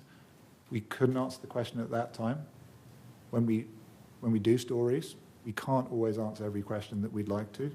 But the key point about this story is that I believed, and my colleagues, the Triad, which I don't know if we've discussed how the Triad works in this courtroom, is a rigorous process. We take our jobs very seriously. Mr. Marquardt takes his job very seriously. Your Honor, objection, narrative not responsive. Okay. The story was accurate. Back to answering the question. The story was accurate and fair and met our standards. You still dislike this story a lot, didn't you? Didn't love the story from a storytelling perspective. Not my favorite story I've ever done, that's true. But it's a fair and accurate story. You still disliked it a lot, correct? Sure, from a storytelling perspective, but it's a fair and accurate story. It was still half a good story, wasn't it? I would have liked to do more reporting to maybe tell more of the story, but it was a fair and accurate story. It was a fair and accurate half a good story, right? It's a fair and accurate story. Was it a half a good story or not, sir? It was a fair and accurate story. Was it half a good story? Yes or no? It was a story, a fair and accurate story. In an ideal world, we'd have done more reporting to tell more of the story, but it's a fair and accurate story that CNN, and I'm happy to edit. I've been an editor, well, I've been a journalist for 20 years. Objection, Your Honor. Non-responsive narrative response. Yes, question. Sir, was it half a good story? Yes or no? It was a story I would have liked to have done. There's more story that I would have liked to tell, but it was a good story in that sense. You can't say it today. I can't say what. You can't say it's half a good story today on the stand, can you? What do you mean? I'm asking you if it's half a good story, and you won't say yes or no. Was it half a good story? It's a story that I would have liked in an ideal world to have done more reporting on, but we are a team. We all have different opinions. We are all experienced. I slightly disagreed with my colleagues on whether there was more story, I think the point was whether we could have done more reporting to tell more of a story. But sure, I mean, if I said half a good story, those are my words. But the key point is, and I'm not a lawyer, so I don't know, but it strikes me that the crux of this case is whether our story was defamatory, unfair, and inaccurate. Objection, Your Honor. Narrative non-responsive.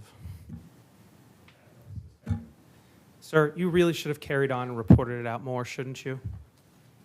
No. You still had too many outstanding questions, didn't you? If I use those words, I had questions, but sure. Sir, what do you mean if you use those words? You still had too many outstanding questions, right? No, by definition I didn't, because we published the story, so. Okay. You still had a major problem with it, right? I think consistently throughout the process, I was really interested in that particular question that we discussed before. No, sir. When you submitted this version of the story to Triad, you still had a major problem with it, correct? Not really. I mean, because we couldn't answer my question, so we put in the story what we knew. Corey, can you push this exhibit to the left side?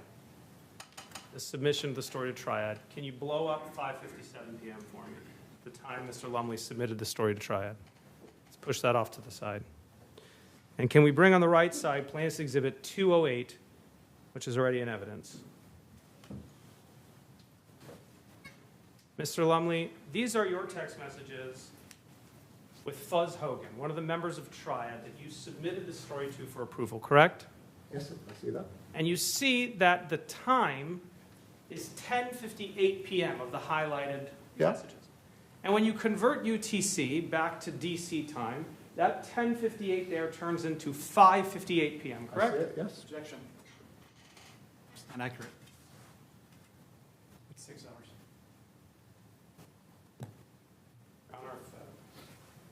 He's misleading the witness.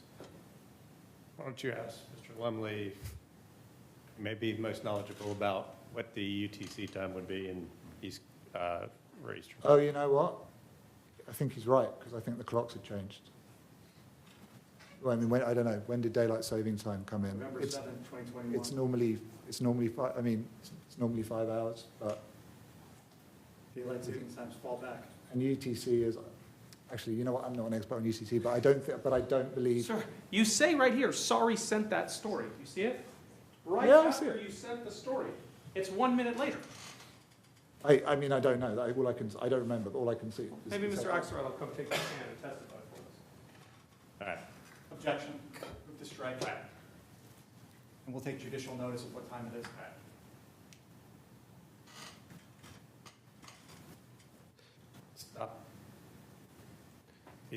y'all testify. If there's an issue we got to resolve on UTC, either resolve it through a witness who's knowledgeable about it, or we'll resolve it some other way. Sir? Ask a question now, Mr. Freeman. So you're knowledgeable in UTC. You're from London, right? London is on GMT. I can't be. UTC, I think, I believe, is what UTC is. Then the clocks change in the UK. The clocks, like, UTC is not the UK. UTC is like universal time. I know. I really don't want to resolve a dispute about the time. I'm an editor at CNN. That's not my area of expertise. But I know the time difference between London and the US is 5 hours for most of the year. There's a couple of weeks when it isn't, but.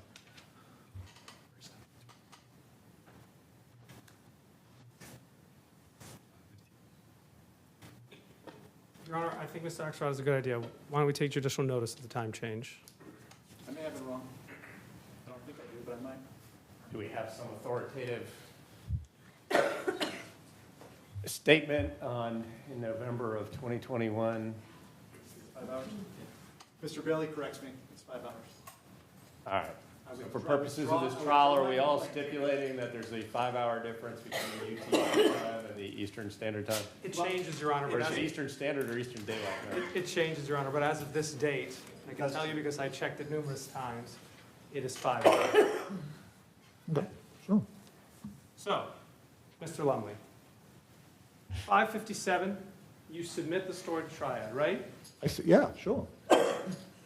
So before you go on, are we all stipulated there's a 5-hour difference?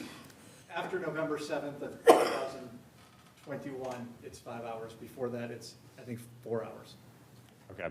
I don't remember when it changes. I'll stipulate that this document is 5 hours back. For November 12th. All right. Ready, Mr. Lumley? Yeah, sure. You submit your final version to Triad at 5:57 p.m., correct? I see that, yes. 1 minute later, you tell Mr. Hogan, one of the members of Triad, that you sent him that story, right? Yeah, I see that, yeah. And you then say, I still dislike it a lot, right? Sure, it's throughout the whole process, it's not been my favorite story. Sure. Then, sir, 18 minutes later, let's go down, Corey, to 18 minutes later. 18 minutes later, you tell Mr. Hogan that the Alex story is not poetry in any way, right? I see that, yeah. You say, I just want to publish something to diffuse some drama, right? I see that, yes. I'm sorry. Do you need a water or anything? I have one, thank you. I'm sorry. More important.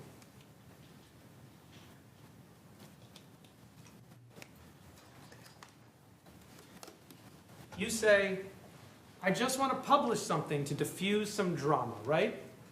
Those are my words.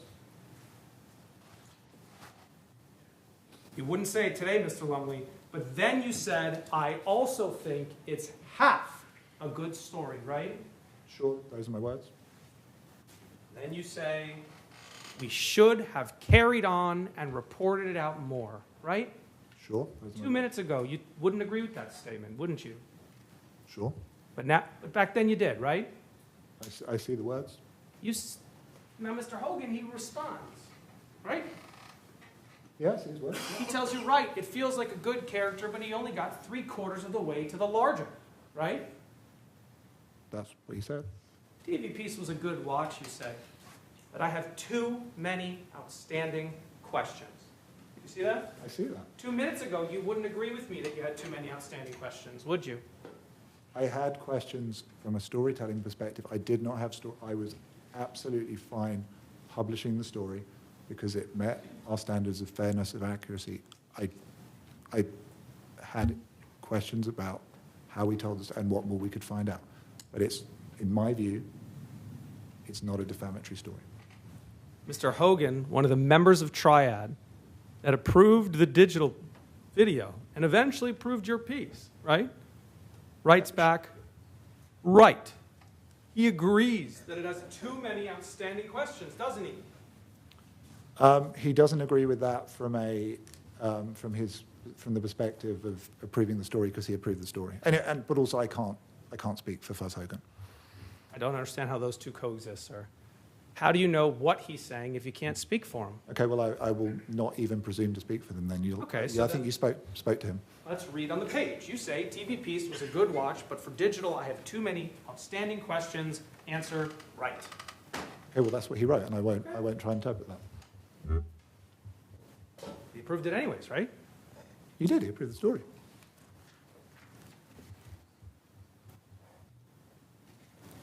Can we scroll down?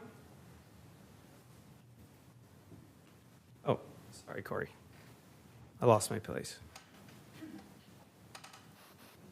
You say all of this, all of these things, that it's half good story, should have reported it, carried on reporting it out more, that you had too many outstanding questions, that you still had a major problem with it. You say all of that within 20 minutes of submitting the story for final review to Triad, don't you? That seems to be the case, yes. Sir, Mr. Hogan isn't the only one that you told that final story is garbage to, correct? I didn't say it was garbage, but I'm sure. Show me what you're going to show. Potato, potato? I didn't use the word garbage. I certainly didn't. I did not use the word garbage. Sir, you tell Joe Ruiz the same thing, don't you? I don't remember, so you're going to have to show it to me. All right. Corey, can we put up PX 200? And let's put it side by side with PX 215 so we can reference it in time. So here on the side, on the left-hand side, we've got 5:57 p.m. is your submission of the story to Triad, right? I see it, yeah. And here at 11:06, so 6:06 p.m., you reach out to Joe Ruiz, right? Just 9 minutes after you submitted the story to Triad, right? Yeah, I see that. And you tell Mr. Ruiz that you had been fighting with Alex on this mediocre story all afternoon, right? I see the words, yeah. Then you tell him it's now in Triad for approval, right? Yep. And Mr. Ruiz recognizes your message. He says, okay, right? Yep. And now 9 minutes after you submit this final story, you say, it's not worth the hassle, to be honest, right? I see the words. You say, it's half a great story, right? Yeah, that's my words, sure. You couldn't say it here today once. You said it twice back then, right? Yeah, I think I've said that I had a question about the story and it's not the greatest story I've edited. I think I have said that today, actually. Mr. Ruiz responds to your comments, right? Yeah. He thinks it's funny. Sure. Well, says, ha ha, in all caps, right? Okay. Sir, CNN's malicious journalism just destroyed a man's life, and Mr. Ruiz thinks it's funny, doesn't he? No, I think he's just... Well, no, do you know, I don't speak for Mr. Ruiz, so I can't interpret that. We'll ask him.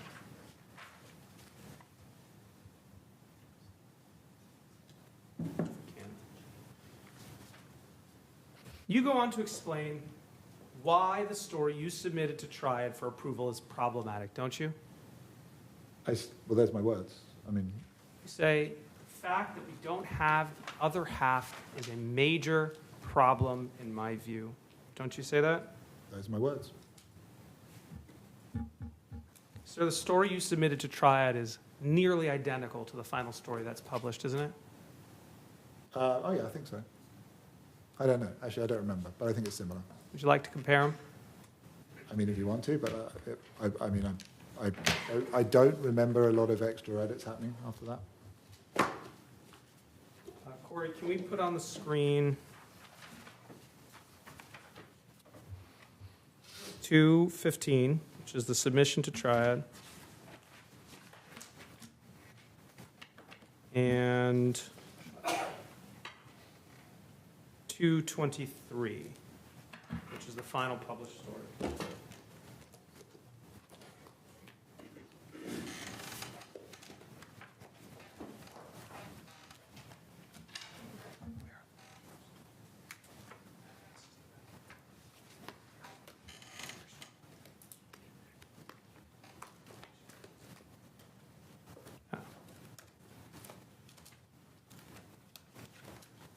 Okay. On the left side, can you scroll down to the story for me, Corey?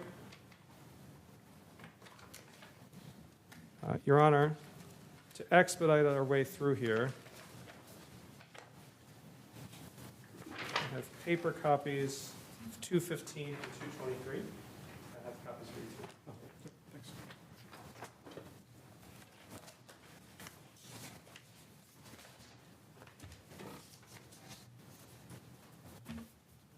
May I approach? Thank you very much.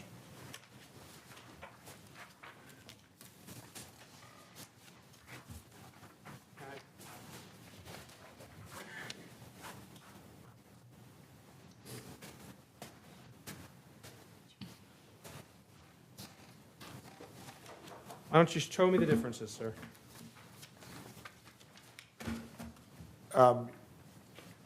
You're going to have to give me a minute. Are you telling me there are no differences? I don't. Oh, no, there are some. Would you like me to point them out to you? I mean, sure, go ahead. All right. I made a little red line for myself. Okay. Can we scroll down here, Corey? In the care here, but in addition to, can you highlight in addition to those Americans? No, Corey, don't zoom in, just, can you highlight in addition to those Americans? That's new. Do you see here where it says U.S. Agency for International Development? Can you highlight that for me, Corey? In this story, Corey, it just said USAID. See here? Can you highlight that? That's new. There's no guarantee.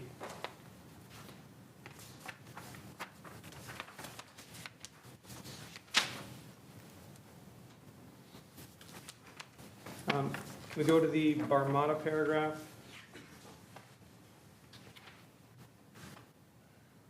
The word location is turned to locations.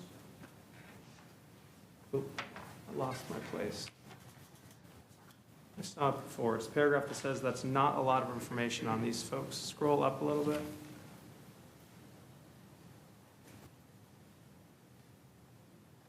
There we go.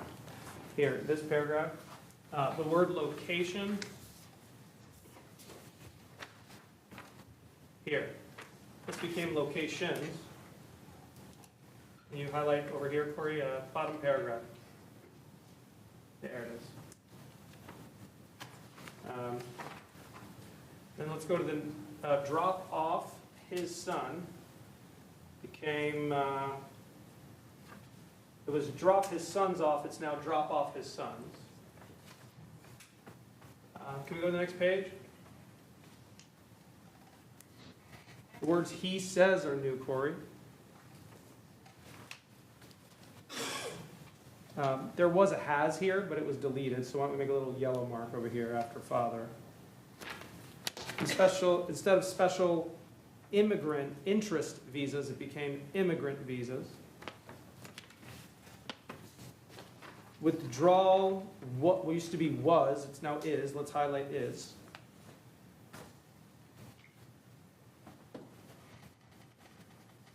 In this paragraph,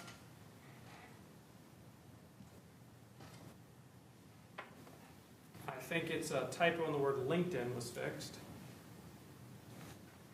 The word who is new. And this young used to be he. He appears. This word at is added.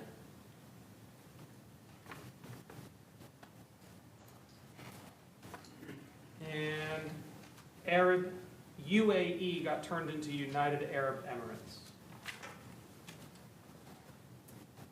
Let's go to the way end of the story.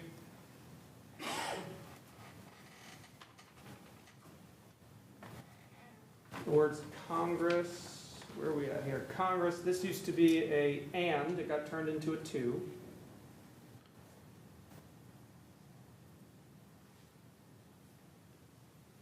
Says he is added. Instead of he has spent, it's he says he has spent. You get that right, Mr. Lumley?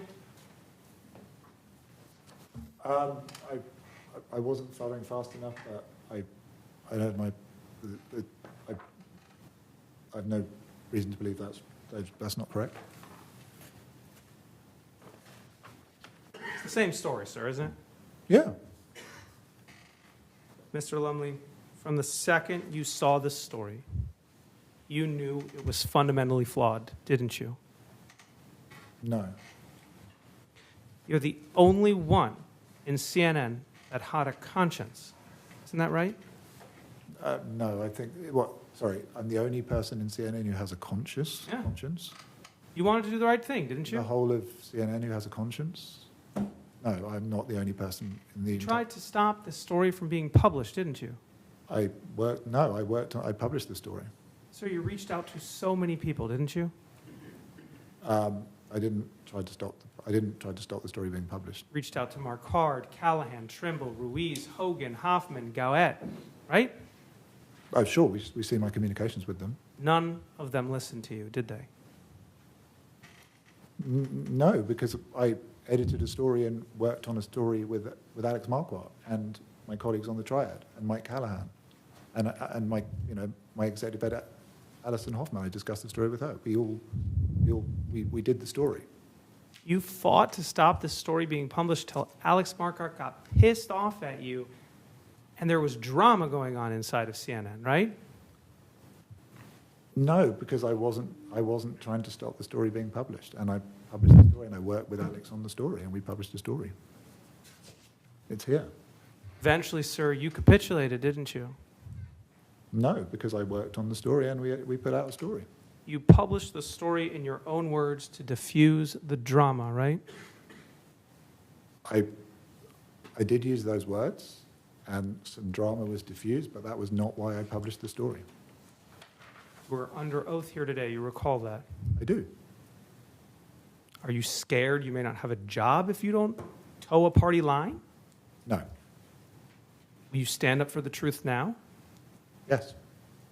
Will you admit the story should not have been published? I will not. Will you look this jury in the eye and tell them that you will publish the same story again?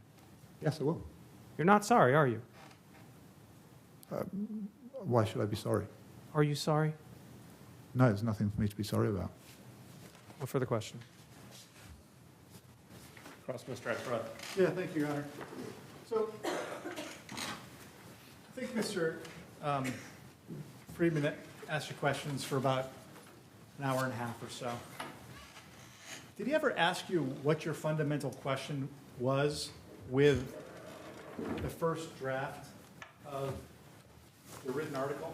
I can't remember, to be precise. Well, tell the jury, what was your fundamental question? I wanted to know what happened to the subject of this story was desperate Afghans in a really terrible situation after the US withdrew from Afghanistan. They were being quoted very high fees to leave the country. We document that in the story. I wanted to know what happened next, whether people paid those fees and left the country, or indeed paid those fees and didn't leave the country.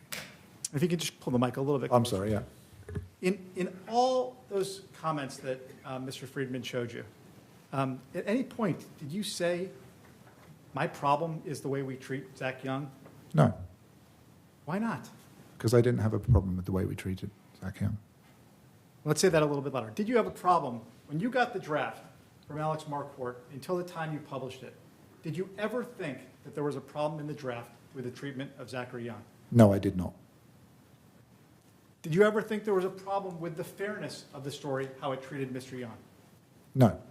If you did, would you have raised your hand? Yes. I mean, I think it's reasonably clear from my communication that I am prepared to raise my hand. So, before we kind of go back to the beginning, Mr. Lumley, how long have you been an editor? I've been an editor at CNN. I think now it would be 7 years. Been a journalist for 20 years. When you get a story, like you did in this instance, what are you looking for when you're looking at that draft? I think a good way of explaining it is I'd say I have like 4 criteria for stories we're doing. and they're all related, but is the story newsworthy? Is the story fair? Is the story accurate? And then how are we telling that story? But simply, and I can elaborate more. Sure. And we'll get into that in a second.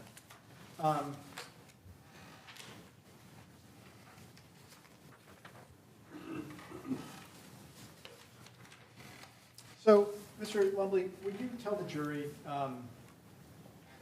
where you first started in journalism or reporting? Where did you first start your career?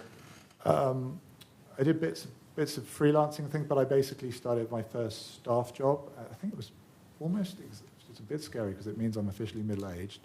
But I started as a staff position as a producer at BBC News, the British Broadcasting Corporation in London in 2005, January 2005. And are you from the UK? I am from the UK. Okay, and how long did you work in the UK in journalism? I worked for the BBC for, I think, about 7 years. From 2008, I worked for the BBC some of the time in Washington, which is how I ended up in the United States. And when did you move to the United States? 2012. And what job, did you take a new job when you came to the US in 2012? I took a job with Al Jazeera English in Washington, D.C. And what were you doing there? I was producing a show part of the time, and for part of the time I was running the day-to-day news desk, which is basically helping to run the reporters across the United States and Latin America, basically, working on the reporting. And what did you do after that job? I was senior producer on an NBC News show called Meet the Press, political show. Meet the Press? That's on Sundays? Sunday show, exactly. Chuck Todd? Yeah, and David Gregory before then. David Gregory. And how long were you at Meet the Press? Like two and a bit years, 2.5 years. I can't remember exactly. And then what came next? Then I was at CNN as national security editor. So what do you do as a national security editor? Well, we're focusing on particular sort of institutions in the U.S. government, the U.S. military, Pentagon, the State Department, the intelligence agencies, and we're also, in a big picture way, looking at U.S. foreign policy, so U.S.'s interactions with its allies and with its adversaries. Now, I think Mr. Friedman asked you a couple questions about this, but you work on the written side of CNN? I do, yes. And so, fair to say there's the TV side and there's the written side? Yeah. And the articles you work on get posted to CNN.com or a related website? Yeah, CNN.com. Okay. Have you ever, since you've been at CNN, have you worked on the TV side? No, I've been a digital editor my time at CNN. Okay. Is there a difference between reporting stories on TV and reporting stories in a written way? Yes, it's a different form of storytelling. And could you just expand on that? What do you mean? Well, how do those differences matter? Well, you know, we're looking at what I'm primarily doing when I'm working with reporters on digital story is we're producing a written article. So like it's a text piece. It's like in the old days it would be a newspaper article. Whereas in television, you're thinking about the visuals, you're thinking about graphics, you're thinking about, so it's a different form of storytelling. It's the pieces you see on Jake Tapper's show, or and you also will watch on your phone as well. But that's the basic, very basic. Okay. Do you have more space when you write a written article versus a TV segment? Generally speaking, yes, because TV pieces tend to be pretty snappy, right? Snappy? Depends. It depends. But CNN, like, generally you have more words in a written article, generally. Mr. Friedman asked you if you had been following this trial, and I think your answer was no. No. Were you instructed by me not to follow the trial? Yes. Okay. So you wouldn't know what other witnesses were saying? I don't know what other witnesses have said, no. Okay. So let's focus on the Afghanistan evacuation stories, okay? Sure. Did you have any involvement in the TV segment about Afghan evacuations? I did not. Was your involvement solely with the written story? Yes. Now, Mr. Friedman asked you some questions. Have you seen the TV story? I have, yes. Okay. Did you have any concerns about how the TV story treated Mr. Young? No. And would you have raised those concerns if you had had them? Yes. Probably to Megan Trimble or somebody else like that, right? I mean, I would have, if I had real concerns about that, I'd raised them with Alex and Mike. But sure, but on the side, sure, yeah. Right. And let me ask you this. I mean, we saw these conversations where you were telling people that you didn't like the written story, right? Yeah. Do you feel like CNN is a place where you can voice your opinion? Of course, yes. I mean, lots of people at CNN have robust opinions, obviously including me. And we're going to talk about this, but is it the case that everyone working on a story always agrees? No, we don't always agree, of course. And so, like, when we saw your conversations with other people complaining about a story that Mr. Marquardt wrote, is that type of back and forth, is that common? I think so, yeah. I mean, it's a place where people are encouraged to have opinions and speak up and discuss our work. Have you ever been afraid to voice your opinion? At CNN? Yeah. I mean, no. I mean, at no news organisation I've worked with have I been afraid to express my opinion. And were you afraid to voice your opinion about this story? No. I think we saw that. Does voicing your opinion, in your opinion, make stories better? Yes, of course it does, yes. We're, discussing, pressure testing, it's a back and forth, it's a very collaborative process. I mean, Mr. Friedman was asking you questions, and it looks like you did have some back and forth with Mr. Marquardt, right? Sure, we discussed the story. Right. And he pushed back on some of the words you wanted to change, you pushed back on some of the words you wanted to change, and do you think it improved the story? I think so, yes.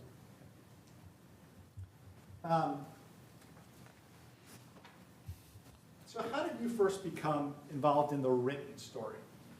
The written story, I think I was sent it on the Thursday afternoon at some point. Okay, so let's look at PX 162, Mr. DeMeza. It's in evidence.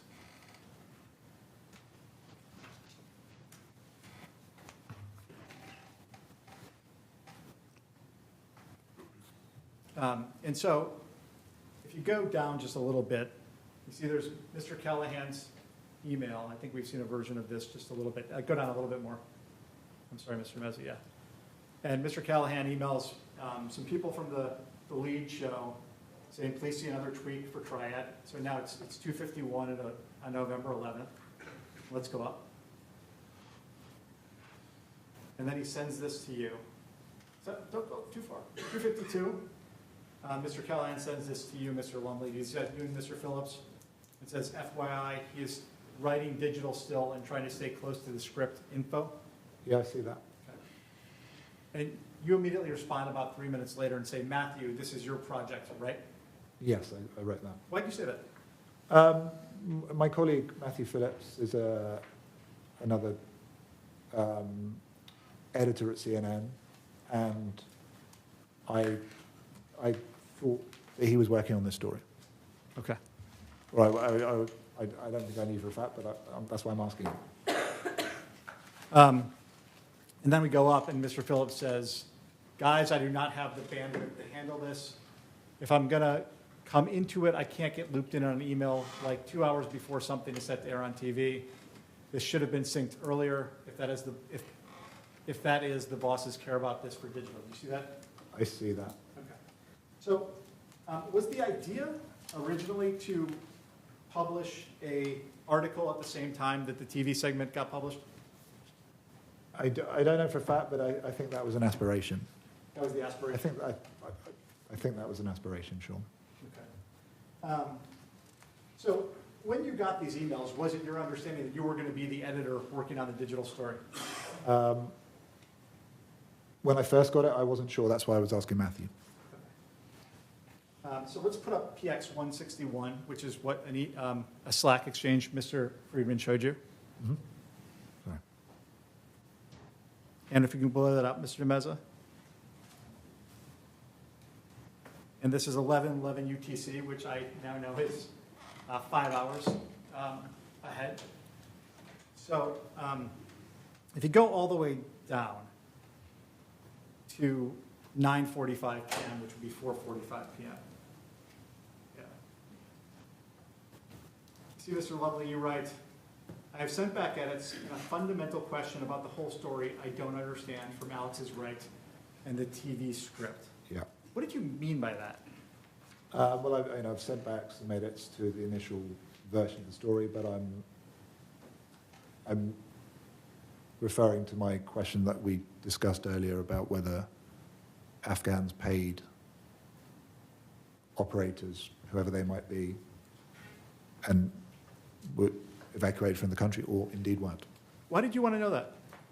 Because I think that's, as an editor, and I read the story, also hopefully with the eyes of our audience, I wanted to know what happened next, because I think that would be really compelling and really interesting to know the answer to. Okay. If we go to the next page, Mr. De Meza, your Slack exchange continues with Mr. Phillips. Mr. Meza, if you can go to 9:48 p.m. Yeah, a little bit lower, a little bit lower. Yep.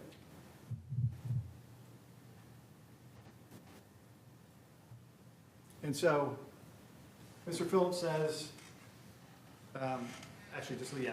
You say basically it's about people being charged tens of thousands of dollars to get out of the country. Do you see that? Yes. And did you think that's what the story was about?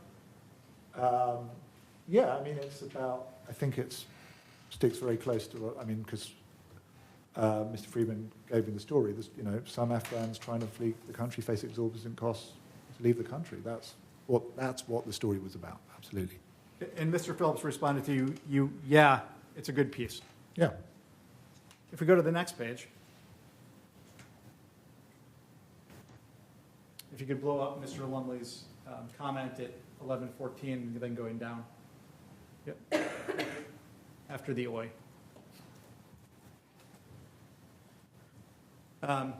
You say we are pausing it for digital. And I think this was a kind of bit of a confusion between you and Mr. Friedman, whether it was pausing it for digital or pausing it for TV. What do you mean when you say we're pausing it for digital? I think when we say digital, we mean the written text article. So yes, I mean the text, the process for the text article. Did you have any role in the decision of whether to pause it or not for TV? Oh, no, I did not, no. Did you ever tell anyone on the TV side, we should pause this, stop, don't do it? No. Okay. Did you think that needed to happen? No. Okay. You say we're pausing it for digital. My fundamental question is not answered, but on TV it's less of a problem. Why is it less of a problem on TV? I think I'd watched the piece there, and as I watched it, it was interesting. It sped along. It was good storytelling. It wasn't a story that was jumping out at me as much. Still something interested in, but yeah, I think that's what I meant. Mr. Phillips responds, something that could have been avoided if we had been brought into the process. What did you understand Mr. Phillips to be saying to you? I think he's expressing a view that I shared, that it would have been good for a digital editor to be involved in the process of the story more fulsomely as it was being worked on, or, as it was pitched. I don't know exactly how involved or not Mr. Phillips has been, but yeah, I think we have a similar view. Okay. And then Mr. Phillips says, did the TV hit air? What's a TV hit? TV hit is just a spot on TV, like could be a report, it could be a package, a video piece running, or it could be a reporter coming out from wherever in the world, LA with the fires, just doing some reporting on air. At any point in this exchange with Mr. Phillips, do you raise a concern about the treatment of Mr. Young? I do not. Okay. I asked you a little bit about this before. So you're saying, I think what you're saying, and tell me if I got it wrong, is that you wanted more at the end of the story. You wanted to know what happened to these people who paid or didn't pay, right? Yes, that is, I would have definitely liked to have been able to tell that story. Do you ever in other instances, have unanswered questions at the end of the story? I think most stories we publish, there's going to be unanswered questions. We're not writing history books. We are, yes, frequently we cannot answer every question. I was very interested in the answer to that question. I don't think my colleagues were not interested in the answer to it. I think they felt they got far enough to do a story that they really, really stood by. I would have liked to have tried harder, but I think they probably tried. So we didn't all 100% agree. But Alex Marquardt is a very, very accomplished reporter. Mike Callahan is a very, very accomplished producer with very good judgment. So yeah, we kind of disagreed a bit, but we did not disagree about the fairness of the story. So does the fact that the story doesn't contain a piece at the end that you wanted it to include, does that mean that the story is wrong? No. Does it mean the story is unfair? No.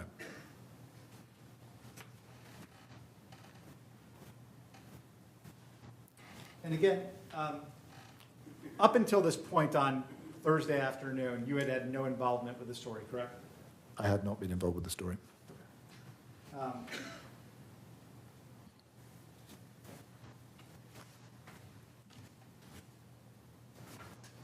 You could put up PX 218, please, which is in evidence. And I want to try to explain something to the jury that I think was missed. If you look at the bottom, Mr. Lumley, there's an email from Michael Callahan at 8:26 p.m. That goes out to CNN Political Plus and a bunch of other, it looks like listservs. And it says CNN Alert, or it says CNNI Alert. Do you see that? I do see that. Will you explain to the jury what this is?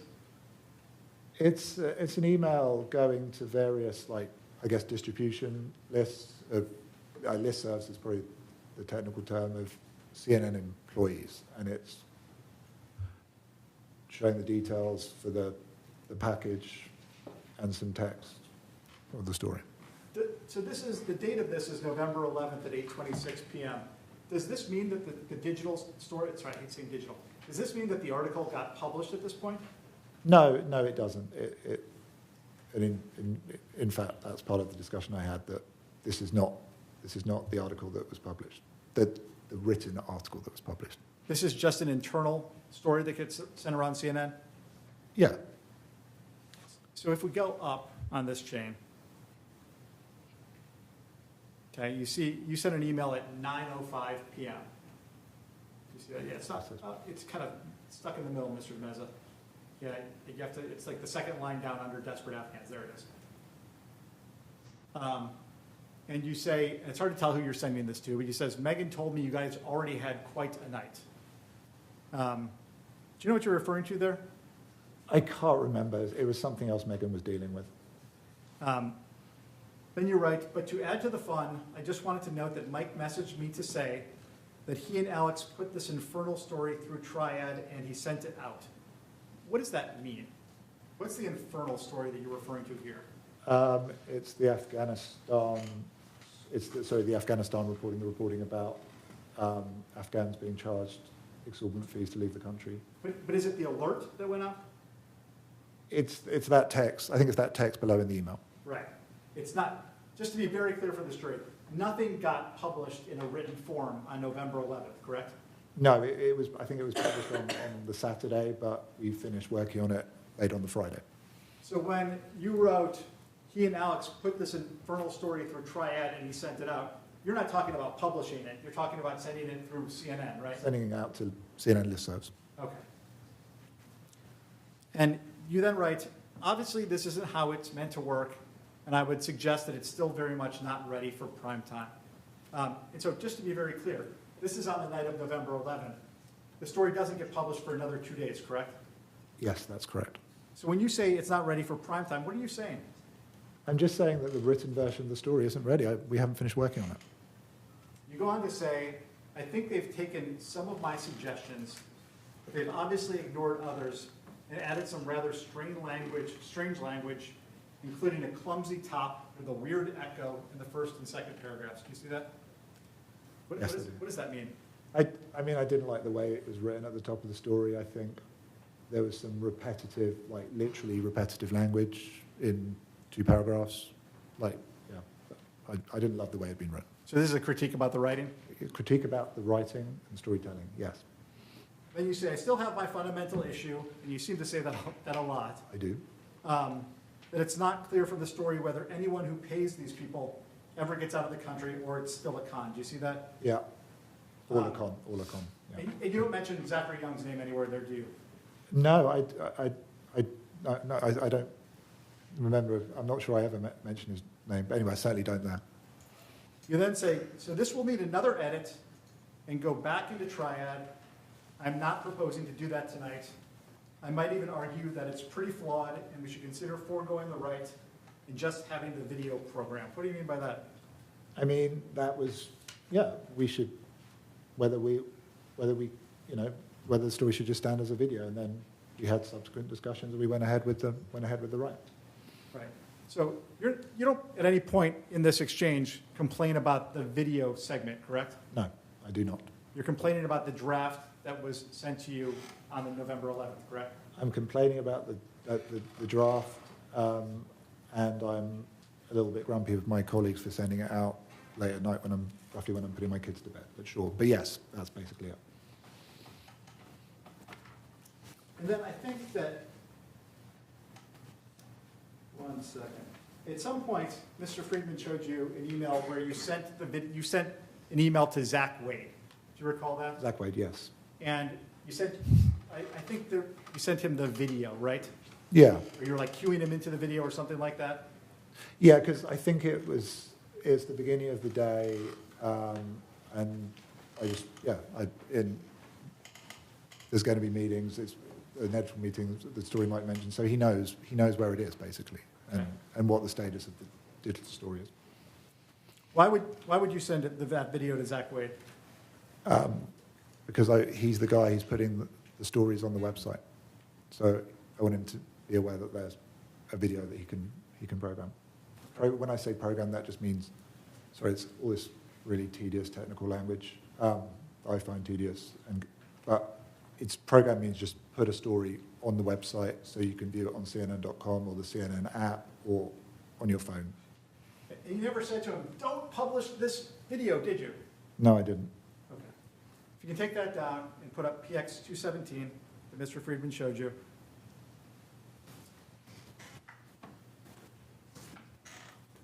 And this is your Slack communication with Megan Trimble. You recall this?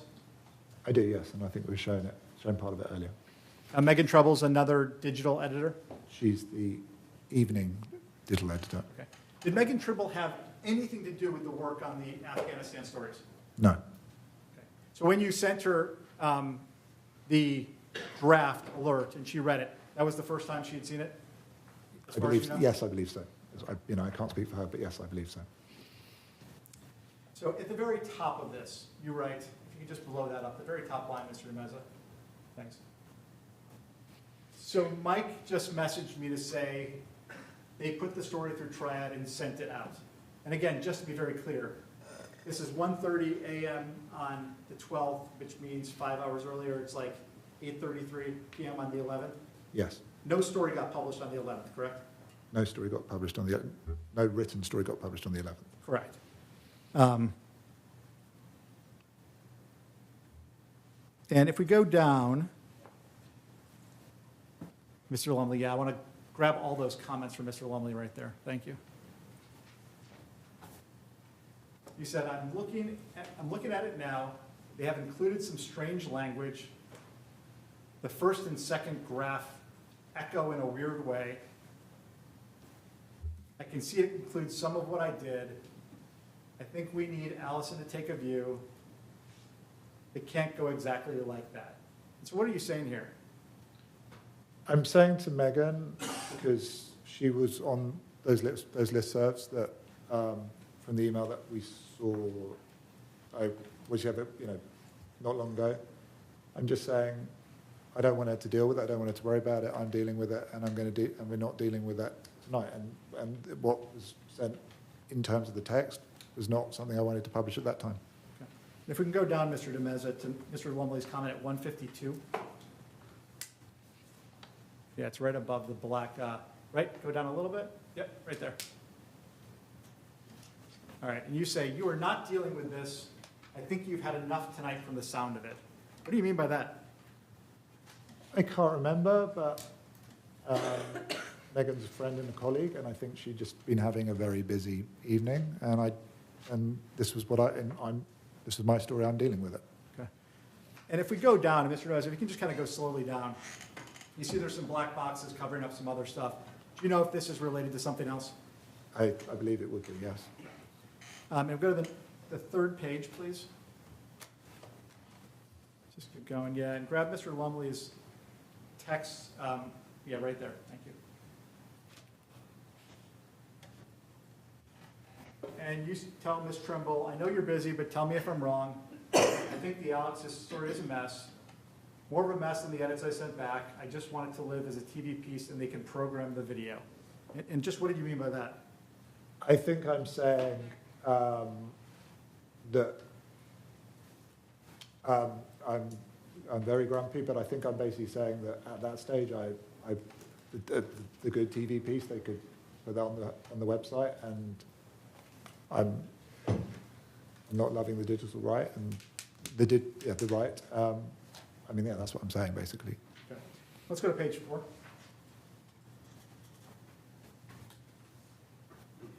Just grab the very top. And you're right, but the story is full of holes like Swiss cheese. Mr. Friedman didn't ask you what you meant by that, but I will. What did you mean by that? Yeah, I mean, I'm throughout this whole process very interested in telling that next part of the story about what's happening in Afghanistan, whether people are being evacuated if they pay these large amounts of money. I think that was my, I mean, it's imprecise language. I think it's really one particular hole I'm particularly interested in. But, you know, I didn't love the writing. But that's my major question. Okay, and Mr. Friedman asked you this. I think, you know, some comments about, you know, mediocre story, half a story, still dislike it a lot. At the end of the day, did you edit the story with Mr. Marquardt on the 12th? Yes, I did. At the end of the day, did you end up liking the story? I think it's pretty clear that I did not love the story. No, I didn't. I mean, no, I didn't particularly like the story. Is that uncommon that you work on a story and you don't particularly love it? No, it's not. It's you know, it happens. Like, I think, put it this way, as I said before, there's like 4 criteria for a story. Is it newsworthy? And I can apply this story. Is it newsworthy? Yes, I think it is newsworthy. We've been doing a lot of reporting on the really desperate and terrible situation in Afghanistan. We've done a lot of reporting on some of the political decision-making that came to do that. I mean, I'm an editor, so I like some of the perceived blunders by the Biden administration, particularly the State Department. And it's a good pursuit to find out what's happening with Afghans who are in a terrible situation. So definitely newsworthy. Then my criteria, so newsworthy. Is it newsworthy? Yes, it's a newsworthy story. 2, is the story factually correct? Yes, our story is factually correct, and we put it for our fact check. 3, was it fair? Yes, I believe it was fair, and we submitted it to our standards department, who look at a few things, but I think the primary thing they are looking at is whether a story is fair. Okay, then my 4th thing that I'm interested in, I'm an editor. And even when I was a TV producer, we are working on storytelling. I want to tell the best stories, as long as I meet those criteria. And I would say also, the most fundamental criteria, everyone has to agree that a story is fair. everyone has to agree that story is factually correct. We're not always going to agree on how good the storytelling is. And I wanted to tell more of a story. I think my colleagues were probably saying that, you know, it was difficult to answer my question. I would have liked to have gone a little bit longer and tried to answer that question. Then I think we would have had a better story. But we kind of disagreed, and I didn't love it. But I'm never going to publish a story that is, I believe, is factually incorrect or unfair. That's a red line for me and my colleagues at CNN. So, story was newsworthy, story was fair, story was accurate. I didn't love the storytelling as much as some of my colleagues. Now, Mr. Freeman did this really dramatic thing where he said, "You're telling this jury that you're going to tell the truth." Are you telling the truth? Yes. Has anyone from CNN told you that your employment is going to be affected if you don't tell this jury a certain story? Absolutely not. Are you telling the truth? Yes, I am. Would you tell this jury if you thought that this story was unfair to Zachary Young? Yes, I would. Do you think it's unfair to Zachary Young? No. Do you think it's factually inaccurate as to Zachary Young? No. At any point in this lead up to publishing the article, did you ever raise a criticism of the way it treated Zachary Young? I did not.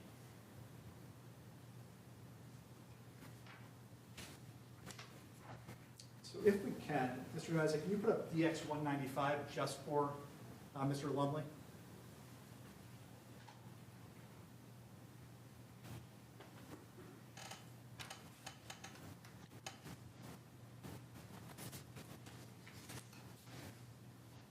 And Mr. Lumley, is this something that you've seen before?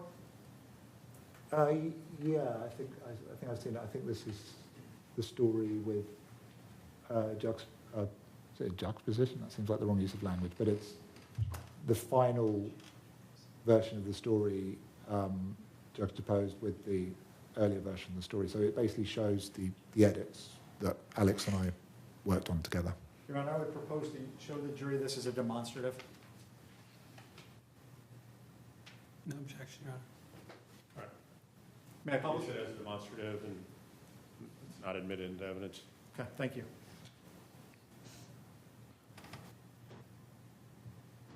So, Mr. Lumley, I'm showing you what it's called a demonstrative, but what this is a red line comparing the final story that was published on the 13th with the first draft of the story that you got from Mr. Mark Ward. Do you understand that? I understand that, yes. I apologize. Do you have a copy for me? I'm sure we do. I know we sent you one already. We sent it to you electronically a couple times. We'll give you the other one. I think it's 195, Mr. Domestic.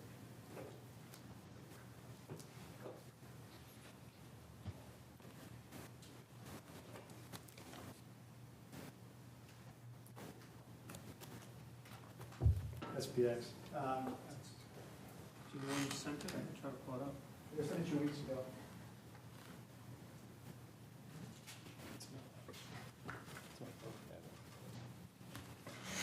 It's DX what?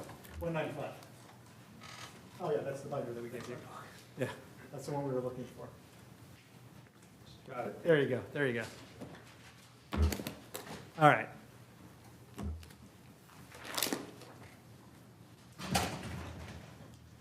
So, Mr. Lumley, what is the text in red? I think that's the edited version of the text. Those are the changes that to be clear, the changes that were made by Alex and myself and probably Triad as well. They might have had some suggestions as well. Yeah, these are all the changes that were made between the final article and the first draft. And the crossouts, do you know what those are? It looks like, I guess, that maybe those are ads that were made but then were struck. Were struck, yeah. So if you look at the first 1, 2, 3, 4, 5 paragraphs it looks like it was almost completely rewritten. Would you agree with that? Yeah, it was changed. Right. It was changed a lot. Sure. And you can see that you've edited or edits have been made to get rid of that echoing issue that I think you raised a couple of times, correct? Yes. Then if we go down to the sixth paragraph, the Western Afghanistan paragraph changed a little bit. And then let's keep going down. And then it looks like a bunch of stuff was struck. Do you see that? I do see that. Okay, so changes there. Looks like more language is added there. I think CNN is not naming the Afghans seeking to flee and has omitted several other details for their safety. Do you recall that? I see that, yeah. Okay. Let's go to the next page. There's no guarantee that Mr. Friedman showed you that was added before. Yep. And then let's go down through this section.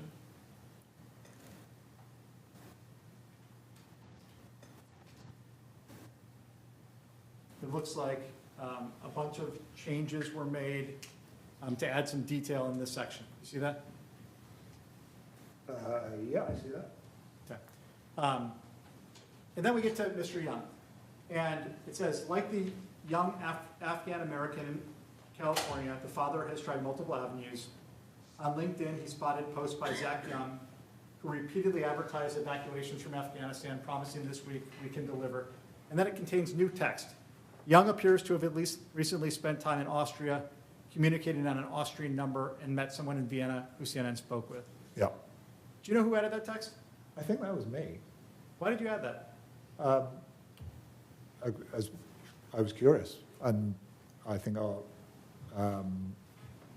readers would be curious just to know just a little bit more about who Mr. Young was. I don't think we had a lot we could report, but, was he based in Afghanistan?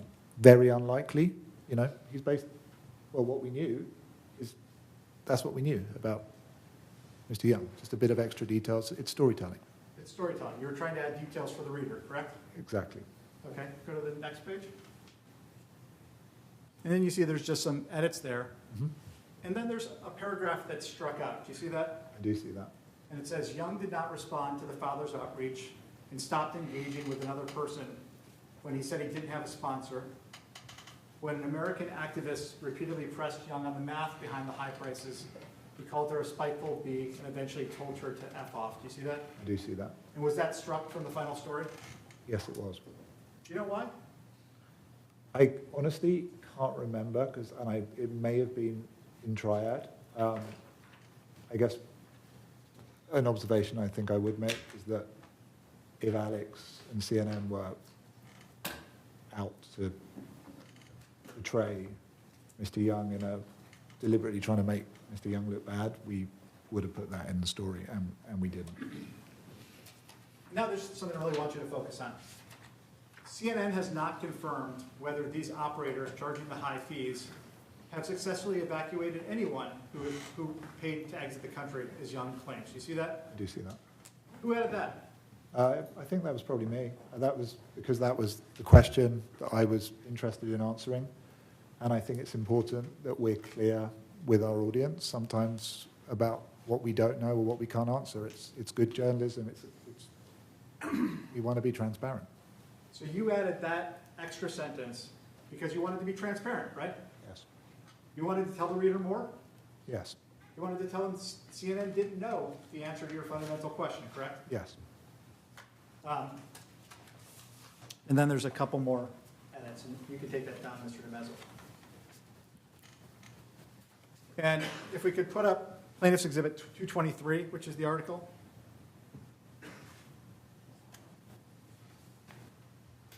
And you've seen this before, Mr. Lumley, the final article? You can just keep it there, Mr. DeMezzo. So you were the editor on this story, correct? I was, yes. And you raised concerns about earlier drafts of this article, correct? Yes. And even at the end, you called it a mediocre story and you didn't really like it a lot, right? As I said, I seem to have developed my 4 tenets of Tom's journalism. I didn't like it on number 4. I didn't love storytelling. Okay. At the end of the day, on November 13th, you edited it November 12th, you got it November 11th, but on November 13th, you said, okay, we can publish this, right? Yes, I did. Did it meet your standards? Yes, it did. Did it meet your standard for fairness Yes, it did. and for accuracy? Yes. And I've asked you this a bunch, but I think it's really fundamental. If you had concerns about the treatment of Zachary Young, would it have been okay with you to publish this? It would not have been okay for it to publish if I had concerns about its treatment of Mr. Young. Do you know what sensationalized journalism is? Sure. Okay. Is this a piece of sensationalized journalism? No, it is not. Okay, let's look at the headline. Some Afghans trying to flee country face exorbitant costs as Blinken touts successive efforts to help Americans. Seems like a mouthful, right? It is a bit of a mouthful, actually, but yeah. Sorry, I'm not criticizing. Yeah, the yeah. headline, right? I can take that. Does this look like sensationalized journalism? No. No, it does not. Is Mr. Young mentioned in the headline? No, he is not. Does it mention an ex-CIA operator bilking people to get them out of Afghanistan? No, it does not. Would you have ever signed off on a sensationalized piece of journalism? No. Do you stand by the story as it was published? I do stand by the story as it was published. Just 1 second, Your Honor.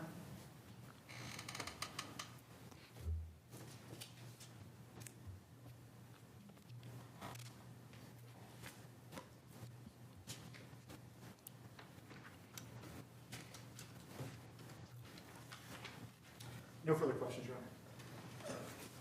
Redirect.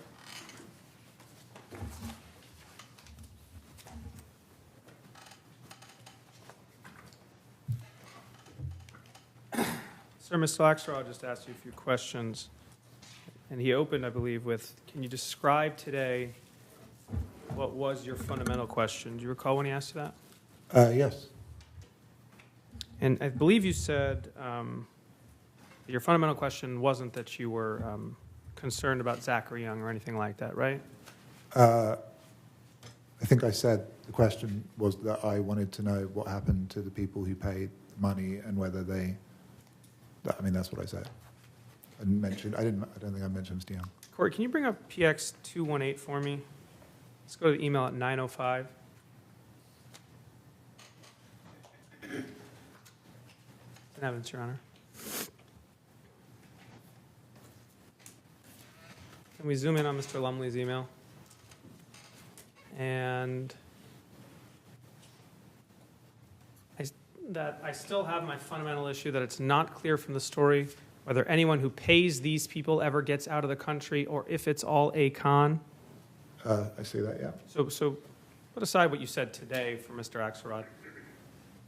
At the time, sir, your fundamental question was whether the people are paying are actually getting out or just getting conned. That was your unanswered fundamental question, correct? I think it's a very similar question. Okay. Or you can take that down. Sir, you also testified just a moment ago that it's common to have the sorts of discussions we saw today at CNN. Do you recall that? Yeah, we have robust discussions about our reporting, yes. And do you commonly call stories half stories? I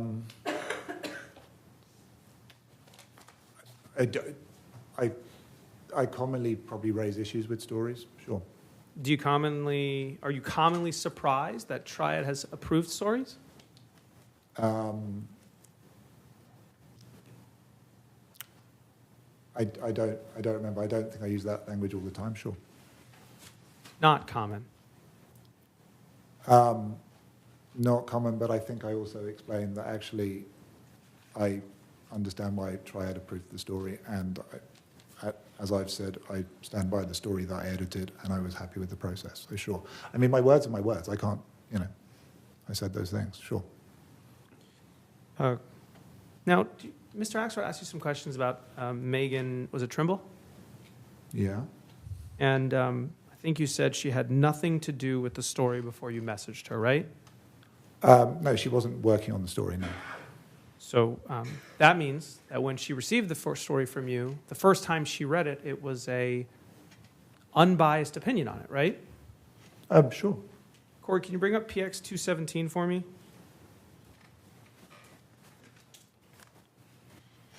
You scroll down to Ms. Trimble's comments about the story. So totally, yeah, I was reading it and it still needs work. Let's keep going down.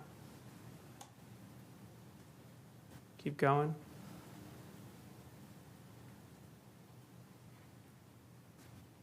Maybe zoom out a little bit, Corey, so we can get down faster. I think it's farther down, Corey. All right, here we go. So, unbiased Megan Trimble reads the story and tells you, when you say, I know you're busy, but tell me if I'm wrong, I think the Alex story is a mess. Mm-hmm. She responds, no, it's messy. I'd tell you if I thought we should put it up, but it has some very sweeping claims up top without details clearly showing what's going on, right? Yeah, I see those words. And then she says, you say, we can't say whether these people are con artists or not. Sir, at this point, the story only named Zachary Young, isn't that right? Yeah, it only names Zachary Young, but it features and quotes other people who are being quoted large amounts of money. I'm not sure, and not all of them by Zachary Young. So. One moment ago, Mr. Axelrod asked you under oath whether you ever raised an issue about whether this was unfair to Mr. Young. You said no. Do you recall that? Yeah. And here, we're looking at a message from you on November 12th where you are raising an issue about Mr. Young. We can't say whether these people, that's Mr. Young, are con artists or not. Isn't that true? No, and I have the story in front of me. We're talking about Afghans who are desperately quoting. Oh, the Afghans are. You're not sure whether the Afghans are. No, I'm the people who are being quoted by operators. Oh, I'm not concerned about the treatment of Mr. Young, and also that's a storytelling question. That's not an accuracy and fairness question. Let's break this down one by one. Who you're concerned about and whether it's a storytelling question or not. Okay, let's start with the first question. Who are these people? The operators? You say we can't tell whether these people are con artists or not, correct? Those are the words. Sure. And who are these people in your statement? The operators, right? Sure. And who, sir, is the only operator that was named in your draft story and in your published story? The only one named is Zachary Young. So you lied to us a moment ago, right? No, I did not lie to you. I did not lie to you. Let's go back to the unbiased Megan Trimble. Exactly. Like I'm reading this and not getting a real sense of what the deal with these flights are. She writes, it's hung up on one source / anecdote. Do you see that? Yeah, I actually don't. I asked if you saw that. Okay, yes, I saw that, sorry.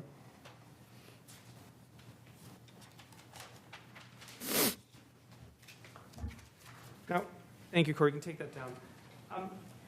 We looked a moment ago at the story you submitted to Triad and then the final published version. Do you recall that? I do, yes. And we said there's no real difference between the two, correct? Yeah, it was close, yeah. And then we looked at all of your comments criticizing the final version that went to Triad and was published, right? Mm-hmm. Yes. Mr. Axelrod showed us a different red line. He showed us a red line, a demonstrative, that took the first draft of the story and compared it to the final one, right? Right. All right. Let's take a look at that again. Corey, do you have DX 195? Let's see what's really different here. You add a title. Some Afghans trying to flee the country face exorbitant costs as Blinken touts successive efforts to help Americans, right? Yeah, sure. You strike out with the Taliban solidifying control in Afghanistan and conditions steadily worsening, and you replace it with a statement saying, Afghans, desperate to flee the country, increasingly having to negotiate with private operators like Mr. Young?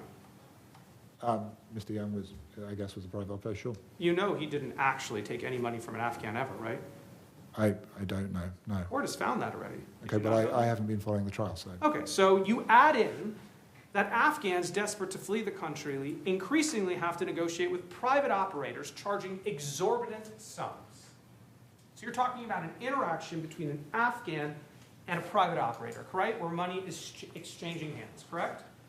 I mean, those are the words that's the change of the story. Sure, you're showing me it. Sure. Then you quote Secretary of State Anthony Blinken's statement that he offered that day, right?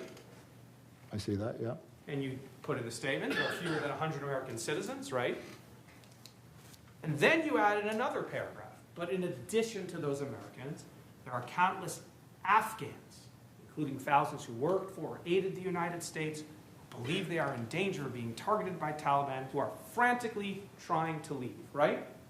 You are building the desperation of these individuals who are supposed to be negotiating with private operators, aren't you? We're telling the story of our reporting, sure. I agree. Then you say the increased sense of desperation and limited space on evacuation routes have fostered a private market, with private operators demanding exorbitant amounts, sometimes tens of thousands of dollars, to transport people outside the country by different means and routes with no guarantee of success, right? The operators include individuals and groups, but you don't name anyone, do you? No, I mean, this is our reporting, sure.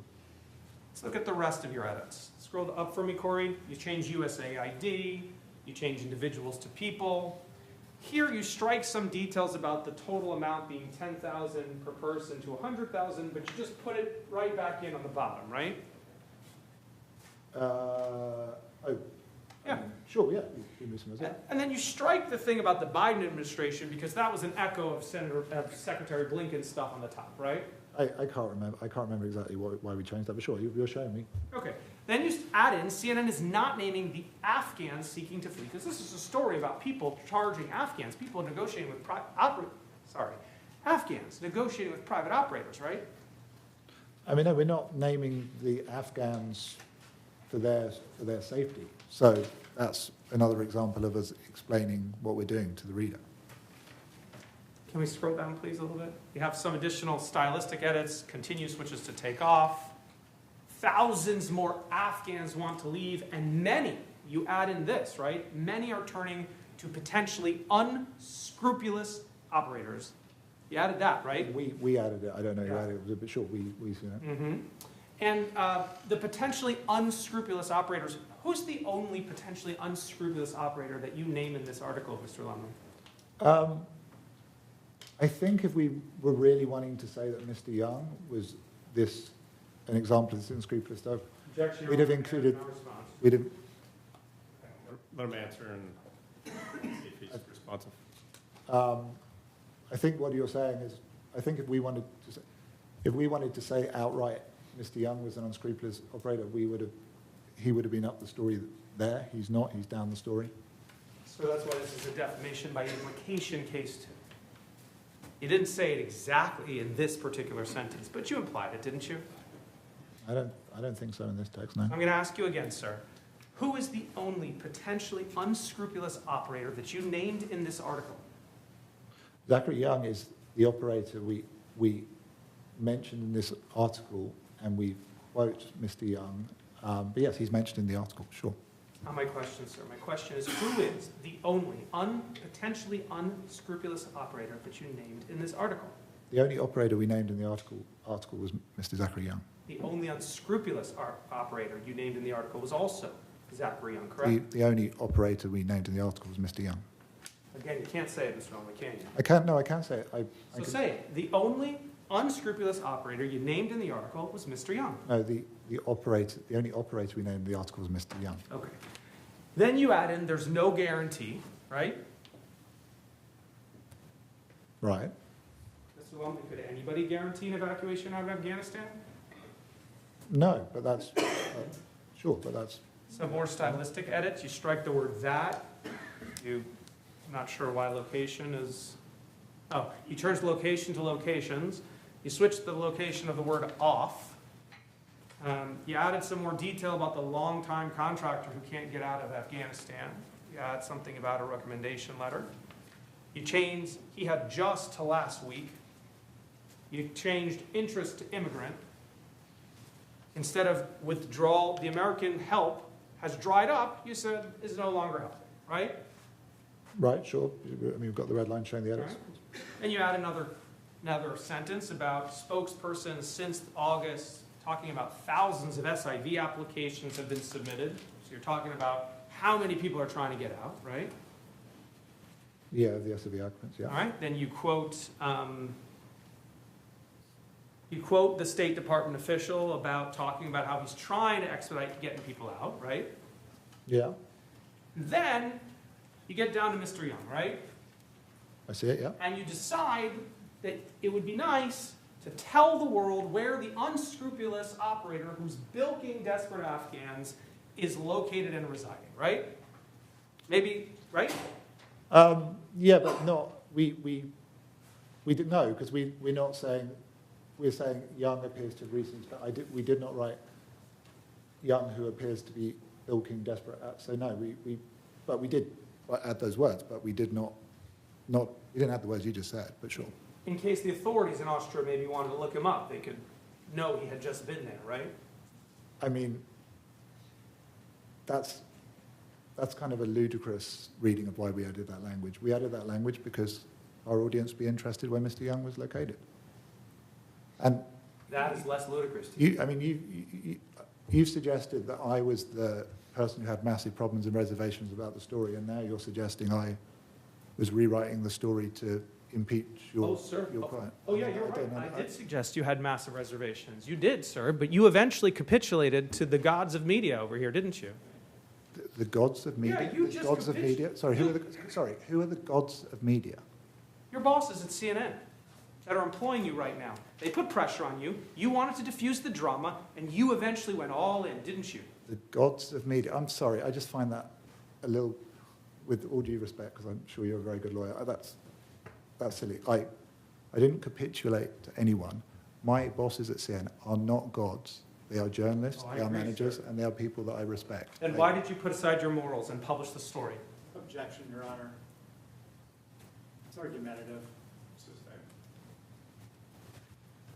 You don't have to insult the witness to ask a question. And you add, that's how economics work, right? It's a subhead. It's a quote from Mr. Young. Sure. Let's scroll up. You change the word he to Young, UAE to United Arab Emirates, called to said. You strike out the fact that Mr. Young wouldn't engage with people if they didn't have a sponsor. Young did not respond to the father's outreach and stopped engaging with another person when he said he didn't have a sponsor. You struck it out, right? Yeah, as I said, and also the We'll get there now. We'll get there next. That was struck out. It may have been Triad, but sure, we struck it out. Then you struck out the profanity in the next sentence, right? Sure. In accordance with CNN standards and policies that don't allow profanity unless necessary for the story, correct? I don't remember exactly. I actually think that was Triad, but sure, it was struck out. We will use profanity if it's germane to the story. And now you plugged all the Swiss cheese holes by putting in the sentence, CNN has not confirmed whether these operators charging the high fees have successfully evacuated anyone who paid to exit the country, and you tack on as Young claimed, correct? We added that line, sure. Some more stylistic edits? Right? Sorry, you carry on, yeah, sure. And then you added that Katie Bo Williams, now Katie Bo Lillis, contributed to the report, right? Yeah, because she contributed reporting to the report, sure. So we have now covered all the changes from start to finish, correct? Sure. This is what you called in your email to Triad a slight recast of the digital story, sir, correct? Sure, those are the words, sure.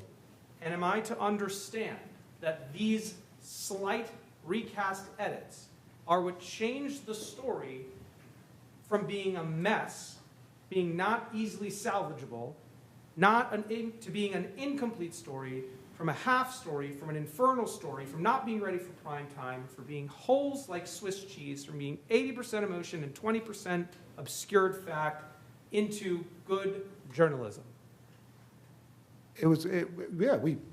We edited the story, and we published the story, as I've said numerous times, met our CNN standards.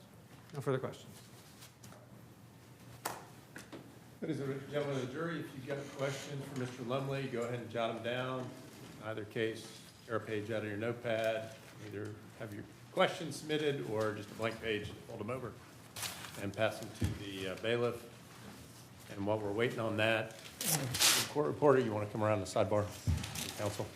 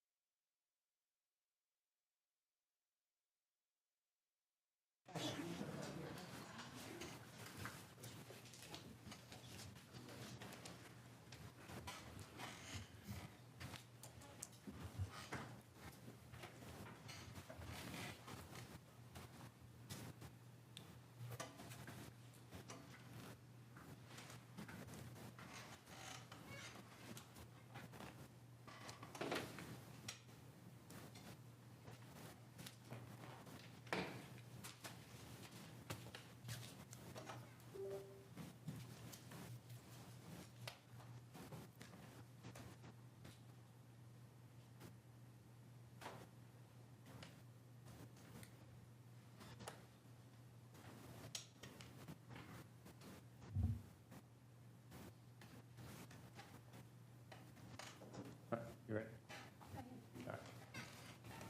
All right.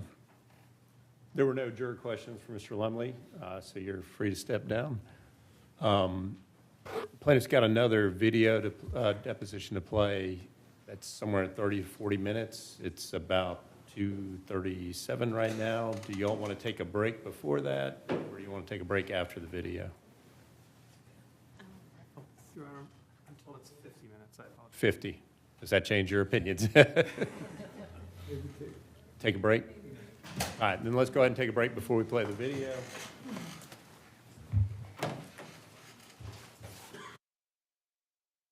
Remember all the rules I've given you apply even when we're outside the courtroom, such as at recess. Remember the basic rule, do not talk to anyone, including your fellow jurors, friends, family, or coworkers about anything having to do with the trial, except to speak to court staff. This means no emailing, text messaging, tweeting, blogging, or other form of communication. You cannot do any research about the case or look up any information about the case. Remember to observe during our recess the other rules I gave you. If you become aware of any violation of the rules at all, please notify court personnel. If you do use your phones or electronic devices during the break, please make sure they're turned off before we come back to the courtroom, and just leave your notepads in the folders on your chairs. And let's come back at 10 till 3. All right, so just be back in the juror lounge 10 till 3. All right, we'll be in recess till then.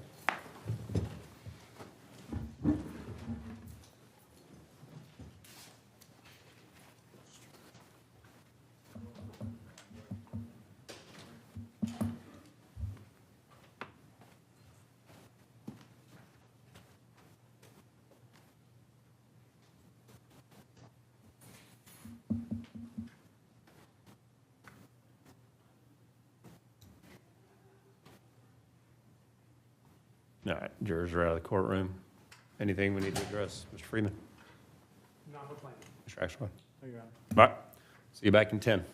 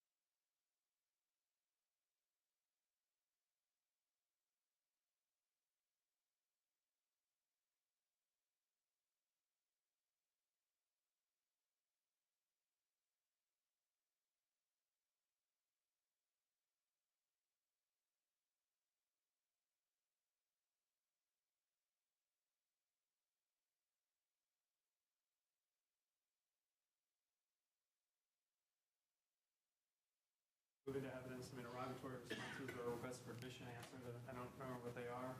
And then there's a few other documents that we're hoping CNN will stipulate to, and if not, we will call Mr. Levine as CNN's corporate rep to get him in. Have you, We've, did you show them? We're sending over the list right now, and then, they'll have an hour to look at them while video plays. Okay. All right, that would get us right to about 4, and then you're resting at that point. You got a witness to put on this afternoon? We have 2 experts ready to go. Though I think we'll get through 1. I would prefer not to sandwich 1 because I don't think we'll get through 2.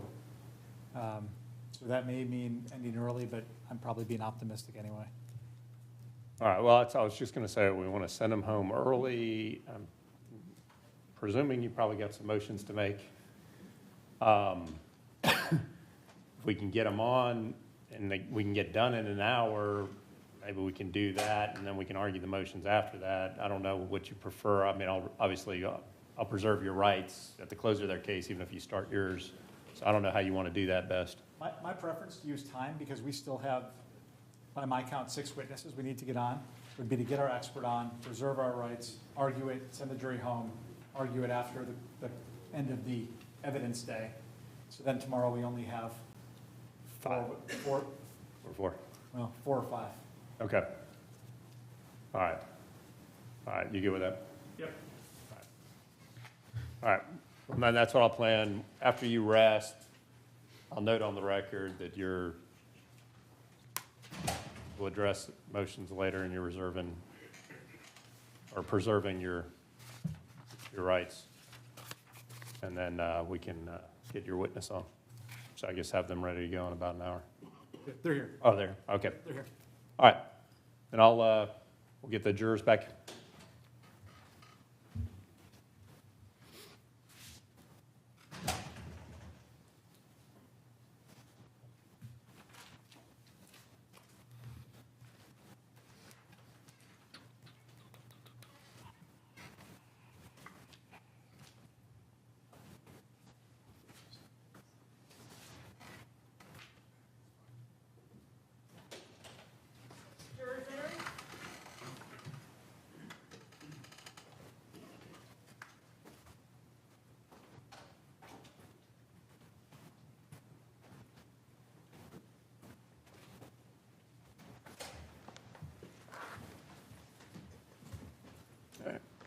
Yeah, I'll be seated when you get back to your chairs.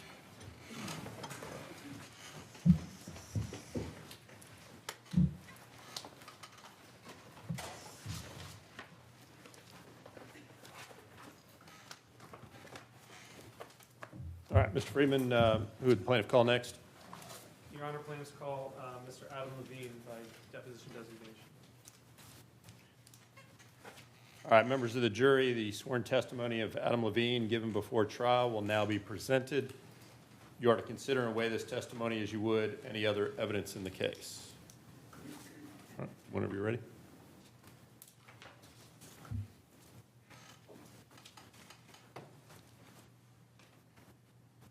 Can you just state for the record your full name? Yeah, it's Adam Levine. So just like last time, you understand the testimony you give here today is under oath, and just like you were testifying in court? I do. So who do you work for? I work for CNN. And how long have you been employed there? 26 years. And what is your title?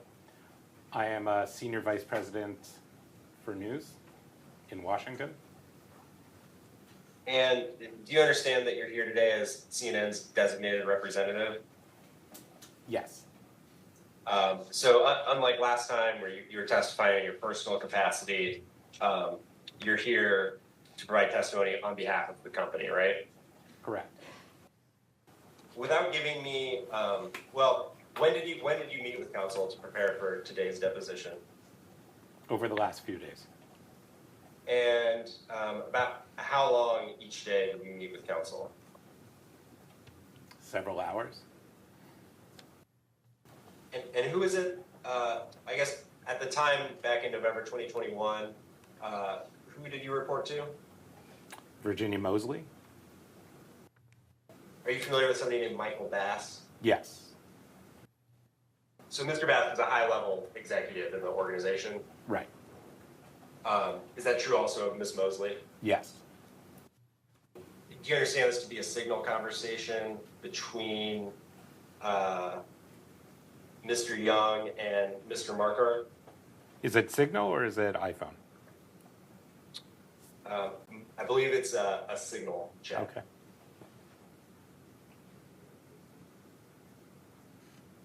I'll accept that. Okay, and you see here on the second page where Mr. Young wrote, "That's definitely not a realistic deadline. In any case, I can tell you for sure some of your facts assertions are not accurate, and if they are published, I will seek legal damages." Yes. And so just for the record, this is document bait stamp CNN 000053 and ending 000055. Have you ever seen this before? Yes. And was this also one of the documents you reviewed as part of your preparation for today's testimony? Yes. And do you understand this to be, I guess, a picture of a signal conversation between Mr. Young and a Miss Lillis, or I think at the time Miss Williams? Yes. And I go to the end of it here. You see at the end of the message where it says, Mr. Young writes, "In any case, the focus of your article seems pretty clear at this point. As you proceed, I would just appreciate if you would take the time to make sure you have your facts right to avoid libel." Yes. Were any of these messages ever submitted for review by any part of the Triad process? I don't know if they looked directly at the actual text messages or just had them described to them. What could Mr. Young have done to put CNN on notice of a potential lawsuit in the event it published the story, beyond saying, "I will seek legal damages if you publish this story"? I mean, if Mr. Young had a lawyer reach out to CNN and say cease and desist, that would have probably given us some pause. Does CNN operate the Twitter account for the program, the Lead with Jake Tapper? CNN as an entity? Yes, in that the show itself is the one that operates that account. And they're owned by CNN. Was CNN reporting that Mr. Young was operating in a black market? No. What does CNN believe the phrase black market means? An unregulated market. I'm going to introduce what we'll make Composite Exhibit 9.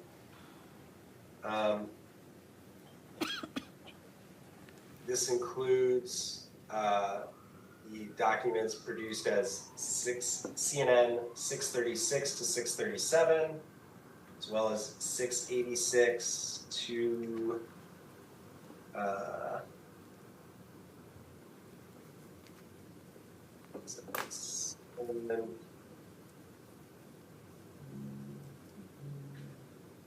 14, 15.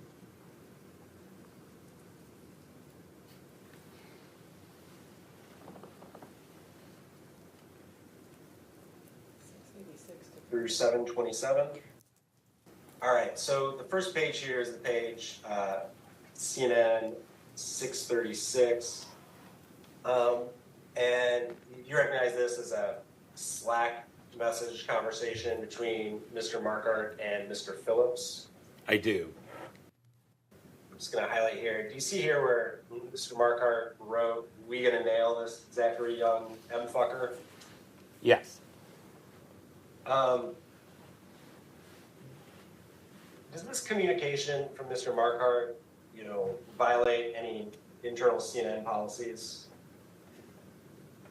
No.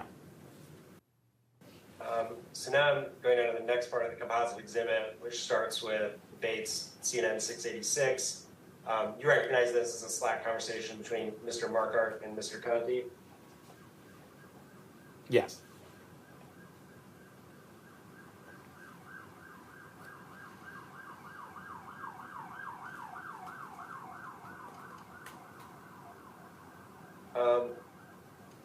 And you see where Mr. McConty wrote, do you have his pic saved? Yes. Shortly thereafter, Mr. Conte responds, what a punchable face. Yes. Does this message from Mr. Conte violate any internal CNN policies? No. So, in CNN's view, is there anything wrong with this message from Mr. Conte? Again, it's conversation between two colleagues. It's not impacting editorial, so no. So then that went to 689, and the next part of the composite exhibit starts at 707. Do you recognize this as Slack messages between Mr. Markart and Ms. Lillis, then Ms. Williams? Yes. If we go down to the bottom, towards the bottom of 708, see where Mr. Markart wrote, I've seen him shut down people immediately if they don't have sponsors for $$. Yes. And Ms. Lillis responded, what a shitbag. Yes. Did this message from Ms. Lillis violate any internal CNN policies? No. And you see,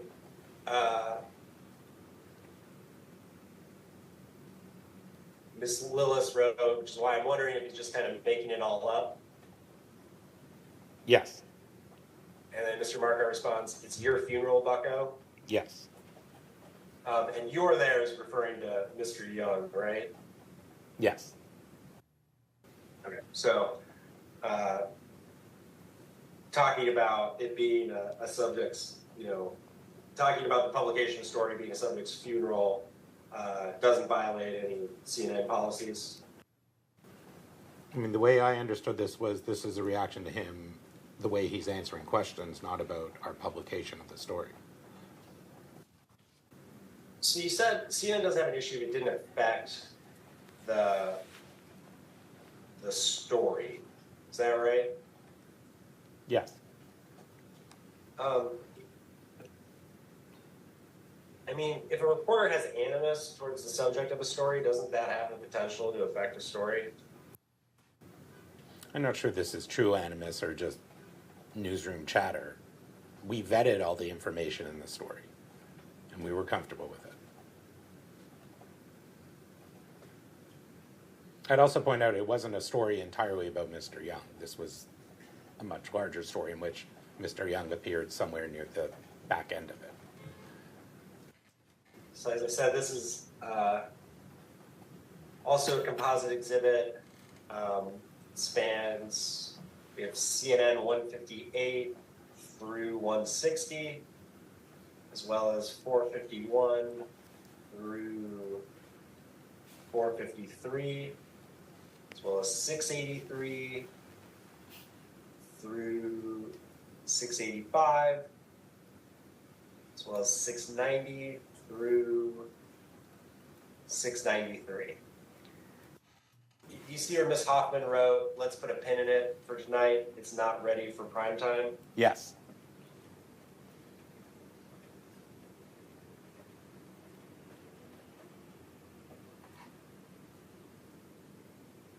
And then we go down to the next part of the composite, which is the document beginning at 683. This is a Slack message between Mr. Phillips and Mr. Lumley. Yeah, could you zoom in again? It's also very small. Yes. Okay. Yes. And Mr. Lumley says, I've sent back edits and a fundamental question about the whole Excuse me, story. I can't understand you. Please repeat that slower. Sure. Mr. Lumley wrote, to Mr. Phillips, I have sent back edits and a fundamental question about the whole story I don't understand from Alex's right in the TV script. I see that.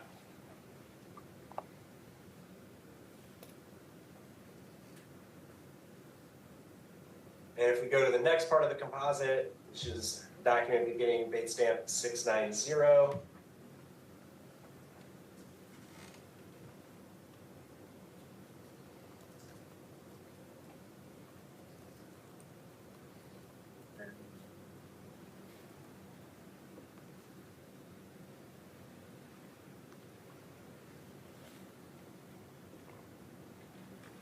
and we go to the page 693. Do you see where Mr. Lumley wrote to Ms. Trimble, but the story is full of holes like Swiss cheese? Yes. And then Ms. Trimble replies, agree, the story is 80% emotion, 20% obscured fact, LOL. Yes.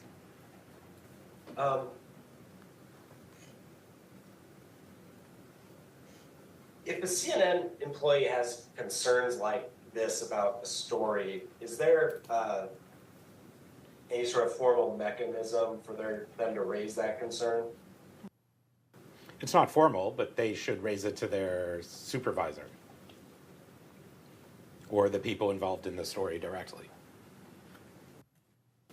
Does a story that is 80% emotion, 20% obscured fact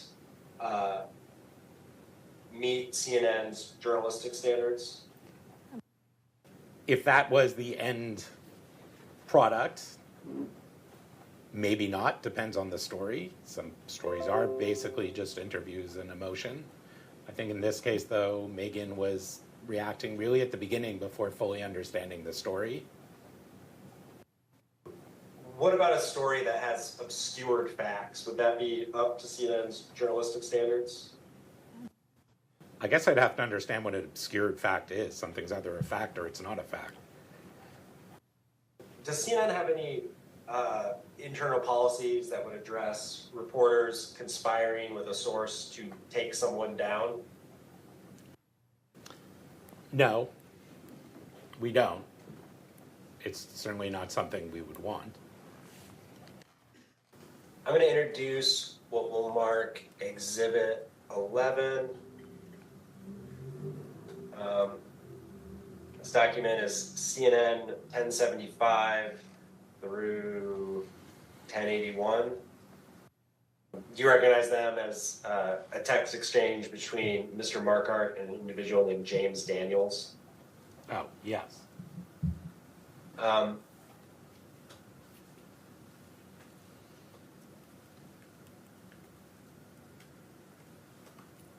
So I'm just kind of scrolling down here.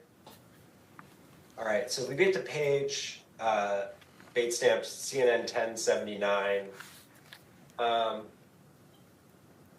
do you see where Mr. Daniels writes, I'd love to see this guy taken down. Alex, I appreciate you taking an interest in this. Yes.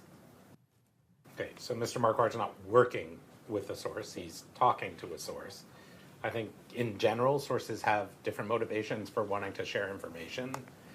Journalists are aware that they have those motivations. They should take that into account. But the information they provide is then vetted. I think if the people involved believe it's an issue, it's a matter of discussion, but it's not just about source bias, it's about the information being used. You could have a biased source, but still they could be providing information that is factual and relevant and worthy of use. Are there any written policies that address, what vetting should be done of information obtained from potentially biased sources? I don't know. I don't think there's a written policy. I'm almost positive of that. I mean, the notion of a biased source, everyone has a motivation. Everyone comes to the table with some self-interest. That is an understanding of any journalist dealing with a source, and it's a matter that they need to feel out and make sure it doesn't impact the information they're being provided. But again, information we take isn't just go unchecked from there. It is part of a collection of information from different sources before we decide what to use in a story. Do you recall earlier we saw the message from Mr. Marquardt where he said we're gonna nail this Zachary Young M-fucker? Yeah. And then here he's talking to a source, and the source is saying he really wants Young taken down. Yes. Does CNN believe that Mr. Marquardt crossed any lines in pursuing this story against Mr. Young? No, the story wasn't to take Mr. Young down. It was to nail him, right? No, it was a story about Afghans' experience trying to get out of Afghanistan. What is an enterprise story? An enterprise story is generally one that is told that isn't just like something that's happening that day, events like today's D-Day celebration. It's something that's unique storytelling where we are bringing something either through the way we tell the story or the topic that stands as new information for our viewers. And so how does an enterprise story originate? Does somebody make a pitch, or how does that work? Typically, reporters learn of something they think it might make for an interesting story if they pursue it. They discuss it with their immediate supervising producer or editor, and then they pitch it. And pitch it to who? Typically first to their supervising producer editor, and then if they think it's worth doing, it goes up to me, and sometimes if it's something that involves a lot of work or a lot of expense or travel or others, it goes up the pitching process to some of the most senior people who make decisions on which stories are worth doing and for what shows. Okay, so a reporter will first take it to their supervising producer. Yeah. And so in this case, that would be Mr. Marquardt taking it to Mr. Callahan. Yeah, correct. And then Mr. Callahan might bring it to you. Correct. And did he do that in this case? Yes. And then, depending on the story, you might take it further up the chain. Would that be to, at least back in November 2021, would that have been to Ms. Mosley? Yeah. At the time, Michael Bass, who oversaw programming, Virginia, who oversaw news gathering, and Leora Kapoulis, who sort of... Kapoulis? K-A-P... Oh, Leora. L-E-O-R-A. Kapoulis, K-A-P-E-L-U-S. She sort of coordinates and all the different stories and what we're going ahead with and who they're for and when they're for. So that's who I would have produced that to for consideration. Okay, and that's what happened in this, with respect to this segment, right? Right. I think I said something once I was comfortable that we had a good story here to throw it into the pitch pool, if you will. As part of the fact-checking process, did anyone ever reach out to Audible to try and confirm whether Mr. Young had conducted evacuations for it? We did not. Why not? The explanation Alex has given is that because the story wasn't about companies trying to get people out, this was about efforts of individual Afghans to seek ways to get help to get themselves out themselves. But if Audible had confirmed that Mr. Young had conducted an evacuation for it, would that mean that Mr. Young was conducting evacuations for companies? Yes, but again, not what the story was about. This was about Afghans who were trying to get out and what they were experiencing in trying to find someone to help them. And just, I know we've kind of already talked about it a few times, but what is Triad and let's do that. What is Triad? Sure. Triad is actually 3 independent units within CNN. Each has a different role for vetting. Sometimes they work together. Sometimes only 1 or 2 of the units might be involved in a story. The one is what we already discussed. That's what we call the row, but it's generally the fact-checking. Is the information as contained and presented in the story reflective of the facts that we actually know? Then the second unit would be the legal department. Are we within legal bounds in the way we are going about our reporting? And if there are any legal issues that need to be addressed regarding what we are reporting, they will vet it. And then there's standards and practices, which is more interested in the ethics. So in this case, mostly about the fact that we had 2 different Afghans. We were cloaking their identity. You saw their interviews, but you couldn't see them. Were we doing that? Were they comfortable with the reasoning for doing that? And were we doing it in a way that actually does prevent people from knowing their identity, so that we're not violating the trust between those interviews and the reporter? And does CNN know what prompted the segment and issues litigation to be submitted to the Triad process? Yeah, I believe that it should have gone to Triad, which I think you have a document showing me saying obviously Triad, because I thought there were a number of issues that each of the different units was going to want to look at. Obviously, there was just the basic facts of the story. I want to make sure we were lined up. I thought because of the anonymity of some of the witnesses, that was going to be an issue, and we don't do it a lot in terms of showing people in darkness, but that's standard practice for us to make sure that we're all on the same page about it. And I did think because of the matter at hand, I just wanted legal to have a look at it as well. What about, so you said that an individual show is responsible for the banners that are displayed during a piece, is that correct? Yes. Do banners and graphics ever go through the Triad process? Sometimes, rarely. Is one of the things that standards will consider the potential negative impact a story could have on the people being reported on?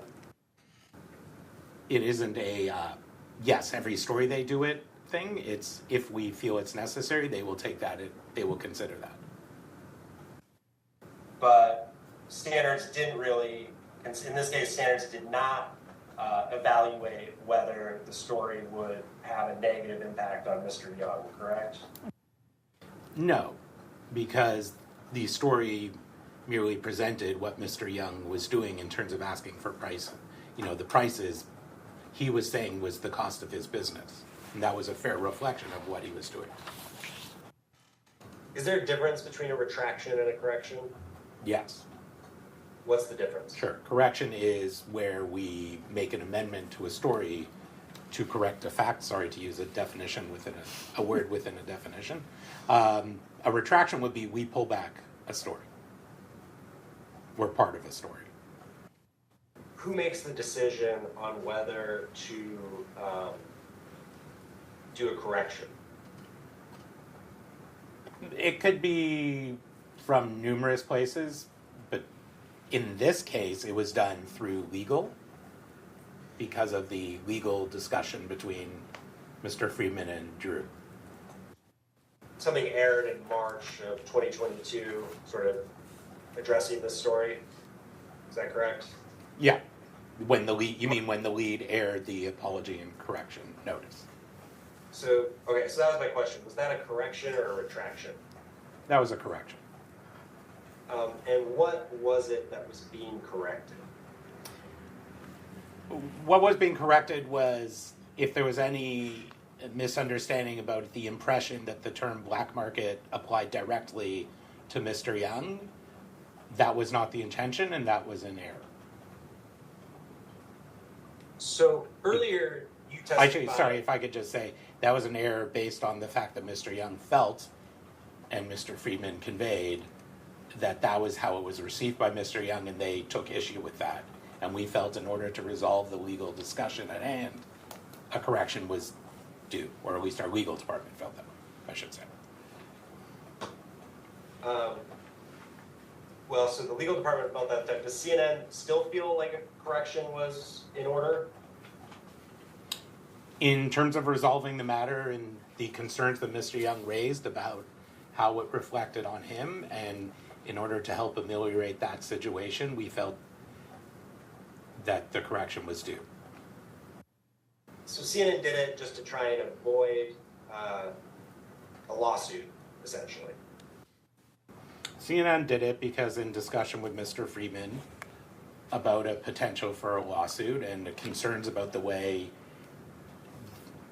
the matter reflected on his client, that a correction was due to resolve that.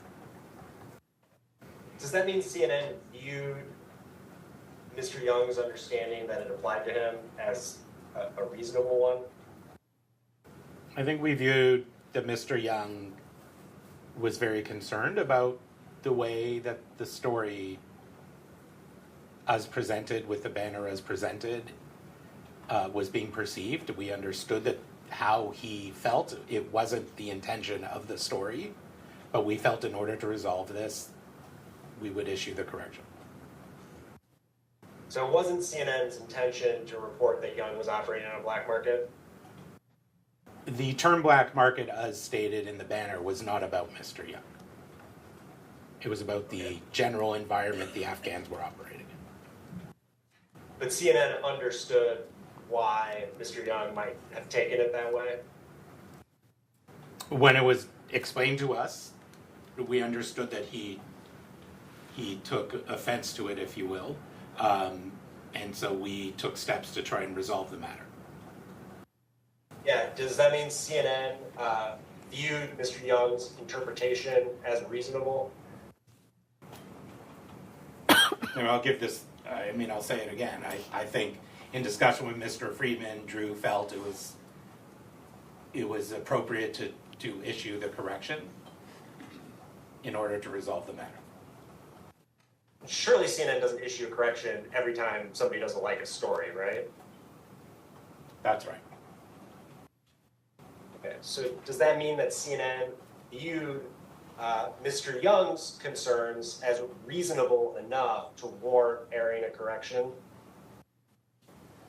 I think we viewed that Mr. Young had raised what his concern was, and that we had a way to try to resolve that by issuing the correction, and so we did. But I'm asking whether CNN thought that that concern was reasonable or unreasonable.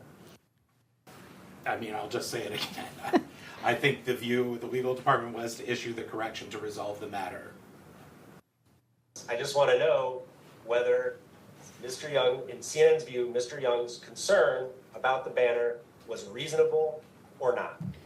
Well, we ran the correction. I'm not sure I'm at liberty to talk about what the legal department felt in their legal discussions about it. But I'm not asking what the legal department thought about it. I'm asking whether CNN, the company, thinks Mr. Young's concern about the banner was a reasonable concern. CNN, the company, thinks that our legal department took steps appropriate as our legal representation to resolve the matter. That's not the question, though. I thought it was. The question is whether CNN thinks Mr. Young's concern about the banner was a reasonable concern. And I'll just say it again. We obviously felt we could resolve this issue. We were trying not to have a lawsuit about it, and the legal department felt it was necessary to issue the correction to resolve the matter. But surely CNN won't issue corrections for unreasonable concerns, right? Well, that's correct. I'm asking whether the company thinks Mr. Young's concern that the banner could make someone think he was operating in the black market was a reasonable concern. Same answer. CNN thinks that our legal department made the best decision for the company in having the correction issued to resolve the matter. You testified that CNN won't issue corrections to address unreasonable concerns, right? Generally, they won't. And CNN did issue a correction in this case, right? Correct. That means Mr. Young's concern was not unreasonable. There could be many reasons, but I'm not privy to the legal discussion about it. That's privileged. I'm not asking about the legal discussion. I'm asking whether CNN thought Mr. Young's concern was unreasonable. Well, I'll answer again. Based on the facts, this was a decision made for legal reasons, and the correction was issued at the direction of our legal department. So CNN thinks that the decision by the legal department was the right one for the company, based on them being our legal department. Are you saying that CNN issued a correction in this case to address an unreasonable concern? I really, CNN obviously engaged with Mr. Friedman, and the legal department decided that a correction was the right thing to do, so they did it. That was a decision made by our legal department. Okay, but legal department's part of CNN, right? Yes. Does CNN approve? I mean, CNN had to carry out the decision by the legal department, right? Correct. And Drew Shankman didn't go on air and do this himself, right? No. Okay, so legal provided some input, and CNN, the company, viewed it as reasonable to air a correction, right? CNN, the company, based on the decision made by our legal department, felt it was appropriate to run the correction. Does Drew Shankman have authority to make programming decisions? No, but... Okay, so who's responsible for making the decision to air the correction, Mr. Levine? Drew Shankman informed the show that the correction was necessary based on the legal team's considerations, and they worked with the show to get that correction issued. Okay. So CNN viewed Mr. Young's concern as reasonable enough to issue a correction, right? The legal department felt the correction was necessary, and they used the show, which was where the piece aired, to convey that correction in order to ameliorate the concerns and resolve the issue between Mr. Young and CNN. CNN, acting through its legal department and the show, viewed the concern as reasonable enough to air a correction, right? CNN felt it was reasonable to run the correction based on the views of its legal department. So, Mr. Levine, to be clear, I'm not asking for the mental impressions of CNN's legal department. I'm simply asking whether CNN, the company, views Mr. Young's concern that the black market references applied to him as a reasonable concern. I'd say that CNN, the writing of the banner was not intended to be a reflection on Mr. Young the way he perceived it. And as far as resolving a matter that was brought between our legal department and Mr. Young and his lawyers, we felt that running the correction would be a reasonable way to resolve the matter. So Mr. Young's concern was reasonable enough to run a correction? I mean, Mr. Young's legal engagement with CNN obviously led to the legal department believing that in running the correction, they could resolve the matter. What do the guidelines say about source bias? I don't think there's anything about source bias. I think there's a general understanding that one should understand the motivation of their sources. Is that understanding part of the written guidelines? As much as I can remember, no, I don't think so. I think that's just a general journalism principle, though. Okay, so there's no written guidelines that address dealing with a source's motivations or biases? Not that I recall. Was there a correction issued on social media in this case? No. Mr. Levine, in CNN's view, is Mr. Young's concern that the black market banner applied to him a reasonable concern? CNN's view is that CNN didn't intend to write that graphic to apply to Mr. Young. It was written in general about the experience of Afghans and the entirety of the story. But insofar as Mr. Young felt it reflected on him, and because of the way it was expressed through his lawyers to CNN, we felt it prudent to run the correction. Well, if you want, I mean, look, in general, CNN doesn't think it was a reasonable response. As a whole, that was not the intention of the banner, the way it was written to apply to Mr. Young. But we understood that that was how he perceived it, and in discussions between the lawyers, it was felt to resolve the matter, we would issue the correction. Okay, so CNN's view is that Mr. Young's concern was unreasonable? Yes. Do you recognize this as the transcript for what you said was the correction that erred? I do. Okay. You see where it says the use of the term black market in the story was in error? Yes. What does CNN think was in error about it?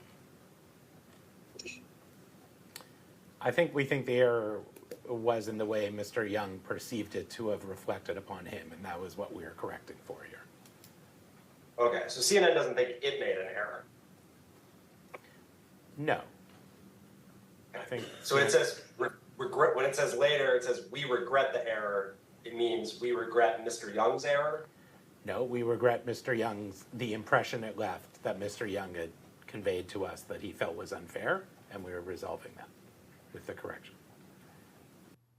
So when CNN said we regret the error meant the impression that Mr. Young had? The impression Mr. Young had of what that banner was a reflection of him. That didn't really make sense.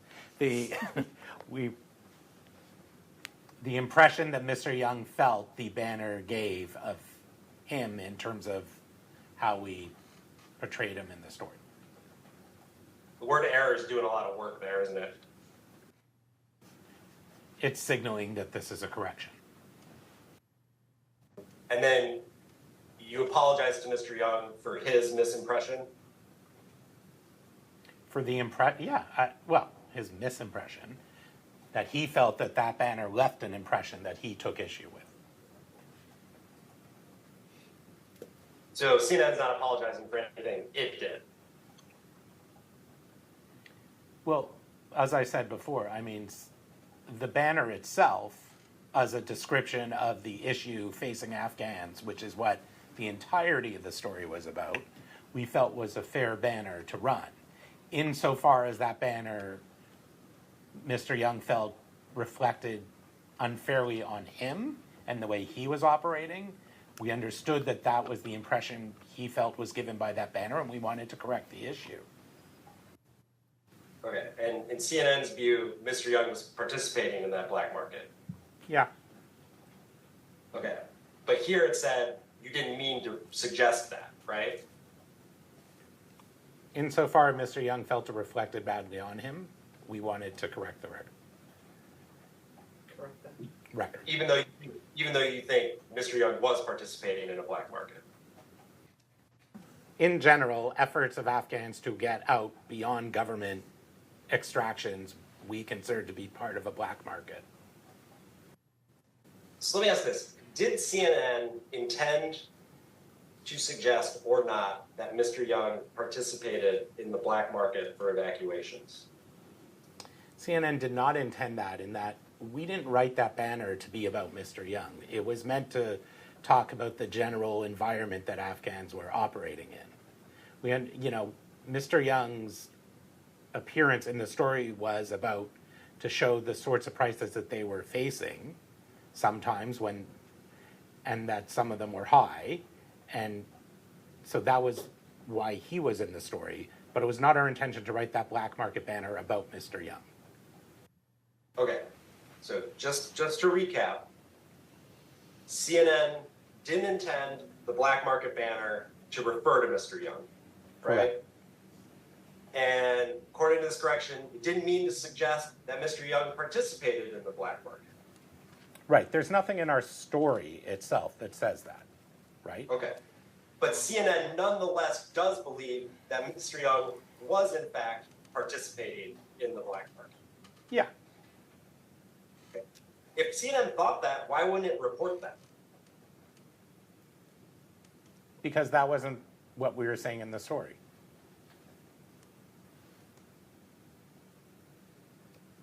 These are not words in the story, it was words in a banner that ran with the story. It wasn't our intention to write that Mr. Young was participating in a black market, and so we ran the correction.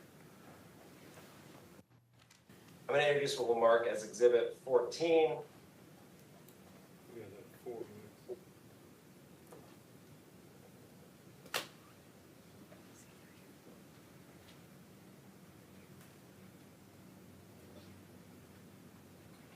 And this is the document bait stamp CNN 000354. Do you recognize this as an email between yourself and Ms. Mosley? Yes. And you're sending her pitches from Mr. Marquardt? Correct. And you said, it says, we would interview an Afghan in the U.S. trying to get his family out, talk to others who are also trying to leave/work this shadowy black market. Mm-hmm. So is it true that this story was pitched from its inception as a story about the black market? I don't think it was pitched as such, but I think CNN's view is that the unregulated, environment that Afghans had to try to find ways out was a black market. The pitch for the story used the phrase black market, right? Yeah. And you sent that pitch with the words black market in it to Ms. Mosley, Yes. one of the top executives at CNN, Correct. and she approved it? Yes, it was approved. I think Michael Bass ultimately approved it. Who reported directly to the CEO of CNN, right? I'm not sure that was his title, but yes. Reported to the top executive at CNN. What's a lead-in? A lead-in's an introduction to a story, so you have the tape piece, and then you have what the anchor generally says, and sometimes the reporter himself on camera before you take the piece. Does the lead-in describe what the story is about? It could. Sometimes it just presents the first piece of information about the story. Did the lead-in in this segment use the phrase black market? Yes. Sorry, I should clarify. Not here, but in the lead-in that Mr. Tapper did in the run-up to the story, did he use the phrase black market? I believe he did. Again, And so did Mr. Tapper's lead-in describe what the story was about? Yeah. And what's the difference between a correction and a retraction in CNN's view? Well, a correction is, making an adjustment to the information inside a story. A retraction would be pulling back part or all of a story. I mean, we did retract the video from digital, I know that, but what was said on air was a correction. Okay, so the video was retracted. What aired in March was a correction? Yeah.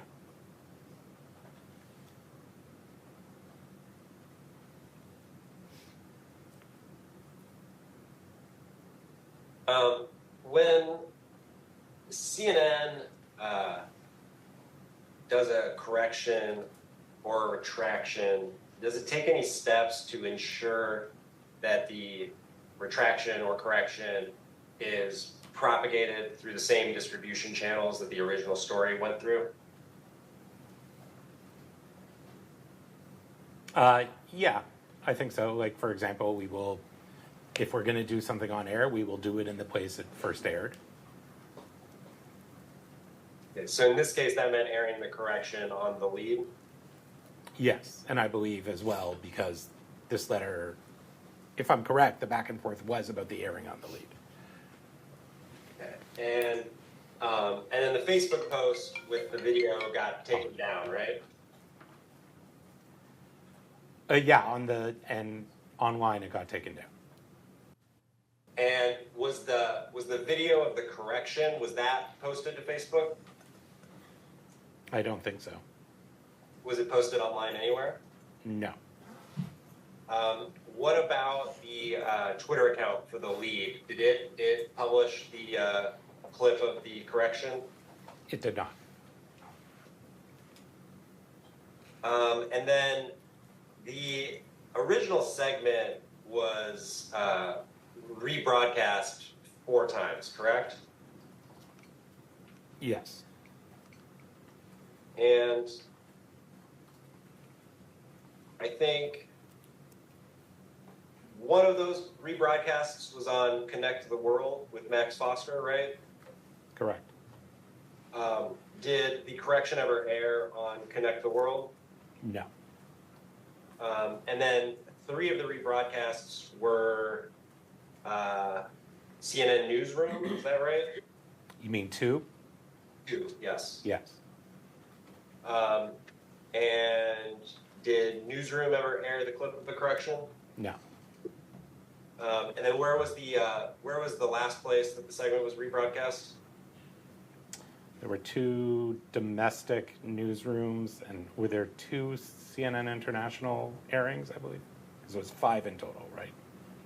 Correct. And one of the internationals was Connect the World. One was Michael Holmes as the anchor, and one was Max Foster. I'm sorry, I don't remember the name of their specific shows. Okay. Was the show with Michael Holmes, did that ever air the clip of the correction? No. Did anyone at CNN assess any social media posts by Mark Art or anyone else to determine whether they needed to revise or retract them? Yeah, I believe our legal department looked at them. I'm going to introduce what we'll mark as Exhibit 16, which has the bait stamp CNN 001197 to 1198. Do you recognize this document, Mr. Levine? I do. Do you mind zooming in again? Just to make it bigger. I mean, I've seen it, but yeah. Okay. And is this Mr. Markart's Instagram account?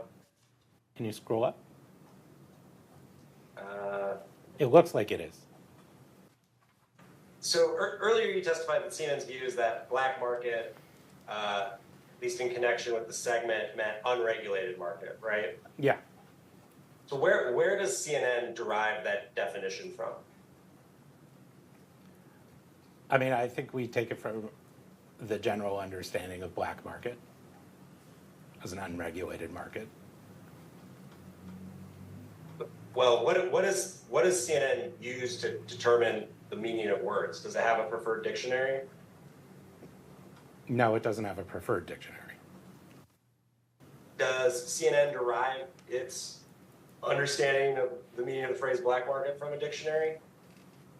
For this story, it did not. I think everyone took it. I mean, you've interviewed most of the people involved in this story. I think it was accepted as sort of black market in a colloquial sense of unregulated. Is CNN's deriving its meaning of the word black market just based on what CNN says it means?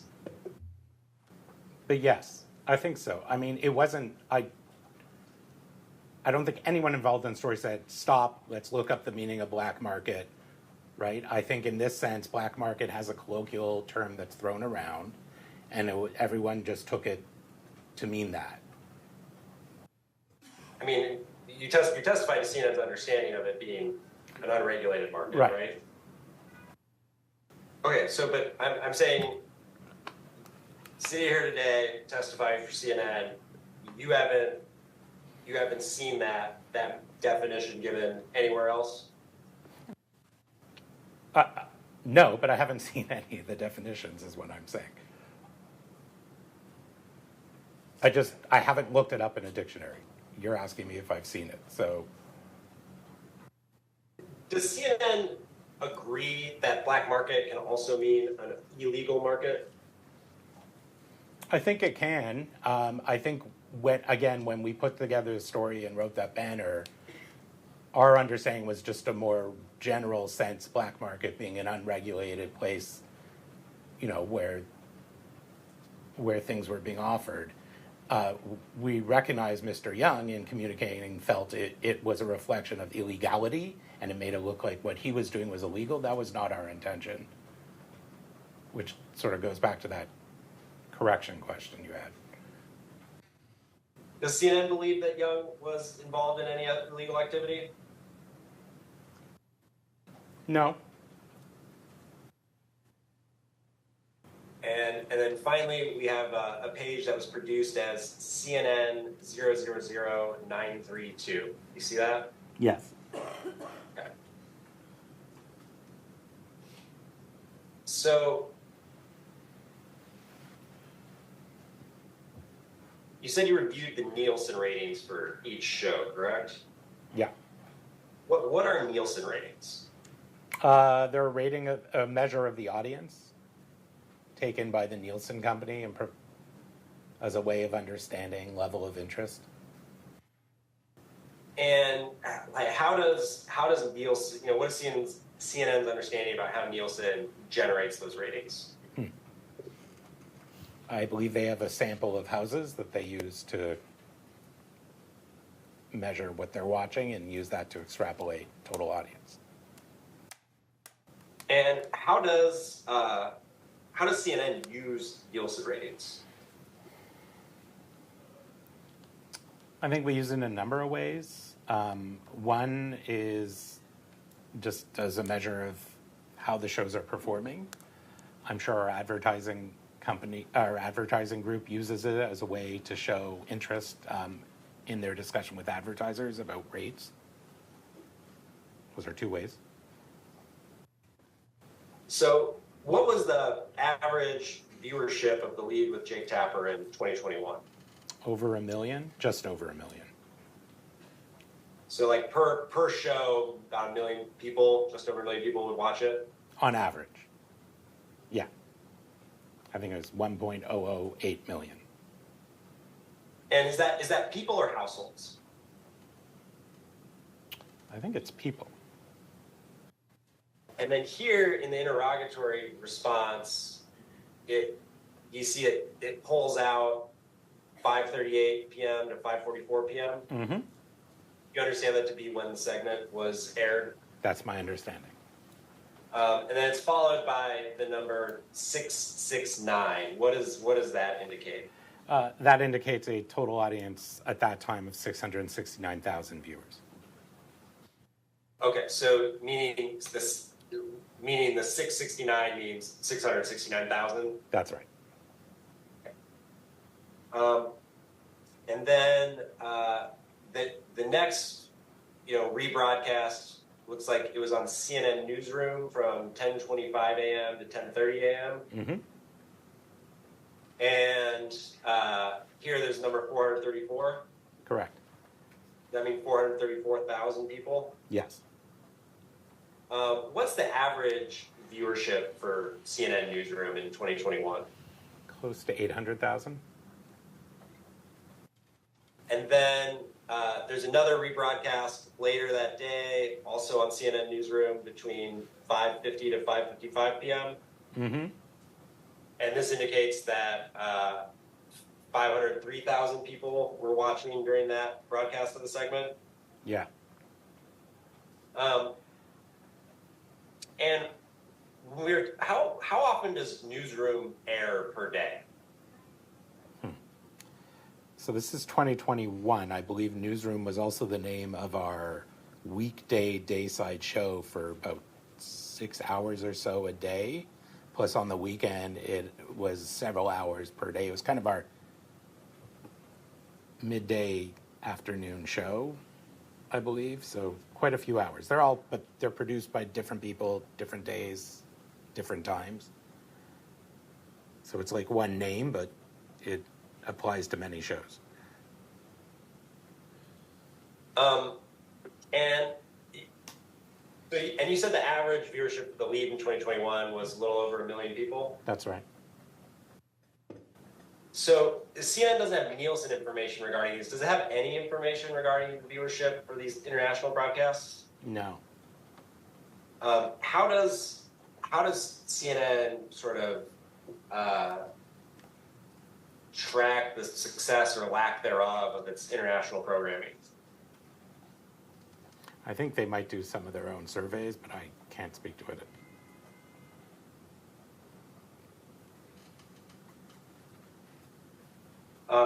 So do you have any information about the viewership for Connect the World?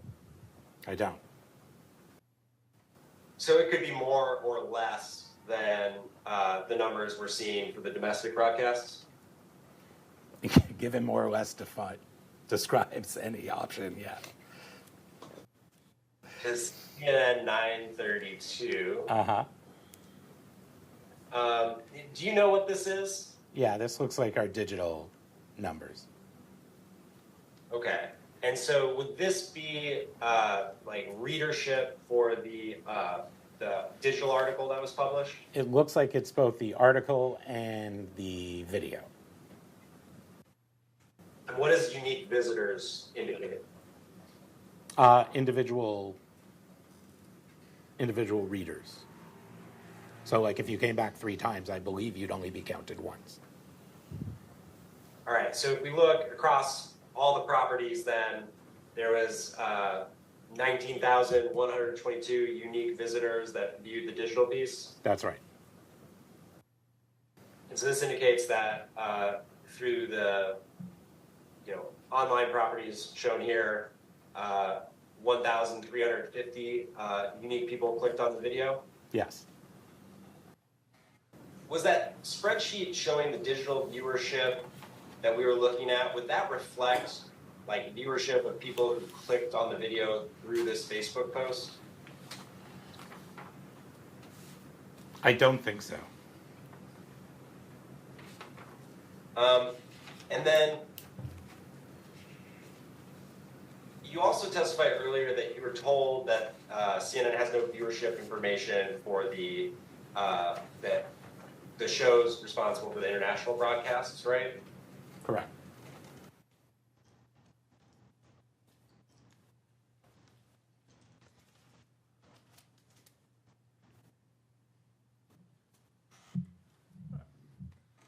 Friedman? Your Honor, we have some discovery responses we'd like entered into evidence.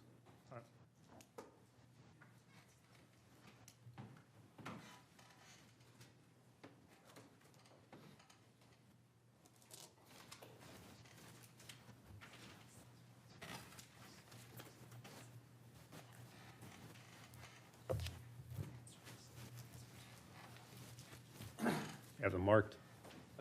Yeah, it's Exhibit 241. We're proposing to redact this.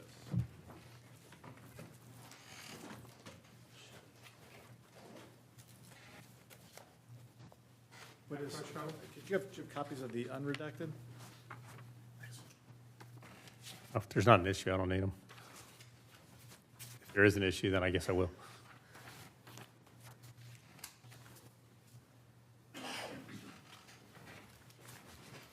Yep, no problem, 241. All right, plaintiff's 241 will be admitted. As redacted. 241 is redacted. Right. Yes, Your Honor. Unfortunately, there is an issue with the second one, 254. You got a copy of 254.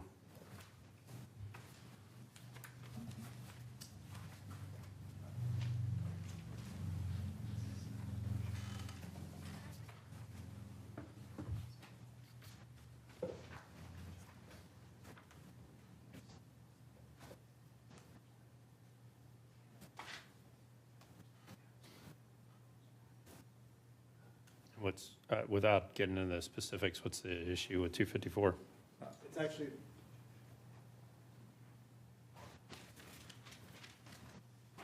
now that I'm looking at it, I withdraw my objection. Okay, so the redacted copy of 254, You're good with it? I am, thank you. All right. Plaintiff's 254 will be admitted. And then, Your Honor, I just don't have a response on those final documents. If not, we'll call Mr. Lee. Okay, then. You're objecting? They were just sent in the last hour, so I haven't even had a chance to look at them. All right. Want to take like a quick break? I can look and verify with talk to Mr. Bailey. There's 40 of them. Right. The ones for Mr. Levine, Joe, how many are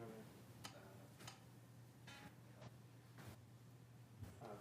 Sorry, Your Honor, we sent the longer list last night. I guess defense didn't have a chance to look at them. 20. So I'm happy to get them in through Mr. Levine if that's how we want to proceed. Do you want to take 5 minutes and just huddle real quick? I think that might be a more efficient use of time. All right, yeah, instead of going through. I'd prefer that, Your Honor. All right, let's do that. Let's take 5 minutes. I'll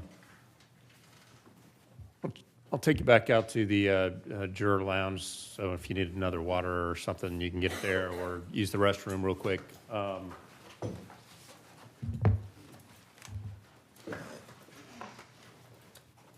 Remember, the rules I've given you apply even when we're outside the courtroom, such as at recess. Remember the basic rule: do not talk to anyone, including your fellow jurors, friends, family, or coworkers, about anything having to do with the trial, except to speak to court staff. This means no emailing, text messaging, tweeting, blogging, or other form of communication. You cannot do any research about the case or look up any information about the case. Remember to observe during our recess the other rules I gave you. If you become aware of any violation of the rules at all, please notify court personnel, and we'll get you back here in 5 minutes at 4:05. All right, and just leave your notepads in the folders on your chairs.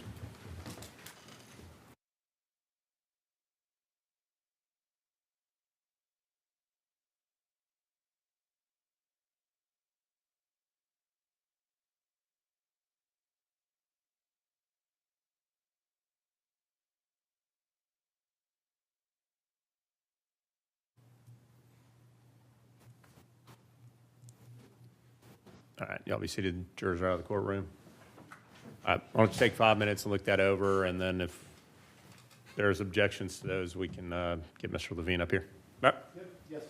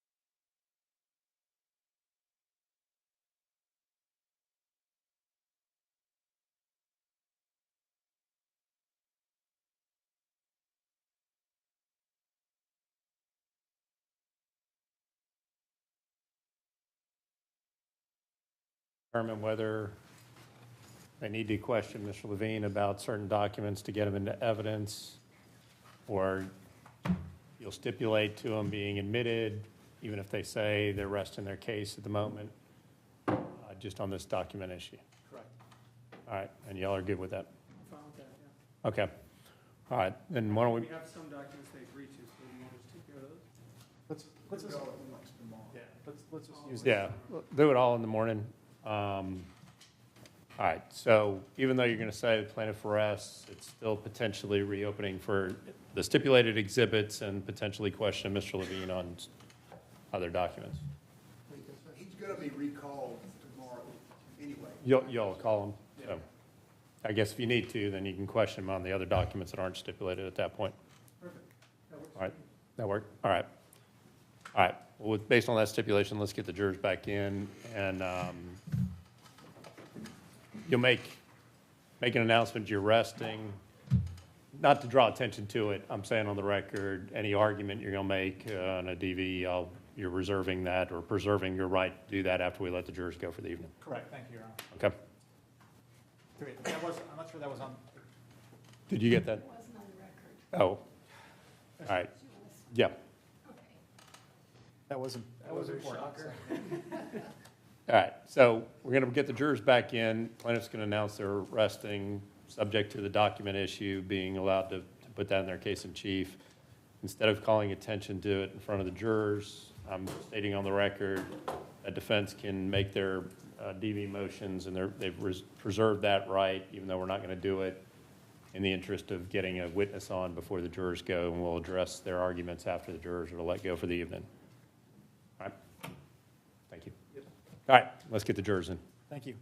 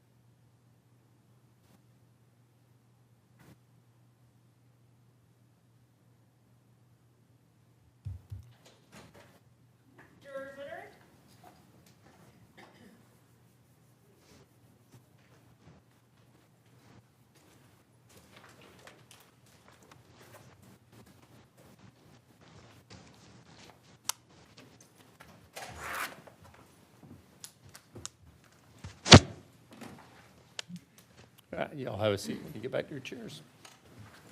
Your Honor, the jury would like to know if we are on schedule.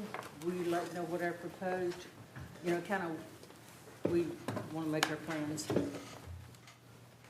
We're a lot better on schedule than we were thinking last week. But, yeah, I mean, we've got another witness we're going to get this afternoon and get you out of here roughly around the same time at 5 o'clock. So that's our plan. And obviously, we'll see how tomorrow goes. But we're looking like, based on the number of witnesses we have left, that we should be okay with getting you all at a reasonable, not having to hold you extra. Okay? And, well, yeah, we should be on good pace, back on schedule, and that was why we were talking about trying to cull some stuff and make it a little bit easier where we didn't have more time that was needed for testimony to get certain evidence in. So Yeah, that's what we just want to know if we needed to make plans going into next week. no. On behalf of the entire jury. Yeah. Thank you. No, we'll get what we need done this week. Okay. All right, Mr. Friedman, next witness. Your Honor, without the plaintiff's arrest. All right. And Mr. Axelrod, call your first witness. Yeah, CNN calls Rick Humphries.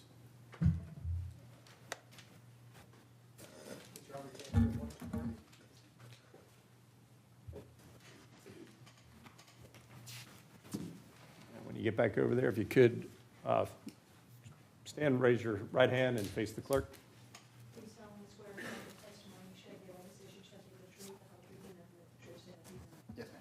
All right, and just have a seat there and get the microphone positioned where it's close to your mouth so we can pick you up. And Mr. Bailey. Mr. Humphries, can you please introduce yourself to the jury? My name is Rick Humphries, and I'm from Burke, Virginia. Were you retained by my law firm in this matter? Yes, sir. Are you being compensated in connection with your testimony today? I am. At what rate? $275 an hour? Are your opinions connected in any way to that compensation? No, sir. About how much time have you spent preparing for this case? Approximately 90 hours. And have you served as an expert before this case? No, sir. Have you ever testified in court before? No, sir. And what were you retained to do in this case?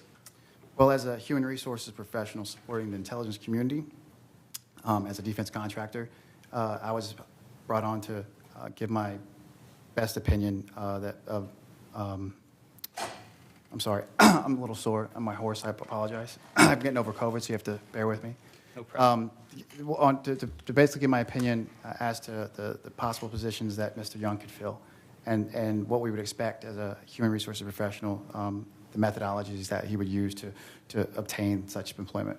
Okay, so the jobs Mr. Young would be qualified for, so that's Yes, sir. the first one.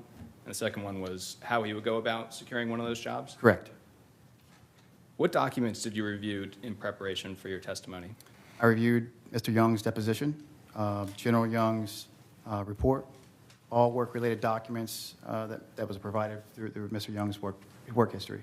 Have you watched any of the trial? Bits and pieces. I saw or General Young's His testimony? Testimony, yes. Mr. Humphries, do you hold any degrees? I do. I have a Bachelor's of Science in Human Resources Management.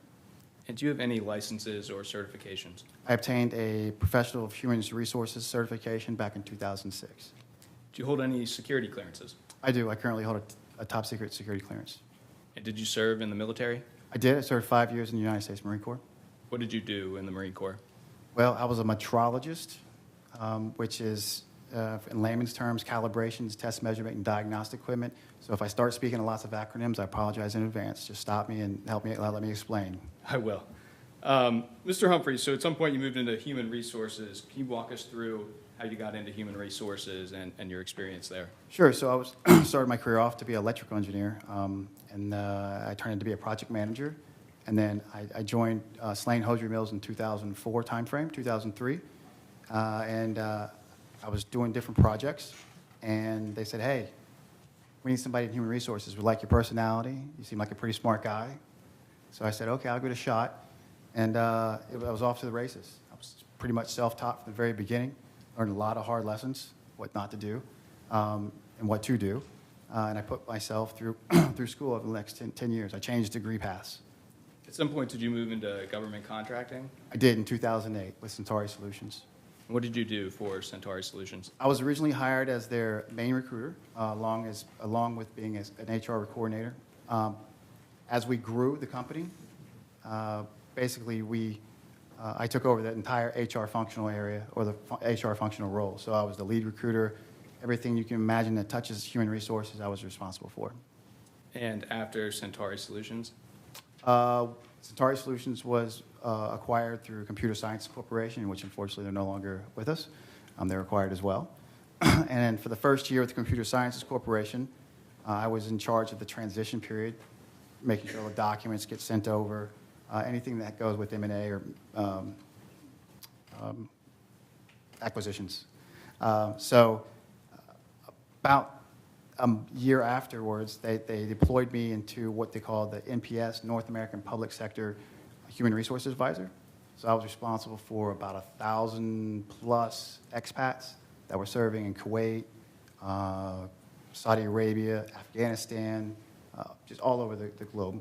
What do you mean by expat? Expat is someone who their citizenship belongs to the United States.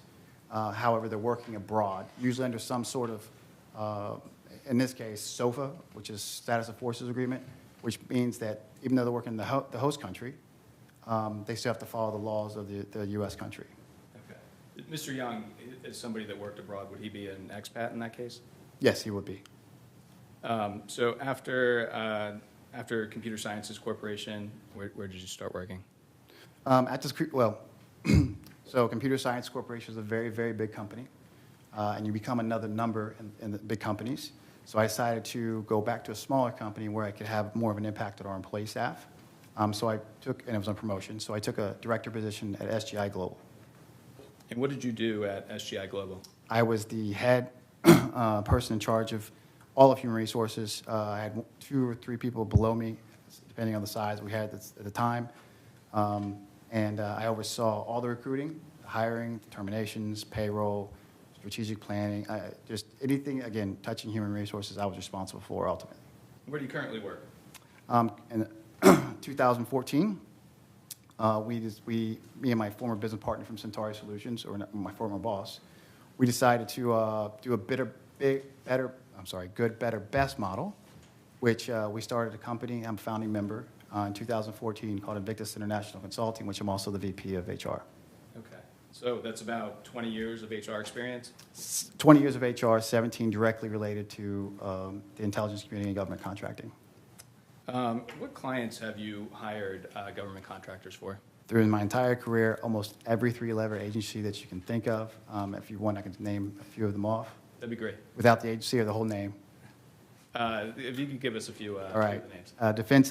Defense Intelligence Agency, the DEA, which is the Department of the Drug Enforcement Administration, USAID, the entire DoD community, Department of Army, Department of Navy, United States Marine Corps, Air Force, Department of State, USAID, Coast Guard. That's still DHS, Border Patrol. It's almost every 3-letter agency you can think of. NRO, NGA, NSA. And about how many people have you hired in your career? 1,000+ contractors. And are these all domestic positions, or are these expats as well? No, at CSC, every company I've had has always had expats. But CSC was obviously the biggest. We have over 1,000 expats there. Centauri Solutions, I had 15 serving both in Afghanistan and Iraq during the wars as in an intel capacity.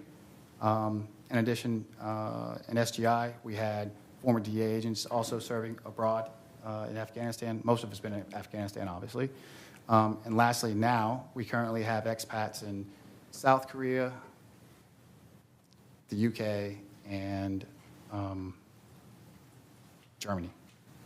And is Mr. Young the type of government contractor you would have experience hiring? Yes, sir. All right, let's get into your opinions. You stated earlier you're offering an opinion on the jobs Mr. Young is qualified for. Is that right? Yes, sir. And in your opinion, what are the types of jobs Mr. Young is qualified for? So it was a little bit difficult at first because Mr. Young's been very cryptic and not very forthcoming with his background. So I had to use my experience and kind of dig in and develop my own thoughts and patterns. First of which, we'll start with business development and capture. They kind of go hand in hand. For the people that don't know exactly what that is, that's when a business development manager or director, they go in and they meet with the client. They find out what the client needs. They help develop a plan to satisfy the client's needs. They may put together a team that also helps go after whatever work. It could be a sole source contract. It could be RFP and RFI, which is request for proposal, request for information. And they oversee that entire process. Now, the capture side is the person that goes out and collects the data, the who, what, when, why, and where. And they feed that back to the proposal manager or the business development person. They put together a packet, and they submit it to the client. And he demonstrated that on multiple times. First and foremost, the KSA, Kingdom Saudi Arabia work. I think he testified that he wrote half of that statement of work or a majority of the statement of work. He was a big part of that. So that's one of the reasons why I was able to put that together. In addition, when he was working with Omentum, he was working constantly on white papers and trying the solution on something in the B-Date rule, trying to go after that type of work. That's why he was given a B&P charge code, which is a bid and proposal charge code. Okay. And what's the salary range on a business development or capture role? 180 to 250. It's lots. So this is multifaceted. There's so many. I would say 180 to 250, depending on the size of the company and your expertise in that, whatever you're trying to capture or go after. But usually that's just, by the way. 180,000 to 250,000? Yes, sir. Okay. And usually that's just base salary. On those it can be, the more you win, usually companies have an incentive plan financially, the more you get in return. So if you land a $300 million contract, you're going to make usually a lot of money. So, Mr. Young, you mentioned the Saudi Arabia contract. Yes, sir. Is there any difference if he was working, say, in Saudi Arabia versus the U.S.? Does that affect the salary? Absolutely. So the U.S. is based off different localities and locations. Sometimes government contracts will base their rates or base their cost off those locations. But when you go overseas, the Department of State usually provides guidelines of what the Department of State employees will receive. They call differential pays. They are HOLA, COLA, housing allowance, cost of living allowance, post-diff, danger pay, hazard pay. It's kind of the same. Post-diff is just a bad place to live. All those get added to your base salary as what's called uplifts. So you get paid more if you work in a dangerous area? Oh, absolutely. So in addition to business development and capture roles, are there other roles Mr. Young's qualified for? Yeah, so, well, he was working as a mentor on the KSA program, okay? So a mentor is basically someone... KSA, is that I'm sorry, the Kingdom of Saudi Arabia? Yeah, my apologies. No problem. He was working as a mentor in the Kingdom of Saudi Arabia, which means that he's going in and overseeing the training, and according to his own testimony, overseeing the training, and then so the trainers don't say, hey, I don't want to do this anymore. You sit there and you give constructive feedback. And you basically, just like it sounds, mentor, protege. That was something he was doing, and I think he received an offer letter as a W-2 employee from DynCorp. It wasn't Momentum in the end. It was DynCorp, which highlighted mentor level 3, which is usually the highest level. He's a SME.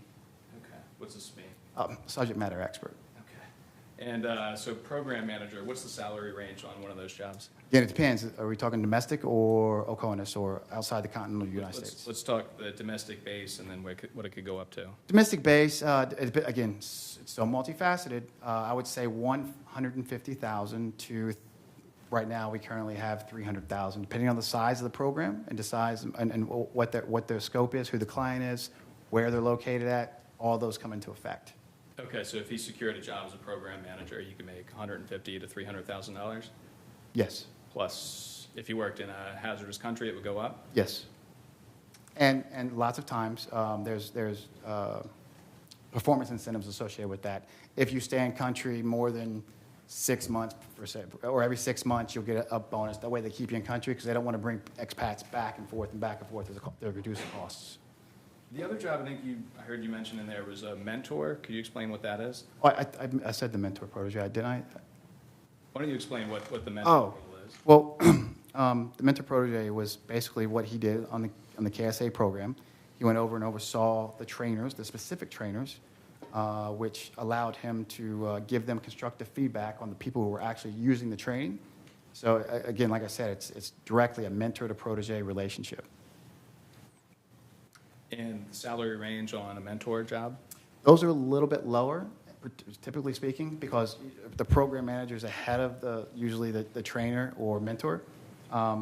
So I would say, well, again, based off 2012, we had mentor protege program at SGI over DEA, through the DIA. That's kind of weird, but yes. And I believe those folks were making 150 to 160 base, but they had uplifts. Obviously, I think 70%, so it was 35 and 35 at the time. So 35% hazard duty pay and 35% post differential. Okay. And they were living on base. Base in the U.S.? No, base in Afghanistan. Okay. They were a couple. So if you work in Afghanistan, you get paid more? 70% more. Well, at the time, 70% more. I don't know what it is today. Now, Mr. Young testified that he has a security clearance today. Does that have an impact on what jobs he's qualified for? Absolutely. Without a security clearance in this field, I mean, you're dead. The fact that he maintains a security clearance, does that impact his ability to get a job? It helps tremendously. Objection? Yes, Your Honor. You're down in order at page 6. I'm sorry, I didn't mean to speak, Your Honor.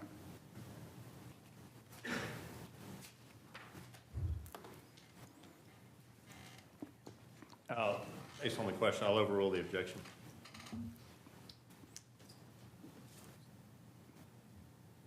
So, Mr. Humphries, these jobs you've just described, is it your opinion Mr. Young remains qualified for them today? Yes, sir. And do you have experience hiring for all these types of jobs? Yes, sir. Based on your knowledge and experience and your knowledge of Mr. Young's background, is he the type of candidate you would hire today? Yes, sir. Have you seen the CNN publication at issue in this case? I have. Would that publication have any impact on your decision to hire Mr. Young? Right. Your Honor, General Young was asked the same question.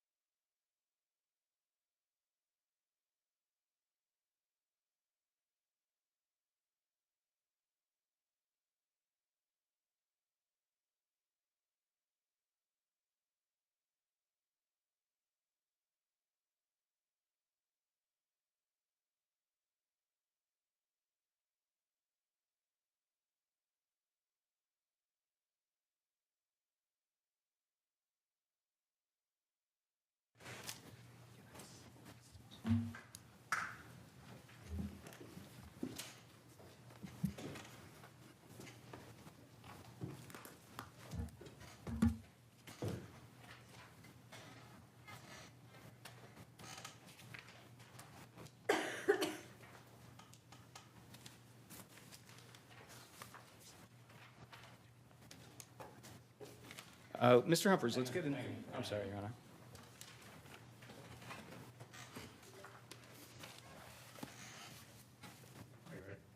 For the record, the objection sustained. Mr. Humphries, let's move to the next part of your opinion. So Mr. Young and General Young testified that the types of jobs Mr. Young has had in the past are not the types of jobs you find on, say, Monster.com or Indeed.com. Do you agree with that opinion? Well, I agree that they're not on Monster and Indeed, but with all due respect to the General, that's not exactly accurate. They are posted online. They're posted on Intelligence Careers. They're posted on Clearance Jobs. They're posted on clearjobs.net, intelcareers.gov. People who are in the clear spaces have to find work. They're even posted on LinkedIn. So these are jobs you could find online? Yes, sir. Are they required to be posted online? They are. Every federal contractor has a requirement for W-2 employees to apply and track the applicants. It's called Executive Order 11246, which is an affirmative action plan. So every position that I hire for, I have to have proof that I looked at certain applicants and I tracked that information. So I can't just hire willy-nilly. That's not how the government contracting works. Okay, so they're required to post them online and they're available online? They have to be applied somewhere. Usually it's on their website. That's where they go back, the candidates go to apply. But if you're trying to hire positions or trying to hire people for those positions, you want to cast that net as far as possible. So for example, Clearance Jobs, which is one we use a majority of, You can't even post your resume on there without being verified and having a clearance. And do companies like Amentum and DynCorp post their jobs online? Yes. So the job Mr. Young had at DynCorp or Amentum is the type of job that we posted online? He was a W-2 employee, so I would say yes. I think that's the reason why they asked him for his resume, although it was fictitious according to him, because they had to line them up with their applicant tracking system and show that his years of experience, et cetera, he met the labor category to offset or to just deserve that pay, compensation. Okay. Now let's turn to the final, I think, step in your opinion here is what Mr. Young should do to execute a successful job search. In your opinion, has Mr. Young taken the steps he should take to secure a job? I don't feel that he has, based off the evidence of what I've looked at and reviewed. No, I don't believe so. Why not? Well, just look at, we use LinkedIn as one of our big sources of information to gather candidates. If you were to look at his LinkedIn page, which was one of the articles I reviewed, you'll see just at the beginning, the top is ZY. If I worked with Zach back in 2006 at Blackwater. Would it be helpful if could we bring up his LinkedIn with that? Oh, that would be great. Yes, is that okay? Mr. DeMezza, can you bring up DX53? 153. This is in evidence, Your Honor. Perfect. So, before you start, Mr. Humphries, do you know what document this is? Yes, sir. Is this Mr. Young's LinkedIn page? Yes, sir. Okay. No. As far as I can, yes, that's what I remember seeing. Okay. And then get back into the opinion you were offering. Okay. So you can see, and I saw the documents where his first name was changed, Zach Y, ZY. But, for example, if I worked with Zach back in 2006 at Blackwater or whenever he served there, and I have work coming up, I'm like, hey, I want to get in touch with that guy. He was awesome. He's an awesome trainer. So first thing I'm going to go to is professional network, Zach Young. I'm not going to find him this way. If we can go down a little bit, I can also, his experience, it's gapped everywhere. Now, I understand why, but at the same time, there are ways to put information on your LinkedIn profile, which keeps OPSEC, or which Operation Security. And I guess just to back up, so what would you expect to see in an experience section on LinkedIn?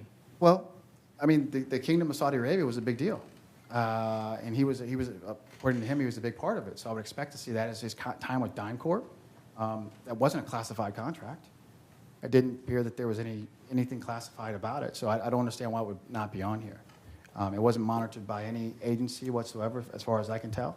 I don't even think he needed a clearance for that. So I don't know why that wouldn't be on here.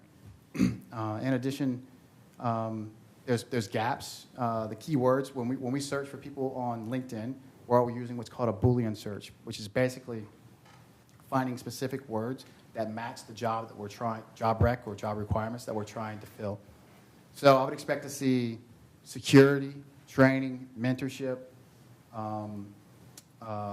business development.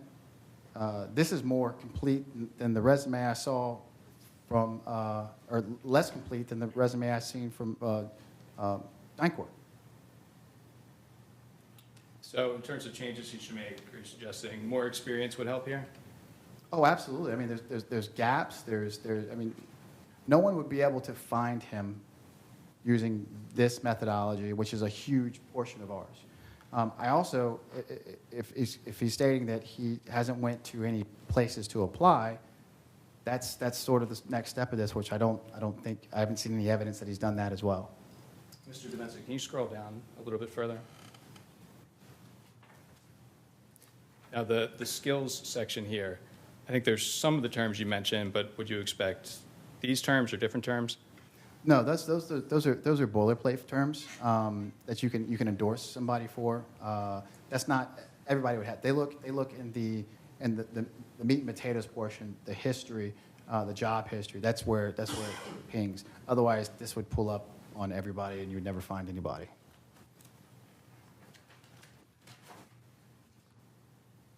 And would you expect to see a Mentum and DynCorp on his LinkedIn page? I would. Is LinkedIn an important tool for a job search? I would say at least a third of our candidates come from LinkedIn, so yes. And they're all cleared professionals.